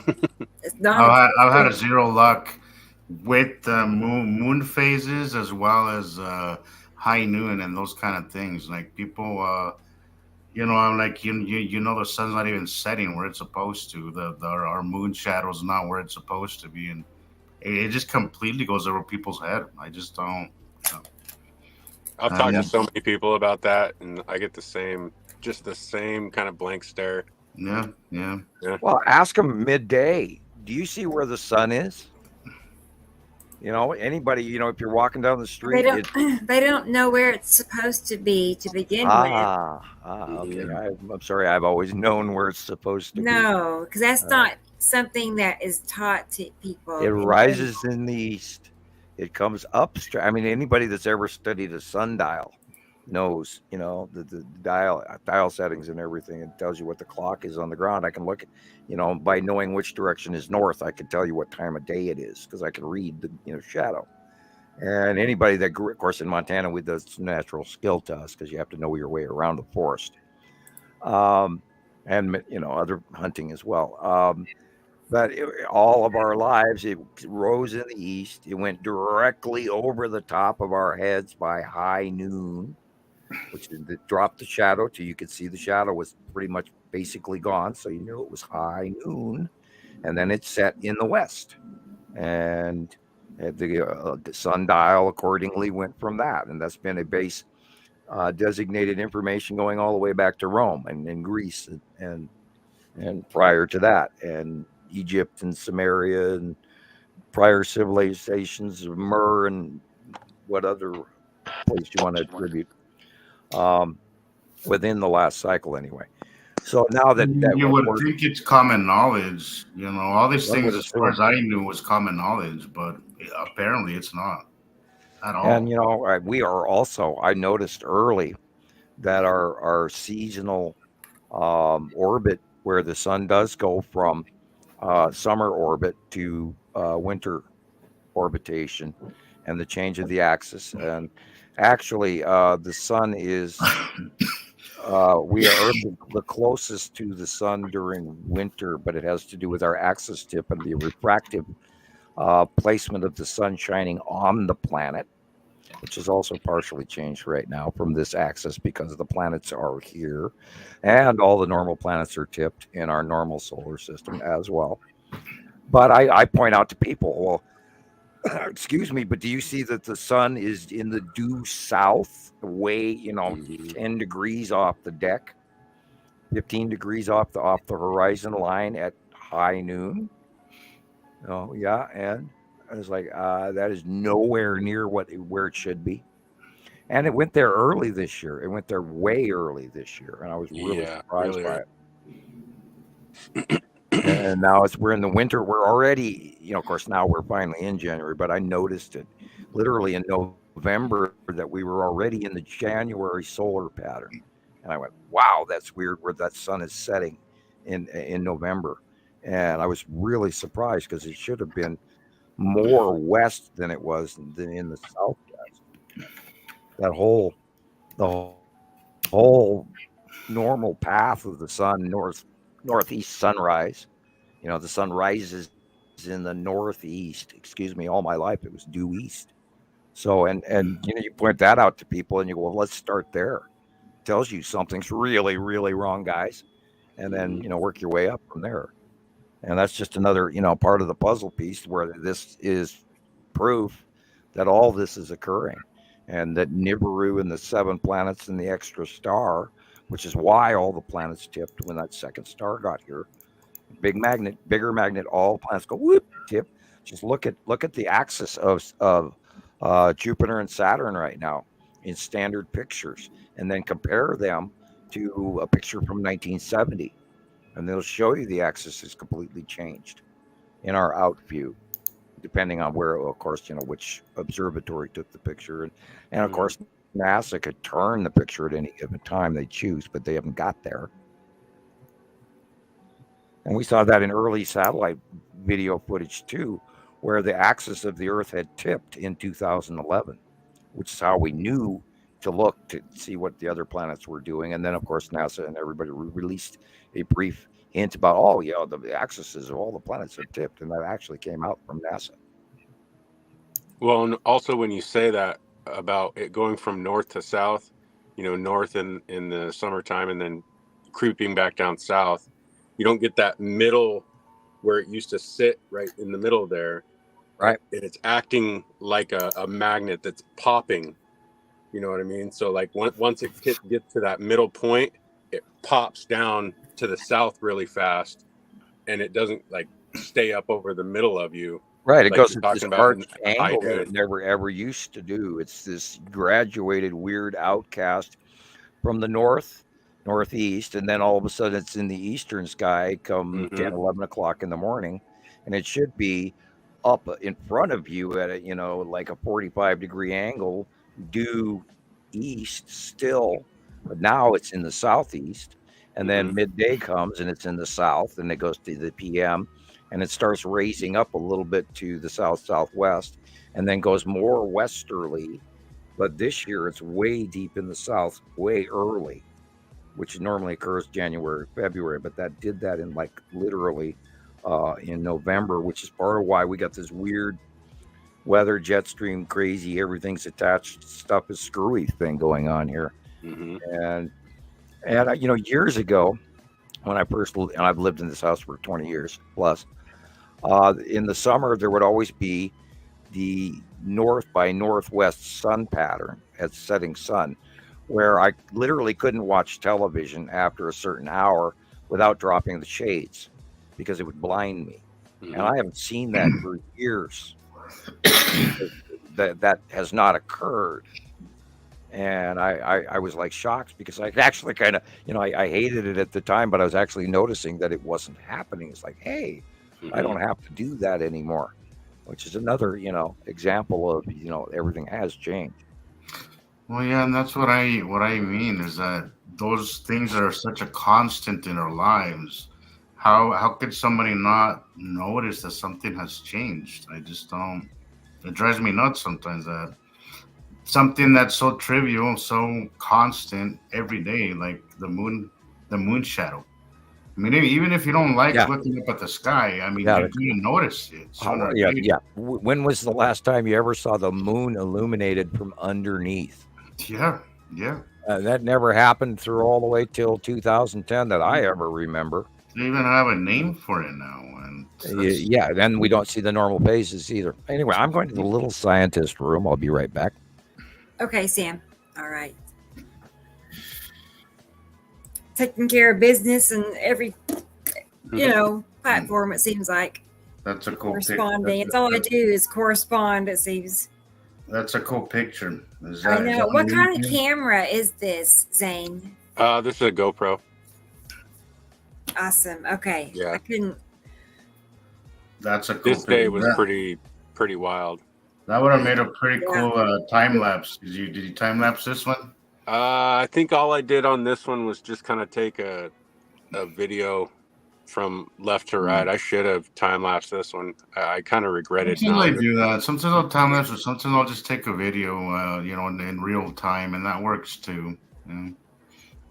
I've been getting burned on them lately. I'll set up to go time lapse, and it just doesn't turn out to be much. And then like something like this, I'll run out every 15, 20, 30 minutes or whatever, and I'm just taking the most amazing pictures ever. But no, it just depends. Like there's times where it's a time lapse is great, and then there's times where just pictures or real time video work better. I usually set my little camera to do the time lapse, and then I'll take pictures with my phone and video with my phone while it's doing its thing. I do that same thing. I was really excited once they kind of figured out to give us because I have an iPhone, and for the longest time, I didn't like how tight the angle was. You know, I couldn't catch anything big enough. And finally, they let us have like a zoom out mode where if you just hit the 0.5 on it, like it'll zoom out at least a little further than it used to. Wow. So now I don't have to rely on the panoramics as much or whatever, you know, so. Yeah, because even though the panoramics were very good very instrumental tool to teach me a lot of things, they do kind of come out a little funny sometimes, and it kind of, you know, I think credibility kind of goes out the window sometimes when it comes out a little weird like that. But this picture should be colorized, because if you notice, there is a white illuminated. Now, guys, I'm looking at this at a 43-inch screen. There is an illuminated white rounded area, literally from the sun. Of course, we're looking at a rounded horizontal picture, but so the sun is, of course, in the middle left. You go from just above the sun all the way to the upper left corner, you're seeing the illumination of the side face of a planet. And everything in this shot, with the exception of the lower left, is a planet, and there's another one behind that over on the left as well. You can't tell the lighting here. You know, you see half of it. Half of it is in darkness. Hey, Rebecca, I sent you one that's this, like, with filters as well. This one would be great. Yeah, this one would be great. Edited a little bit. Yeah, I sent it that way. To the folks out there that are getting ready to do this for themselves, and I'm not talking to you, Zane, because you already know. If you're going to colorize your pictures, don't overdo them. Don't oversaturate them. Start them on the first 2 stages or something like that, and then leave it. And then if you really have to, then go a couple more, but do at least 3 comparatives. But don't immediately go from normal to over exuberantly colorized, because then you're wasting your time and ours. Yeah, and credibility kind of goes out the window too. No. Yeah, I used to use so much more saturation than I do now, and it just ruins the picture. I mean, it really does. It's a good way to learn. Like I'll tell you, filtering and messing with the pictures showed me a lot about what's you'll really find your major dark shadows for sure. As you get better at it, you don't need to do it that much. You do it just enough to kind of ease down the glare of the sun. Yeah, and some minor saturation bring out the darkness. You know, mostly what I do is I just mess with a little bit of the darkness, kind of darken a little bit, and then just kind of just very minimal changes, and it'll be really, it'll stay very natural. Just you'll see your illuminations and better land masses too. Yeah.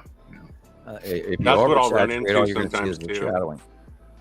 Is I'll over edit it, and then I'm just like, throw this thing away because it's done. And, there's a lot of people out there that do good science, but a lot of them overdo it. Yeah. Yeah, I look at some of my own. Look at that. That's a cool picture. That is beautiful. Hello, that is literally Attu's moon. Wow, jeez. Yeah. Yeah, I look at some of my old stuff, and I was like, "Holy shit, dude! You really were overdoing it." We're looking at clouds around Attu's moon, but we're also looking at Attu's moon land surface and the illumination in the light blue, of course. The planets, everybody out there, no matter what their color, the closer they get to Earth, the more blue they turn, including white Attu's moon, including Uri, including Saturn. Although you can a lot of times with the Saturn tell there's a certain red shadowing thing to it. But and that blue, everybody. And this goes back to, and we've laughed about this for years between Rebecca and I, because a lot of us always mistook what planet was what by the color it was, and we all learned over time that literally the last criteria that we look for to attribute which planet is which is color, because the colors can be quite deceiving. Right. I love the yellow in this too. That took me a long time, years to understand, that I had to put the color aside, mostly completely, and the focus yellow in on this is not the sun. the location aware. No, well, this like is where I'm actually looking north, Sam. Sorry, Rebecca. No, you're fine. Looking north. Oh, yeah. Wow. And this is in the evening Mm-hmm. and looking north. How recent? Last summer. Wow. That's the Saturn's yellow moon. I have a drawing. That's for when that. we, Let me get it. last summer was when we first started seeing huge amounts of Saturn's yellow moon and Nibiru in the north by northwest sky as of sunset. Yeah. And was one of the greatest show. I mean, you save this picture. This is phenomenal. Yeah, this is Attu's moon. And It was then almost behind like it, the yellow. clockwork. The yellow behind it is the Saturn's yellow moon, and then the white stripe on the bottom below that is the bottom face of Nibiru, with its rather unusual. It's got a fingered base cloud, but the fingers are wider, spread apart compared to Nepesity's finger base cloud. Mm-hmm. And I you get- added a little bit of color back to this one that we were talking about just a minute ago. Mhm. You could see it shining on the bottom, like yeah, you're looking at a big round planet standing right there in front of you, and the yellow influence and everything. Yep, a lot of what we see, and everybody doesn't get that part because we had the grand luxury of watching this occur over time. Is that most of what we see in the sky above us now is planets? They're so huge above us, and they are passing so directly over the top of us. And this is literally the year 2024. Of course, is the year of the dragon. So of course it is. And here we are. They're in our face. They are the planets are passing. They're right on top of us, all of them. And most of what we see is one planet or another, because we're underneath them and in between them. And it's just awesome as shit. It can be so subtle sometimes. Yeah, and the one will blend into the other over mere moments, and then you're going, I'm confused. And Yep. even me, That's I'm the same picture right there. That's Yeah. yeah. and it is dead center over the setting sun, and yet over onto the right, at that same time period, we know that on the right, no matter which direction in the morning or night or afternoon, the planets are always on the right or there. But at this point in time, Attu and Attu's moon are going overhead of us last year so strongly. And this is where I started running into trouble. How do I draw this? Because they're over the top of us in the sight drawings. And if you look at the sun, you can see the white, yellow Sol, our sun, SOL, Yeah. and the Yeah. yellow band behind it, of course, is the second star. That definitely got my attention. And that goes back over years. Oh yeah, I was going to show you that. This one, yeah, that one. That's what we're looking at. Similar, right? I love this picture. I love this You know drawing. what I'm saying? I mean, that's the drawing for this picture here. No. No. We are looking at Really? Attu's moon directly over the top of us, because that's the same picture as the picture before this. And we're looking due west at sunset. See, I And told you earlier. I The mean, I'm just Saturn's not yellow used to moon seeing is it. behind this on the right-hand side, yes.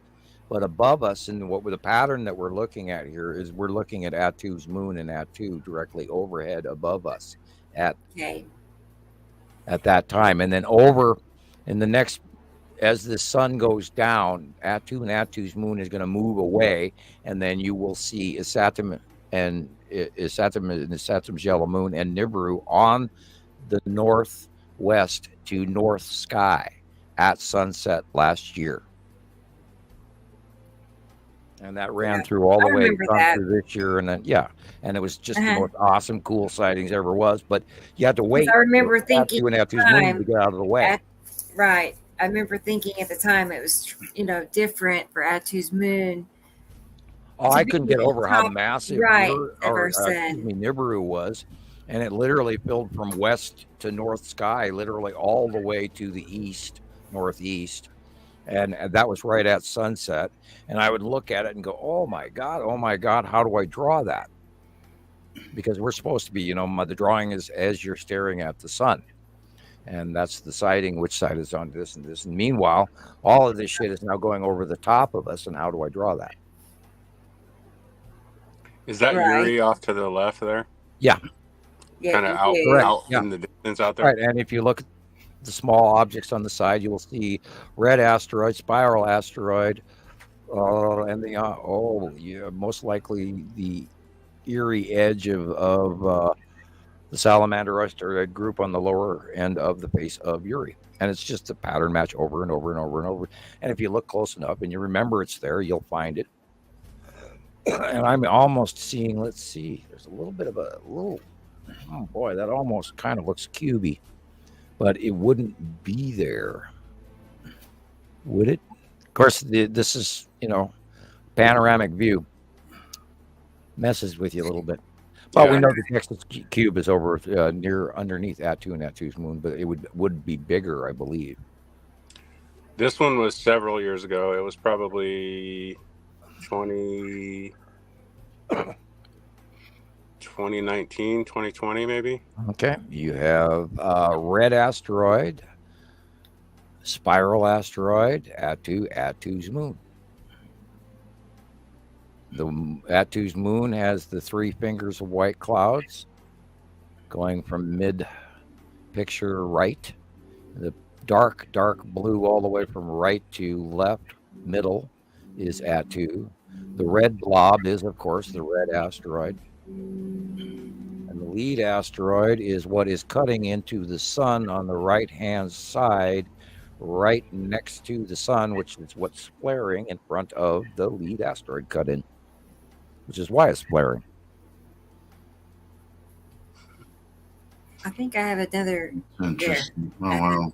Yeah, see the red blob? That's the Wow. red asteroid. This is kind of a good example of over editing right here. I mean, Right, but it still it shows brings you. everything out, but it kind of ruins the picture. I Right, mean, right. It is, but it's a very good way of seeing what exactly is there. And if you look in the upper right corner, there's 2 whiter blobs and a dark blob above them to the on the right corner, and that is the big 3, which is just in front of Attu and Attu's moon, and and the pattern is there, and it's there, and it's there, and we see them over and over, and back when they were smaller, and this is how we do what we do, because I've been doing it for so long now that I automatically look at it and I go, oh, okay, that's that, and because I'm zooming this information off to a couple hundred people a day, I hope, or dozens. I don't want to exaggerate, but I was the only one standing on the hill. You can tell, like, I was at a softball game, and the only one standing there taking pictures. Mister, why are you looking at the sky? What's wrong with you? Nobody Yeah, I cares. just want to look at that one more time. Did you hear? It's a lonely journey, isn't it, Zane? Oh, it is. Did you hear when Mark was on? The Mystery Mark was on, and he was talking about, being in his village in Ireland. Did you hear that show? I may have. I've seen. Okay, well, we were asking him. Well, what do you do, Mark, right? when you're standing in your village, and do you look up and talk to people about this? Because we're trying to discern Mark's experience, and he goes, "Oh God, no, I would never do that." Like, I don't dare even go looking up in my city. People will think I'm daft. Like, wow, that's that European Mark, influence there too, huh? Yeah. Yeah. Oh, shit! I stand in Walmart parking lot for sometimes 5 minutes to stare up. I don't know why, but it's always the best view. In Missoula, and it's one of the better open views that you can see the whole sky with less mountains on it, because I'm staring with no mountain range to the south, and then the big valley, the rest of Missoula Valley. So it's a good spot. I'll sit there and stare up all the time, and I don't even care whether or not people notice I'm doing it or not. It's me. I'm going, and I'm doing the parking lot 360, of course, and holding my hand up in front of the sun and looking all silly. I've just been doing it for so long, I no longer care. I think it was you guys' first podcast that you came out with, and Jesus was talking about getting the cops called on him. Yeah. And that's it right there. You're not a sky watcher until you accidentally get the cops called on you for Oh, taking boy. pictures over Right. some lady's house or something, and Yeah, she thinks yeah. you're taking pictures of her bedroom. That happened to me. That was one of them, and then the other one. That happened to me. I had a silver camera at that time, and they said they thought I had a gun. So Yeah, Oh, my goodness. I was in my driveway taking pictures, and I got the cops. I got the county sheriff called on me. And actually, what's amazing about it, I think that was the fastest response I've ever seen out of them. Out here, we learned not to even call the sheriff because it takes 2 days to get here. I'm not kidding. You'll see them tomorrow. Oh, we heard you had a call. Yeah, well, yeah, I already killed the guy. He's laying in the yard. Yeah. Joke, bad joke. They won't show up for days if something like that happens. But yeah, well, we only you got a one camera in your officer. hand. He's on the other side of the county. He'll be there in about 8 hours. yeah, Okay, you're welcome to Montana. And I actually was in my driveway taking pictures on my one of my older cameras, and they actually came to my door, and the lady was thinking I was acting strangely or whatever. I don't even remember what they called it, but I actually had to show them my camera that I was taking pictures of the sky in my driveway. That same thing happened to me at my in-laws' house. I stopped around the corner and was taking pictures, and the lady thought I was taking pictures of her bedroom, and the cops came over and started questioning me. And same thing. I had to show them, look, I'm not taking pictures of her house. I'm taking pictures of the Oh, the wicked price we pay. Yep.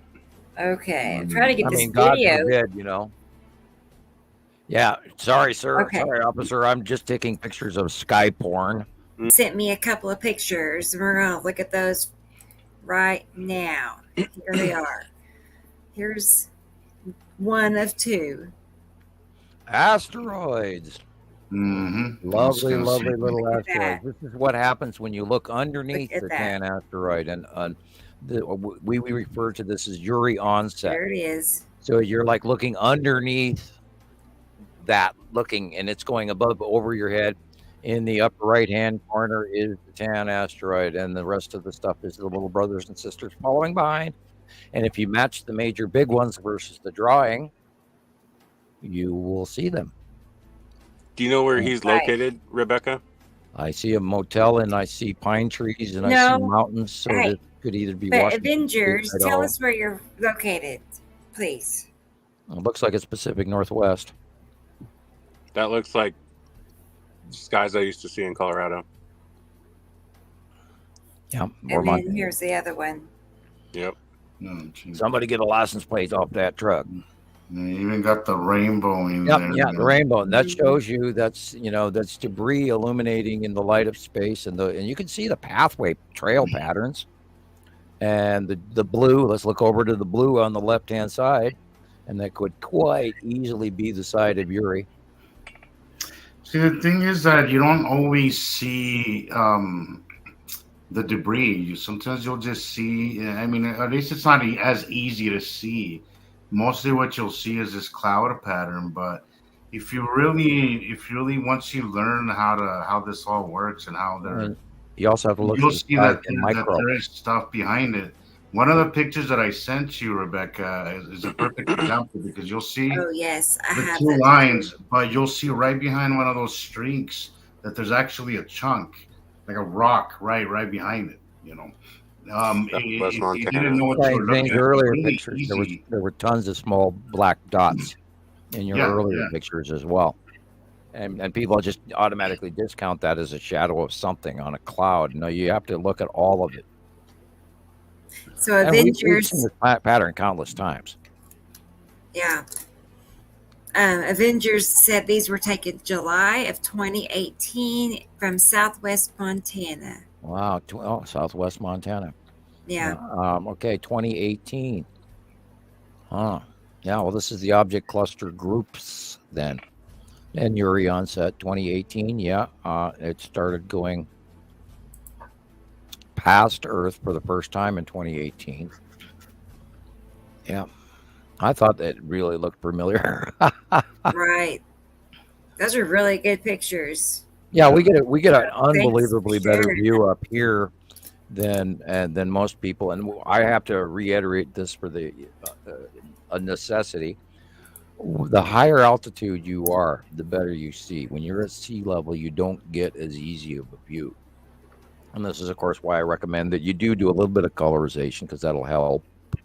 But take into account, the altitude. And yeah, that's unbelievable, because we're probably looking at the stripes of Uri, as well as the asteroids going around and underneath her.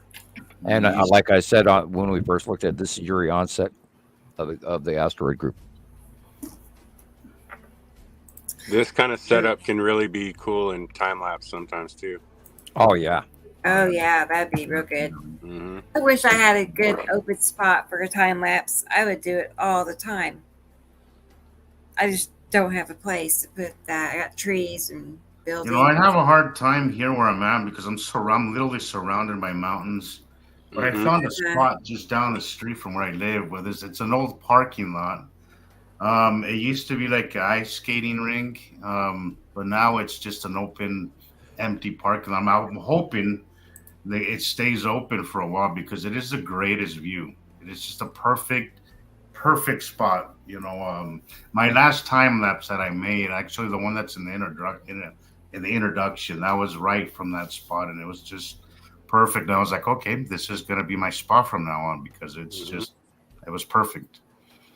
And there's nobody there. It's a big open parking lot, and it's just an abandoned, nothing there. So, I was thinking this earlier. So, have you guys ever seen that video that kind of made its rounds where the guy, he says, okay, I'm going to show you CGI, computer style, what each planet looks like if it was as close as the moon. And, it rises up and it'll show you, I've seen that. What Mars looks like and then what Saturn looks like. And that's exactly what I thought of when I saw your picture that you were, pointing out with your finger. Yeah. Whereas, just boom, it's like Jupiter or Saturn. Yeah, but it's not like Hollywood depicts. Unfortunately, we don't get the absolute full spectrum, round circle, planetary land masses, oceans, etc., with 3 or 4 clouds around it, like we do even of Earth. Mm-hmm. Those are the usual Earth pictures, are proximity clouds, and if you go way, way far away from Earth, we have an even thicker atmosphere that you can barely see through, depending on the sun and the angle of where you're taking the picture of. Sure. And you have to learn, each of these planets do have their own atmospheres, and we only see them when they're side illuminated or fully, or when they are past Earth into the light that we can actually facially see. Mm-hmm. Because other than that, it's just pitch dark out there, and the only time that we're seeing the rainbow illuminations, like what we're staring at right on the top of the center of this picture, is when light breaks down through a gas or through debris or dust to have the prism effect, where the light breaks down into the spectrums of multiple colors, yellow, blue, green, etc., red, violet, etc., that the human eye can see.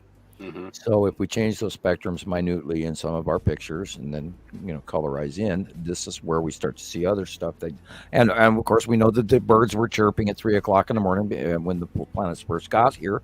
And yet we could barely see them, but there were minute, odd, color, freaky, weird illuminations going on. And there are now as well going on at night, past Earth, at night. And you have to, go out there and get a little, if you see something weird, take a picture of it. Yeah. Well, and that's sometimes that's the most frustrating part is something is right there. You just can't catch it with your camera, or you can't get the right angle at that time. I've had those where I'm like, bummer, like it's such a great sighting, but camera, your eye. A lot of that coming in. Mm-hmm. A lot of asteroids have been coming in too, and there's a lot of sightings around the world. I think we're seeing one pretty much just, oh, look at that. There's 3 objects. This is from Miami. See, this was when Maria was direction change right there. That changed direction. They all did, huh? Yeah. We know that ETs travel in 3. Those are orbit-driven descent with flames. I'm gonna try to zoom in on that Let's see if I can. Wow, they got changing directions like this. Boy, I'm starting to believe this is. There's a fourth one. God, I'm starting to believe this is real, you guys. Of course, that one faded. Yeah, where'd that one go? Boy, this is an expensive stunt. If this is a stunt. Well, you know that Maria was mentioning earlier in the comments. She had sent me a video that she took in Florida. I don't know, maybe a week ago. I'd say a week and a half ago, and I wasn't sure what to make of it. At first, I thought it was just a reflection on through glass, but she told me it wasn't through glass, and it seemed very. There's a trail, right, and then there's something like this that looks like a. Well, these don't look like big craft. Fireball, kind of. They look very small. The flame pattern that they are very similar emitting to what Maria had sent me. looks like a small craft coming in and doing a burn in atmospheric descent, which would be a smaller standard craft rather than a very much larger ET Battlestar or Orb, because orbs can change direction very quickly without any emitted burn off per se. Boy, I'm telling you, they're. I'm zooming in I on am it. so tempted. I am so tempted to say that perhaps something did come through that stable wormhole and we had a visit. I'm From still. what visit, Sam? Well, remember we watched that really weird formation of that ship shooting that rain or that water-like hose spraying open wormhole, the gate. We watched that video. We've seen numerous openings of gates that ships immediately travel through, and then leave sonic booms as they dissipate through the hole, and then the wormhole closes. That was the one that Jesus commented that it looked kind of sloppy. Right. And So that he was, thought it that looked it like was- it was spraying with a garden hose rather than an emitted beam array Yeah. from the previous multiple, 5, 10, 20 that we've seen over since 2010, because we've seen a lot of them, including my favorite to this day is the Canadian Spiral, and I wish to God I could find a copy of it because it has the sound and the sonic booms from when it broke the sound barrier right before it went through the hole, and the hole closing, you could hear it all electrical. It was cool. And we've seen a lot of those. And this is the first one where we didn't see either a spiral emitted rotating beam that formed the opening spiral or a more finite beam that transpired, hit a distance away, and then opened the wormhole. I've seen 2 different kinds of formations of wormholes visibly in Montana Skywatcher history. And this one was weird. And then it was more electric, like the Avengers Doctor Strange spinning his hand with his magic ring, spinning open a magic burning wormhole. This one looked more like a burning wormhole. And then a couple of days later, we get a sighting where there's this wormhole standing there wide open with nobody around it, and it was stable. I don't know how long it was there, but it was semi-nighttime illuminated as being there, and it was at the same facial angle, facing the same direction, and it very much matched the one that was blown. That's why I was like, I almost, I guess I did jump to the conclusion going, hey, I wonder if that's a stable open wormhole that someone created.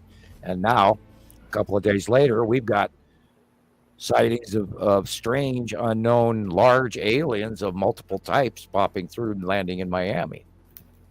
And it's all within like a 3-4 day period. It's like, wow, So maybe I'm going over the edge here and jumping off into the conjecture and the gossip, but wow, all those cop cars, I can see 5 cop cars for a stunt. I can see 10 if they're doing some movie stunt.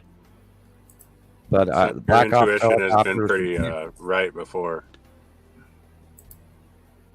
and we'll see what happens in the next week or so, because other people might get more brave. I guess there's maybe a huge fallacy opinion where people go, I don't dare post what I think is ET. People will get mad at me, that kind of thing. And there's been a bunch of that too. Anyway, sorry, I zoomed posted in one to on you. it. I posted one to you, Rebecca, where they actually showed this illuminated object that was much more stable and flying. And I can go back and look. I can go look for it now if you'd like. You posted it where, Sam? I posted it to you this morning on your PM, I believe. Oh, you did. I'll go to Facebook and I'll see if I can find a copy of it on my wall. Oh boy, there's a nice newsfeed photo. On Messenger? Yeah. Okay. Let me look. Yeah, I found a copy of it. What was it about? It's the same mall. Hold on a minute. I will hand you a copy of it. Okay. Oh crap! I just went and hit the wrong button. Okay. All right. Bear with me, world. I'm clicking and changing screens. All right. Okay. There it is. I have to find the link for Facebook that you're currently using. And here is that video. It may take a minute to upload, but it's a very interesting video. Perfect. Okay. And sending it now. It's called Florida UFO in Miami, Florida. Okay. And it's a different shot from that same mall. Excuse me, and I'm back to StreamYard. Okay, I got it. I was going to save it and then send it. This is the one that surprised me the most because it didn't look like a spotlight from the mall or anything like this, and it actually does transition through clouds and actually changes direction and rises in elevation as it goes and gets bigger and illuminated. And it was quite. I thought that was quite convincing that there might be a little bit more to this story. I wonder if so. I wonder what is so significant about Miami. Well, it's very brightly lit. It's a peninsula. It's in the center of the planet. There was a whole bunch of thunderstorms on the way there at the time. The whole Gulf of Mexico was illuminated in a lightning storm from hell.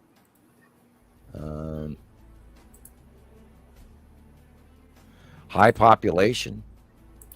And question is, I mean, where did they actually have an agenda, a factional agenda, or were they just, really rule-breaking tourists that came through the wormhole? That's what grabbed my brain, and I went, that's a little bit extreme, but wow, what if, Just random. And, we're looking at this pause picture in front of us, and boy, those sure look triangular to me. Bear with me 1 second. I got this, so I have it's a good video. It's actually well worth the wait. So. Right. And this is that same mall picture, but different than this one. Let's go back. And it's, of course, on the 6th, which was 3 days ago. Mm-hmm. There it is. Okay.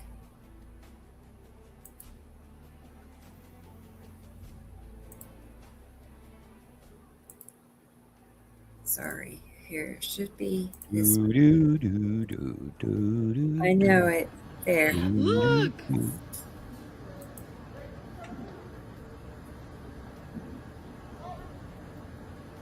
What is happening? I've seen that before.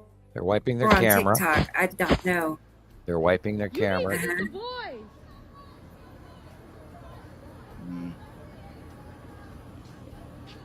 And now it goes up in elevation. See, that's direction change. Right. And then it goes forward.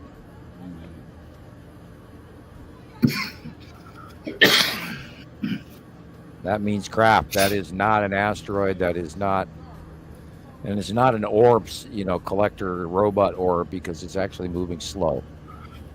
But it's highly illuminated. And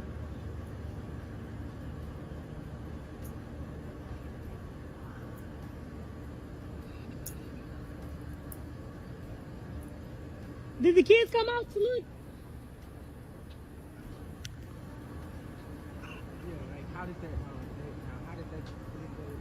Did you see it though when it was over here? It looked so crazy. It looked like it's on fire.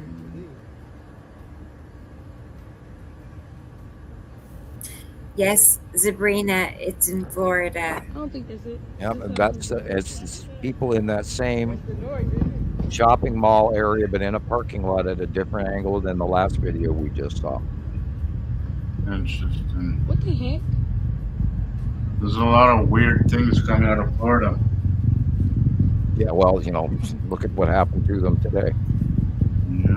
Yeah. We won't, you know, you can be looking the reports up by tomorrow, and they'll be on YouTube, and watch how much devastation that just went through there today. Look at it, boy. And this band of storms, which Look we at saw, it. we talked about earlier, which is now offshore. But that band went through like a rolling wave of thunder and lightning. And that's why I was watching Ryan Hall y'all all day this morning, from like 5 o'clock in the Look morning at on. it. They don't even look I had it running nonstop for hours.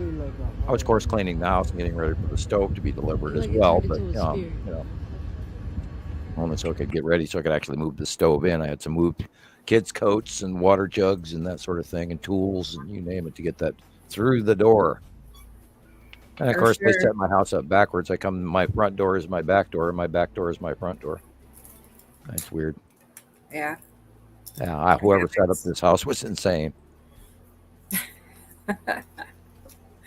Yeah, Oh, boy. you know, they try to jam a square peg in a round hole. Right. You make it work. Here's one more video I have. I just saw this on Facebook. Look, more videos. Oh, I love it. Yeah, this is what we were talking about all day. All day we were Yeah. talking about this. That is red asteroid, and little sister is the white dot alongside of it. Wow. That is crazy. Wow. And we've been watching the red asteroid at horizontal level in close proximity to the horizon. Quite a while. Let me get that drawing. Hang on a second. Jesus, that is crazy. Teardrop shaped with a slightly Valid. flat end on the right hand side, and it was sighted all around the world the last 2 days, including 3 days ago. It was also very heavily illuminated in the nighttime sky, and we showed that video earlier.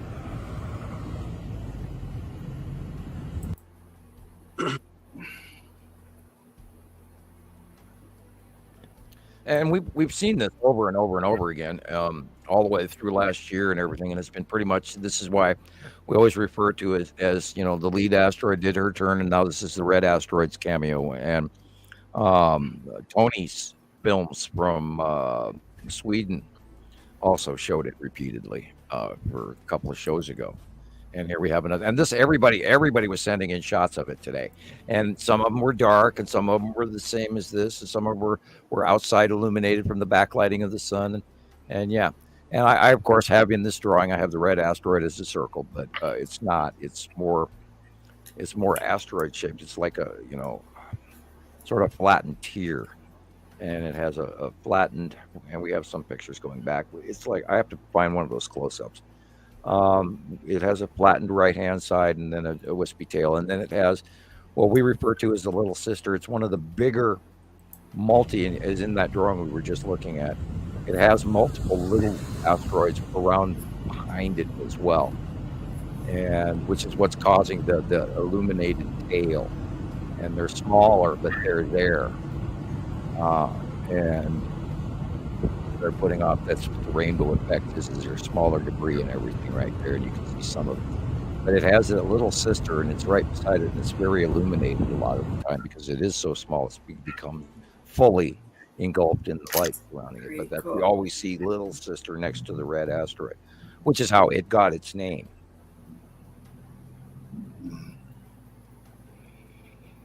And that was all the rage One. today. Everybody was talking about everybody. God, I must have answered it, 40 times. Really. I'll have to scroll Yeah, through everybody there. was try to- sharing it around. Everybody was sharing it Caught around. up. And it went through newsfeed over and over again. I kept trying that. And sometimes I wonder if my comments are being removed, but I just try to, answer everybody as many times as I can. And Right. yes, I might be a pain in the butt to some people who don't even want to know anything about what I have to say, and I do that too. I bomb people. I'm sorry. Well, Yeah, you're not You know, too abusive about it. You're well, just I try trying to not to help be. I people. mean, these people are going, "Oh, the angels are here and Jesus is coming." I go, "Oh yeah, and here's what he's writing on." No, right. Yeah. Off we go. That guy, he's an asshole. He I puts know. up all them crayon drawings. Yeah. He's just a grifter. He's one. Yeah. I know. I do know. How are you going to explain this? Right? If they only knew, that's all I can think. Is if they only knew, really. Careful! I will attack you with my far-seeing skills. I actually got accused of that before too. Oh, he attacked me. Really? Yeah. Oh. Yeah, I had a huge. This last person that was kind of all over my page, hysterical that was one of the things she was saying that you were scaring people from because of your far-seeing things. I'm like, look, you want me to show here? Let me show you how to get rid of somebody that annoys you, and I just blocked her. I was like, it's really that easy, Yes. Okay. Now, there was Andy Pohl, and I hope Andy's listening tonight. Andy Pohl posted another. It's pinned currently on Montana Skywatcher 2. A very kind statement. And that's why I have to publicly thank him. And he was trying to let people know that I do all of this stuff in advance. I do my drawings, and Rebecca can attest to that. I was literally just reading that post. And Jillian actually was very kind, and she tried to describe it to people because the people that I know really well, and Jillian and I have spent a great deal of time talking when she lived in South Africa, and then she moved up to Scotland. And with certain people, I click, and I have abilities, which is why I was recruited from the government. To know more and sense more than what is immediately around me. And over the years, it has become innate in ways. And it's not like I do it on purpose. It's just I have an ability to know things and connect. And it's like I could tell what Jillian was having for lunch. And I know things about things ahead of time before people say things. And I'm a very good tarot card reader. And I do have gypsy bloodline and all of that, tarot card reading thing. And I used to do psychometry skill games when we had parties in my 20s where people would hand me their car keys. And I can tell you things because I get pictures, and my psychometry works. And I can even tell when bad people have had bad money, and you handle it and you want to go, I need to immediately wash. And I am a chronic hand washer, by the way. I have abilities to do things and see things and know things, and Jillian has seen that, and Lana has seen that, and some of you other people, including Rebecca and everybody, a lot of people have seen it, and that scares some people. And I don't physically invade people on purpose. I don't intentionally go into people's heads, although there's levels that I can. But I learned a long time ago that if you look too deep into people, it has a tendency to take you quite a while to get away from them. And it's sort of like you bathe in them, and then all of a sudden you have, if you use Downy in your laundry and somebody handed you a sweater with Snuggle on it and you don't like the smell of that laundry fabric softener, then you know it. And that to me is how things work. I work in smells and touch and pattern and visions, and you get numerous pictures that go through your mind, and then all of a sudden there's this smell, and it's completely disconnected from anything around you. So you have to kind of make sense of what you just went through. It's like there's this touch, this texture, this picture, this smell. What the hell is this? And that's how far seeing works. And that's what I was recruited for back in 1980 by the government, was for the now declassified far seeing project, or remote viewing, major ed dames, and all of that. So, and that's not something I talk about too often because I don't want to get in any trouble.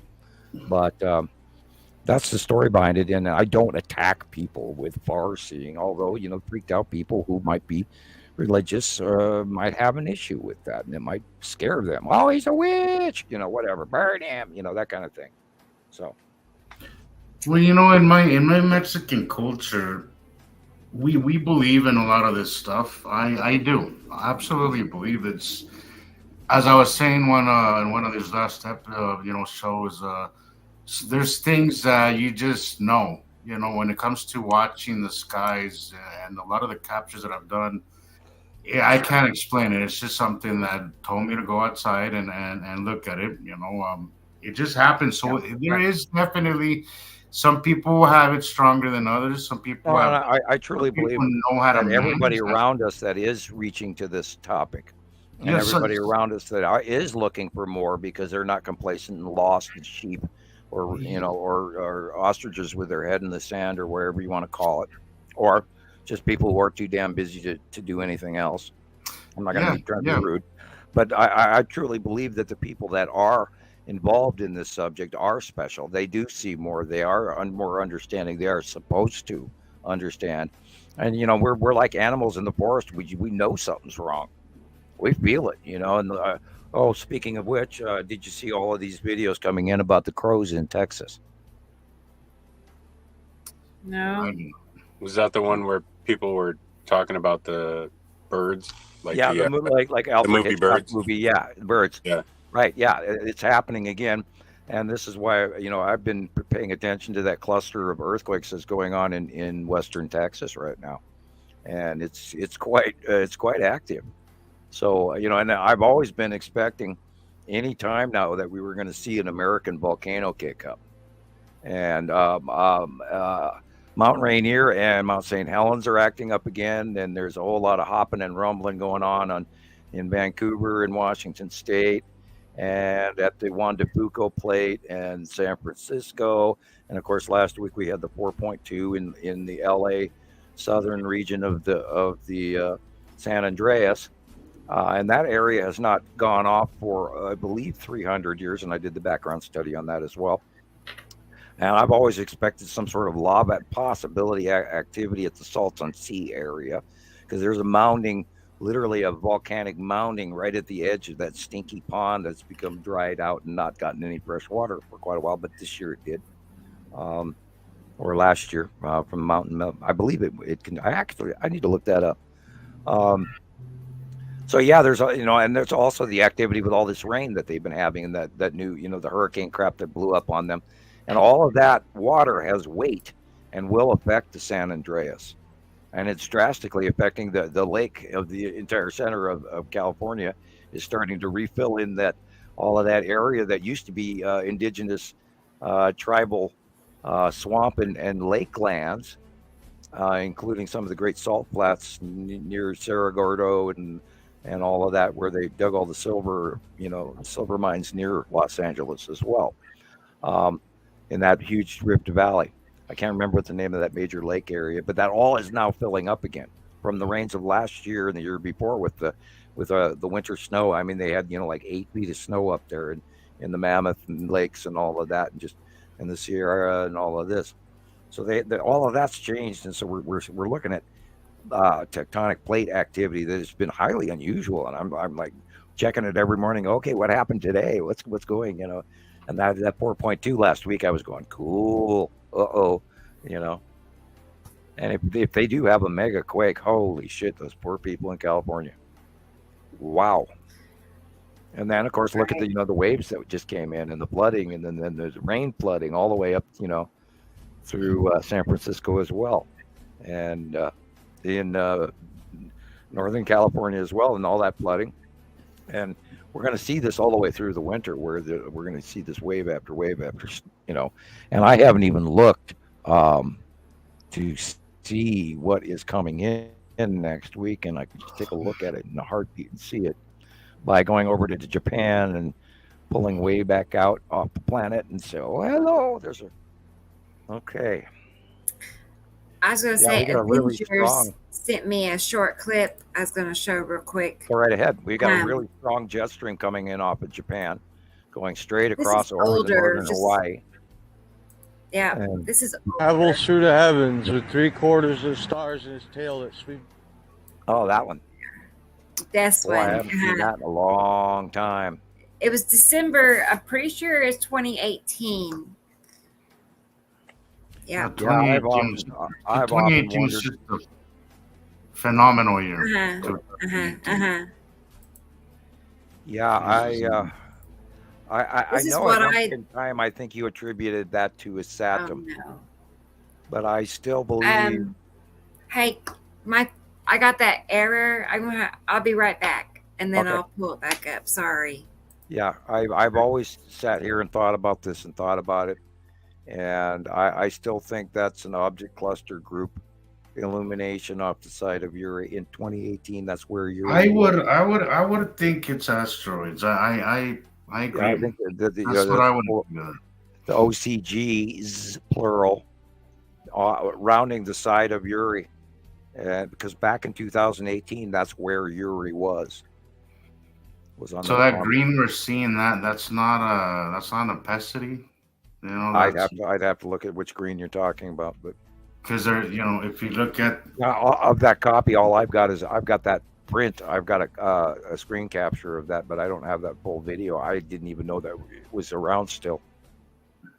yeah, it's an old video. Okay. Yeah, put it back on if you can. Yes, I am. But here's this also. Oh, okay. Do whatever you got planned. I got that. Yeah. See okay. See how that it's like- green I'm looking at back there. It's, Yeah, and see, the Rebecca, best. in 2018, this picture does not apply. Okay. It can't But be. isn't that not the Ice Atoms? No, ion in tail? 2018, Saturn is over the top of the sun, So what is not on that the right hand glowing? side. I was I'm always thinking under the this is impression. the object cluster group illuminating on the side of Uri, because in 2018, Uri was on the Okay. right hand side. And I've always Double questioned check. that. I know you tagged that a long time ago, and I just sat there and went, Yeah. "Mm." Well, it's And I didn't want to correct you, So and I what's- just. But now that I know it's the okay. date, I'd See, I rather didn't- know than not know. No, but I so- see how you would attack this way though, because it really Yeah, it does, looks like that. it really does fit it perfectly. Uh-huh. But it's And just the green. you know, the illumination of these little things, just to me it just seems like asteroids. That's what I and would the green Right blue now we're that you say looking at, that, the green blue we are looking at is not Nepesity either. oh boy, I'm gonna double Mm-hmm. check the date. interesting. If that is It 2018, was. that's Saru. Wow. It was 5 years ago. It says. Okay, let me grab a picture of 2015 Okay. and send it to you, and then you can use that as a semi-comparative. Let me grab. Okay, bear with I me. I wish know it would- exactly where this picture is. So Avengers says December 27, 2018. Uh-huh. And that That's what kind of yours sounds says. right. Right. Yeah. And then you And can the compare- media, I mean, immediately the media come, out and said it was a transformer. So Yeah, that what- high up in the sky. You can Just compare the personally, picture I just just look at- sent you. Look to at, that look at the, exact- would you that imagine exact the cloud size pattern. of that transformer would have to be?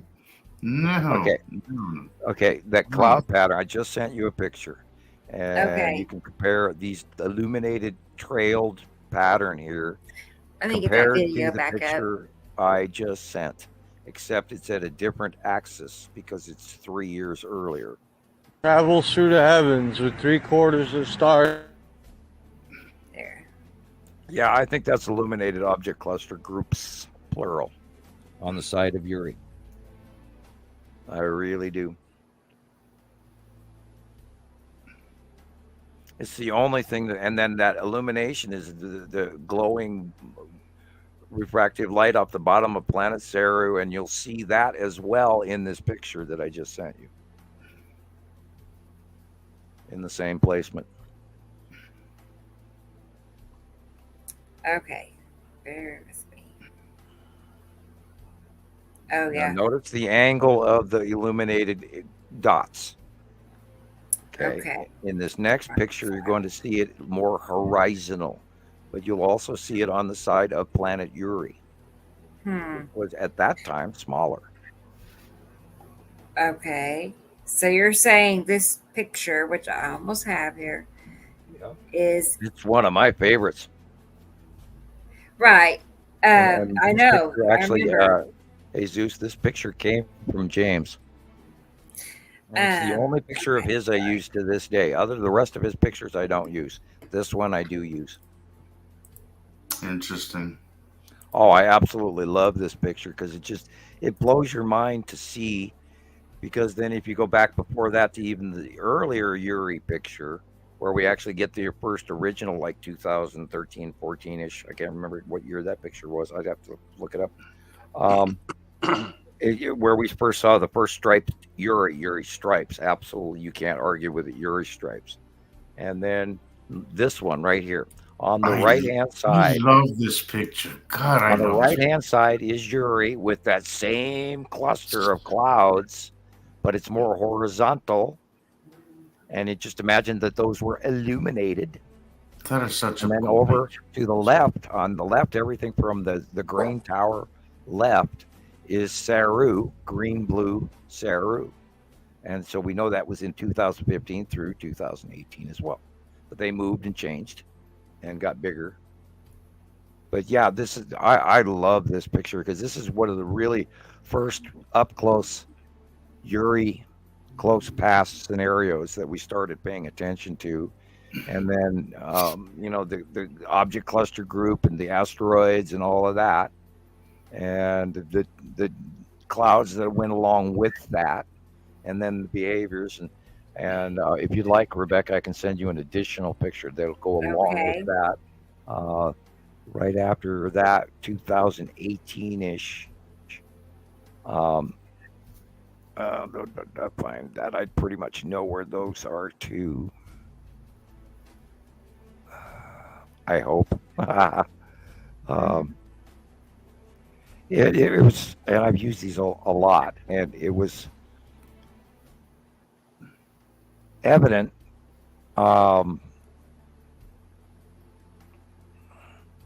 that here's one of them. This is a 2018. It wasn't the one I was thinking of, but whatever that sound was, this is a 2018 as well. Okay. Let's see. Excuse me. I'll go look for that other picture now because I found that one first. So I figured I didn't want to bypass it. Where are you? Let's see. Oh yeah, that's really good. Yeah, this one, we've used this one before, and this is the one I was thinking of. And it shows you, if we go back to that illuminated original first one from the live video where the man is talking and everything, and you look at this series of clouds, and then I'll point out the cumulus nimbus clouds at the normal horizon versus the immensely high, massive momentous clouds before us, which is Attu and Attu's moon and Uri in this secondary shot that I just sent you. Okay. Yeah, And then, I got that one now. and that is also in 2018. And this one that we're looking at still is 215. So you'll be able to see a change and a transition. And they're still on the right-hand side.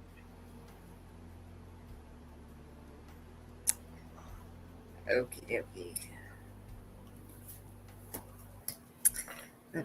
My daughters are in the other room singing. Oh, right. Happy Having a kids. good time. Yeah, when I know when they're singing, they're happy kids. Sure. That's how Taylor is. He likes to sing. His this singing app, and he could really sound a lot like Johnny Cash. There you go. He sang a lot of Johnny Cash songs. Pretty Yeah, good. when it's too quiet, it's not a good thing. Right. What's going on? You know, it's too quiet. Okay, so there's the far away and then close up. Yeah, and that too is the side of Uri and Attu's moon all mixed into one big batch. And that's crazy. I mean, that's the moon. Is that the moon in front of it? Wow. Yeah, that's our little moon. Yeah. What?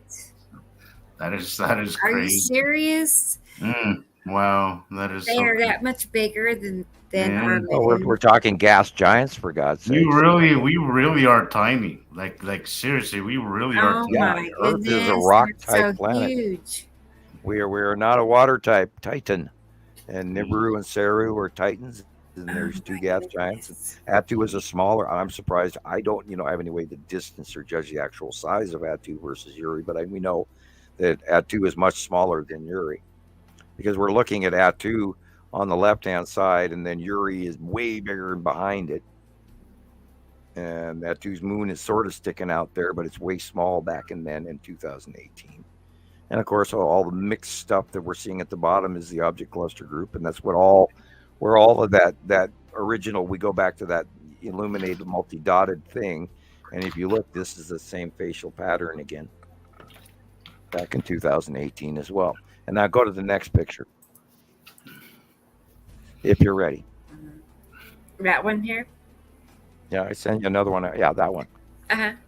Now, the normal clouds are the cumulus nimbus right there by the light pole, and they're reaching up to the top of our atmosphere. But if you look behind it, way, way higher, which wouldn't normally happen, is the side of Attu's moon at Uri. And this is in 2018. And if you look at the angle... This was in one of your videos, Sam. Right. In one of the Understanding the Sky series. And right. Really, and it was so prevalent. Really eye-opening to me when you explained that. Because if you look at the angle of light, this is the first time, and we had many other ones to go along with it, proving that at sunrise in the east, that these planets had actually passed Earth and were becoming facially illuminated. But if you look at the size of these momentous clouds in the upper part of this picture, compared to our regular clouds in the lower part of the picture by the light pole, those momentous clouds are the size of the state of Texas, for God's sakes, or bigger. They're massive, which also led to the understanding of the bubbly, freakishly close momentous cloud, close pass issues, blah, blah, blah, etc.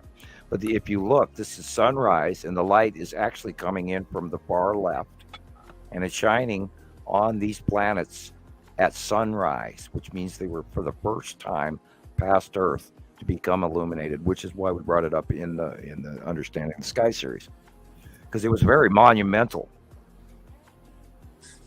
And that's why I still knew that they were hardcore on the right, but then they passed us, and that's when, within the next cycle from 2019-ish on, they went over to the left-hand side, where the other planets rotated in from in front of us and sort of traded places, like they were scooting around a booth, getting closer to us, and everything traded.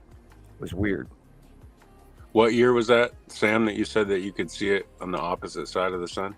On opposite side of Earth, past Earth, where they were being facially illuminated, where we could actually see the planets. Yeah, sorry. And that was 2018 is when the first time they passed us.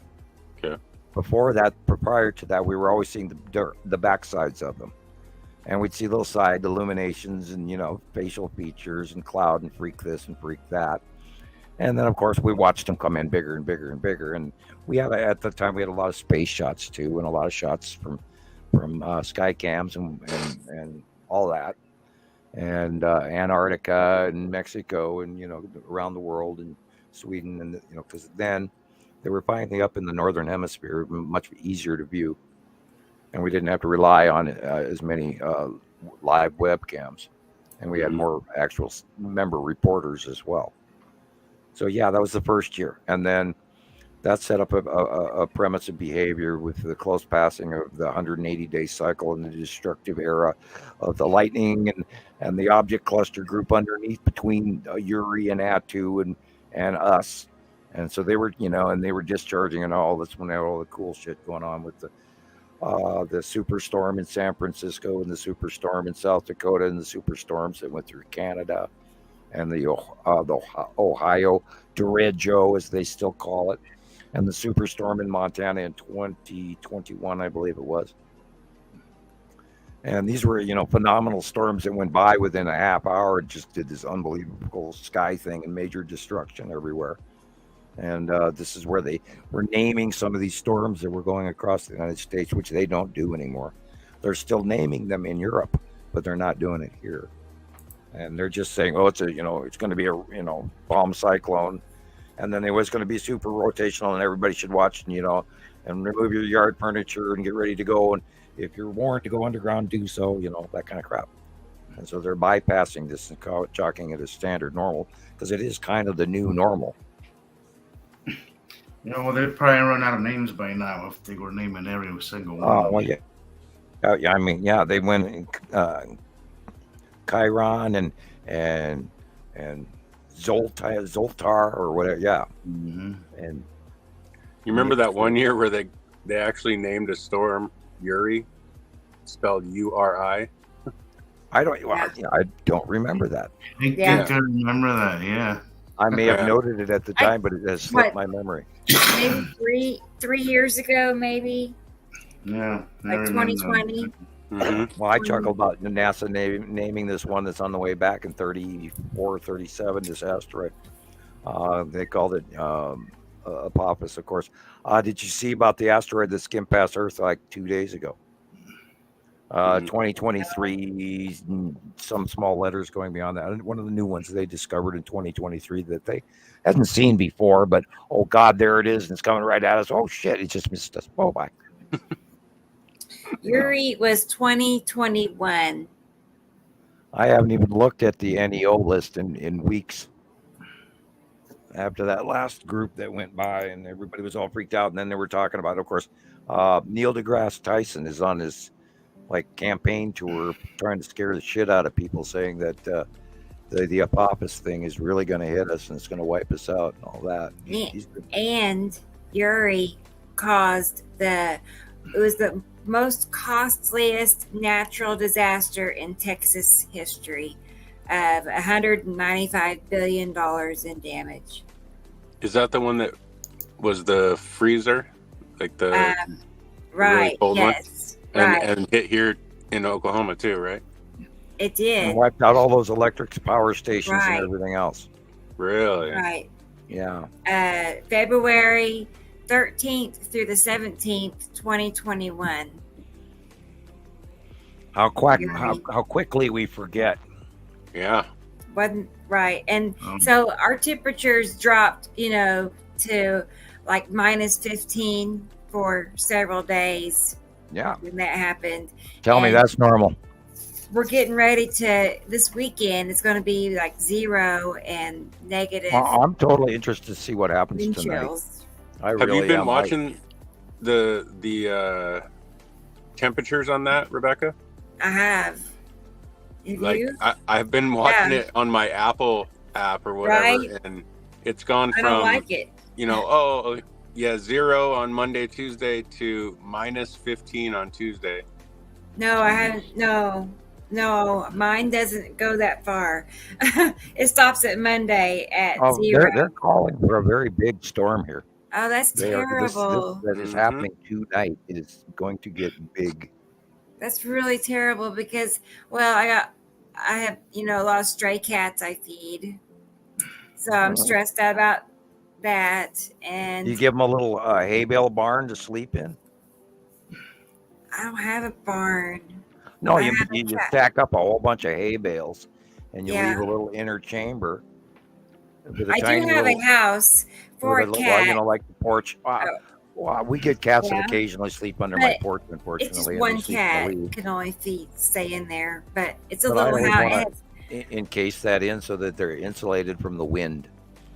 And then Something of course that the wind break. that are outside. I worry about that. Mm-hmm. Yeah. Well, mine is saying this week the 19, 20, and then Monday -3. That's what I'm getting over here. Gosh. So it's going to get you too. -3. What about -4. you, Sam? What's it going to be where you are this weekend? We're gonna skate by. It's gonna get cold, but it's not. Yeah, it's not 29 going into degrees the here now, and it's gone down 2 degrees. It blew most of it. Let me. Because it's 28 where I am right now. We're the Thing same. is that there isn't a lot of weather out there about Montana. You have to sort of get That's it so out. good to see. I have to go to Now Local on my smart TV to get a better app anywhere. Of course, I don't have a phone. Wait a minute. I can pull up this one. Okay. See full forecast. All right. It shows Sunday -11. Oh. But Holy Monday, Kahunas. That's gonna sting a little. Monday it shows a high of 6, low of 3. Friday. Alberta hitting -4 and a low of -20. Oh, that's different from mine. Wow. Okay. Yeah, tomorrow. So it's gonna get cold. High of 33, 21 low. Thursday is 29, -4 on Thursday for the low. Yeah.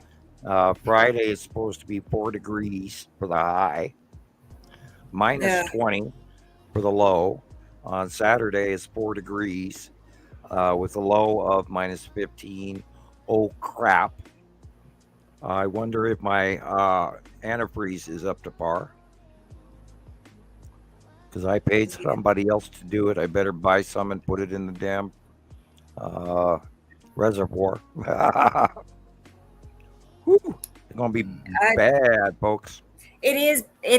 It really is. I mean, we did that a few years ago, and we struggled to keep the house warm. And I just remember wearing like layers upon layers of clothes, for starters, but well, that's what you do. That's what you do. Staying under blankets. The Norwegians say there's no such thing as bad weather, just bad clothing.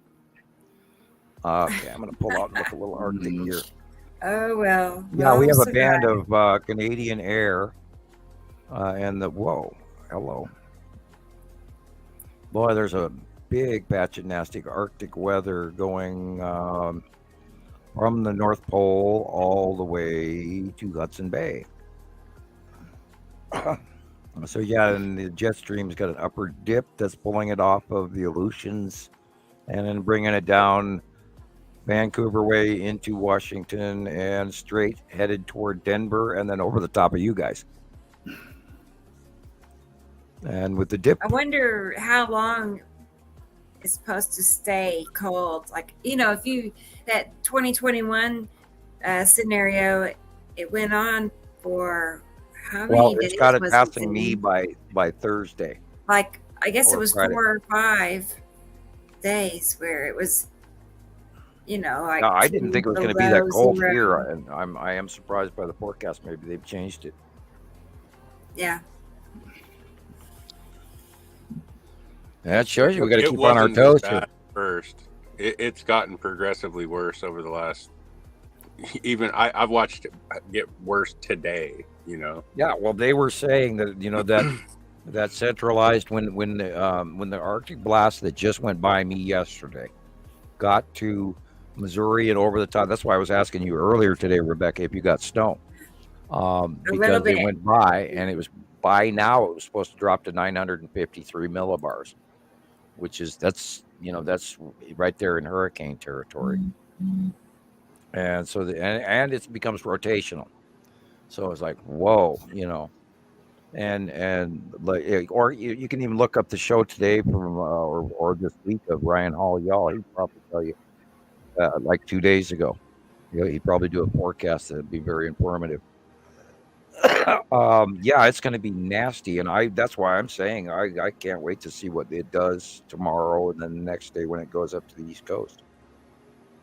And remember, I keep telling everybody every show, if you're on the East Coast this year, buy snow tires. You're going to need them. You're going to need them. And of course, people in Boston and Pennsylvania and New Jersey are going to, they're going to need some snow tires. And a lot of people don't buy those. I always tell them, order them from Montana. You probably get better. Depending on the tire store, I don't know. I don't know if they actually. I never lived on the East Coast to find out what tires they sell there. So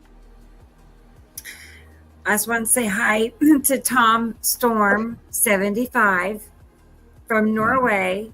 So yay! Hello, and Tom. he said it went from negative 20 Celsius to 4 degrees Celsius. So it's very cold.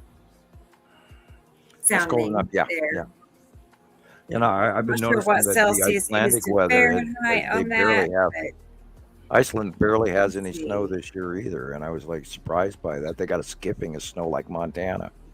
I was like, wow, that's weird. But then look, all the snow of major effects has been hitting Russia and poor China, and those poor folks. They're not even getting. Some of them are without electricity, some of them are without natural gas, some of them without heating oil. And I was watching, like I keep talking about the economic stuff, on China reports, how they don't even have a huge supply of oil because they're being sort of, blacklisted because of arguments over the petrodollar and all of this and civil rights and protesting and all of this that's going on. So they have to buy their oil, of course, from Iran or from Russia. And there's no major pipeline finished yet from Russia to China, although they are shipping it. And then there's all the embargo crap that's going on in the Sudan region and the Suez Canal and all of that activity in the Arab countries that are fighting amongst each other, which I don't understand why they keep doing that to each other. They're all cousins and they should just get used to it. Christ, they got enough money. They should feed their poor people and then start complaining, and stop having religious wars over Muhammad's children. That's all it is between the Sunni and the Houthi and all of that. And it's just, I'm sorry, guys, use your religion to love thy neighbor, not kill thy cousin. It's really spooky. Yeah, that's me preaching again. yeah, I think everybody's tired. We're all just Okay. I was gonna say, I think I'm gonna call it a night. yeah. Wow, anytime you're ready, guys. I'm kind of running on Right. fumes here. I always Right. got Star Wars. It's been a full day for me too. Okay, well, let's do that Well, then. thank you guys for Yeah. all getting together, making it happen again. So it's been Yeah, awesome. shit. After all, Sam's getting boring now. He's like digressing into the world market and all that. No, I think It's all that's a good time to call it time of death. Oh, poor China, Mark was talking Yeah. about Bitcoin and banking and all this. I said, well, don't buy Bitcoin right now and don't. And he was worried about apparently their main port in Ireland is getting a brand new this and that. And then there's the Belt Road Initiative coming out of China. And I go, don't get connected with that right now. Anyway, yeah, I've been doing my homework. I'm sorry. I'm stuck in economic news as well. No, Anyway. I mean, it all pertains, it's world events we're talking about. I think it does. All We're in trouble, you guys. as a place, Look what's going on in Miami. Oh my God. I know. I'll be anxious to see, if it Yeah, keeps keep finding some more continuing. information. Every I'm few gonna days, follow that. whatever. See what else pops up with Yeah, that. I think any day now we're going to see more videos of these creatures. So with so many phones, there's got to be a lot coming out, and maybe there's a handful of people that are going to take a couple of days to go. Do I dare? Do I dare? That kind of thing. So anyway, I'll shut up now and good night, everybody. Okay, Sam. Well, thank you. Thank you all for being here with That was us. a And good show. it was. And a couple of people mentioned that they liked having the extra guest. So thank that you, was Zane. fun. And I enjoyed it too. And You're welcome. I know Thank you guys for Taylor having will me. be back. Yeah, Please Zane come will back be back. again. for sure, all the time. So, Cool. okay, guys. Well, we'll be back Saturday at 2:00 Central. So join us if you can. And otherwise, everybody have a good night and stay safe. Have a good night. Stay warm, Bye, y'all. guys. Bye-bye. All right. Bye.